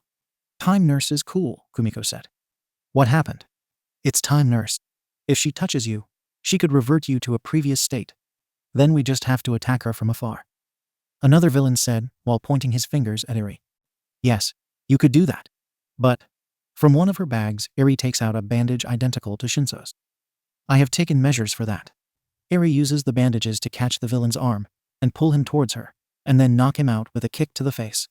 "Dad taught me some tricks," Iri said as the bandages surround her waist. Several villains attack Iri at the same time. The girl begins to dispatch them one by one, but suddenly one grabs her right wrist. If you don't touch us with your palms, you won't reverse us, right? The villain said. *T. Eri tries to attack the villain with a kick, but another grabs her leg, and then two more grab her free leg and wrist. Now you are helpless. The villain is about to attack her, but a burst of fire sends him flying. You are not alone, Sensei, Ryuko said. She was the one who attacked. At that, the villains holding Eri's legs are knocked down by Kumiko, and Ren with a punch, hardened in the case of Kumiko and metallic in the case of Ren. We will help you, Kumiko said. Hell yeah, Ren said. The last two villains are knocked down by Hana, using a metal rod, and Kenji, who attacks the villain with a sound wave. Thanks, Eri said. Mei, how much more time do you need? Almost ready, Mei said. Done. Okay, get the villains out of here, Eri said. I can't do that just yet, Mei said. What? Why not? Eri asked. Watch out, more villains, Hana said. Eri-sensei, you go talk to Mei-san. We will contain the villains, Ryuko said. I can't do that, Eri said. Don't worry about us. We are strong, Ren said as he and Kumiko beat up a couple of villains. We are US students, we can do this, Hana said as she creates flashbang grenades and throws them at the villains. Once the villains are temporarily blinded, Ryuko and Kenji attack them with a combination of fire and sound waves. As you can see, Sensei will be fine, Hana said. All right, Eri said as she approaches Mei. What's going on? I still can't regain control. But I found a way to circumvent the system and send an emergency message, Mei said. But you can only send one to one person. If we try to send more, they can discover us. And if we try to send a message to several people at the same time, the same thing will happen. So we have to think carefully about who we will send a message to, Eri said. And I already know who to send it to. Perfect. The laptop is all yours, Mei said, taking everything into account. He is the best option, Eri said. Meanwhile, elsewhere, the hero Deku has just finished patrolling and is ready to return home. He just needs to go to his agency and change out of his suit into his casual clothes. Pretty calm day. I wonder how Ryuko and Akiko are doing. Just then his phone rings, the arrival of a message. Deku takes the phone and smiles when he sees who it is. A message from Eri. However, upon seeing the message, his look changes to a serious one. The message has Eri's location and the text. Villain attack. Need help. Without thinking, Deku puts away his phone and jumps in the direction of Yua. The USG is repeating, he thought. Back at 8 Key, number 01 observes the battle. Everything is going according to plan, he thought, and then ducked to avoid Ingenium's kick. Ingenium, it's great to see you here. What do you think you're doing? Ingenium said. Attacking Yua. Isn't it obvious what I'm doing? Number 01 said. Your attack ends here. Ingenium attacks 01 with a kick and knocks him down. Ingenium immobilizes 01 on the ground. It was to be expected from someone who shares a generation with Deku. Number 01 said. You're great, Ingenium. I don't need you to flatter me, villain. You will go to the jail, Ingenium said. How funny. But I don't think so. At that point, a giant fist comes out from the portal that is still open and hits Ingenium to free 01. Since the main show is just going to start. In the fissure portal behind 01 comes what can be described as an abomination. A human body more than 2 meters high, completely deformed and disproportionate. Said human has white hair, 3 eyes, 2 small on the right and 1 large on the left. His chest is muscular, too much, contrasting with his skinny legs. The monster has 4 arms, 4 small ones of human size and 2 large common ones which he uses to stand up to walk. It also has 4 legs, but 2 of them are underdeveloped and hang from the monster's hips. Ingenium, meet my chimera, Number 01 said. Now, Chimera attacks the heroes. The Chimera lets out a roar, which sounds like agony, and attacks Ingenium. Ingenium jumps and dodges the blow, but it creates a crater which, with the wind generated by the blow, sends Ingenium flying, removing his helmet in the process. That thing is fast and strong. It reminds me of the Namu. Ingenium thought. Ingenium, Shinso said as he traps the Chimera's large arms with his bandages. What is this thing? The Chimera, with its enormous strength, resists Shinso, and, using the same bandages on its hands, smashes Shinso against the ground next to Ingenium. Brainstorm, Ingenium said. The Chimera charges at them, but is stopped by 2 jets of pressurized water. Yuck, what the fuck is this thing? Koda said. I don't know. The leader called it a Chimera, Ingenium said. Seeing how it looks, that name makes sense, Shinso said, getting up from the ground. It doesn't seem to have a mind as such, so I won't be able to control it. Then we'll have to fight, Ingenium said, while starting its engines. Let's go. Shinso and Koda quickly jump into action. Shinso traps one of the Chimera's arms with his bandages, while Koda creates 2 water whips and does the same with the other arm. We have it. But I don't know how long we can keep it up, Shinso said. Then I'll end this quickly. Ingenium activates its engines and charges against the Chimera at full speed. Recipro Turbo. Ingenium hits the Chimera's face with a strong kick, and it falls to the ground, apparently defeated. At that, the 3 heroes hear applause and look at 01 applauding. Amazing! What a great display of teamwork, he said. You are definitely incredible heroes. Do you think this is funny? Koda said. No, only this isn't over yet. Number 01 said. Chimera, get up and stop playing. Finish these heroes. Suddenly, the Chimera rises at high speed and grabs Shinso's bandages to throw him at Koda and knock them both down, then charges at Ingenium. Ingenium jumps back to avoid the Chimera's attack. But suddenly a bone grows from the Chimera's mouth, which makes a slight cut on Ingenium's cheek. Spear-like bones, Ingenium thought.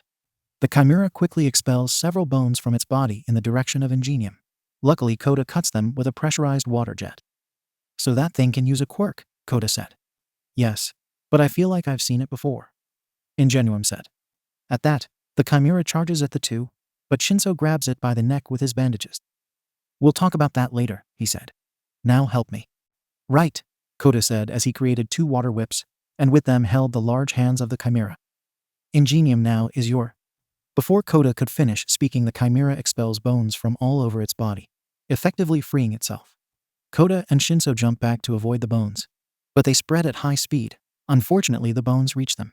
Koda gets a few stuck in his right arm, and Shinso in his left leg. Taking advantage of the fact that Shinso's leg was injured, the Chimera attacks him.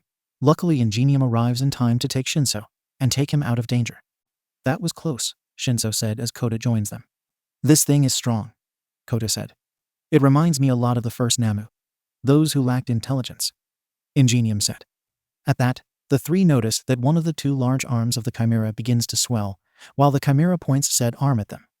Watch out, Ingenium said. But it was too late. The 3 are knocked down by a gust of wind. What was that? Koda asked. Did he do that with just the pressure of the air and his strength? Shinso asked. Noi saw his arm swell. That was definitely another quirk, Ingenium said. It has 2 quirks, Shinso said. It's been a while since I've seen something like this. The Chimera roars and charges at the most injured of the 3. Shinso, Ingenium and Koda try to help, but they are also tired. However, before the Chimera hits Shinso, something breaks the ceiling and falls right in front of the Chimera, stopping the blow. You really are a strong one, aren't you? When the dust clears, Deku can be seen holding the Chimera's fist as if it were nothing. But this is all over now. Everyone will be fine now. Because I'm here.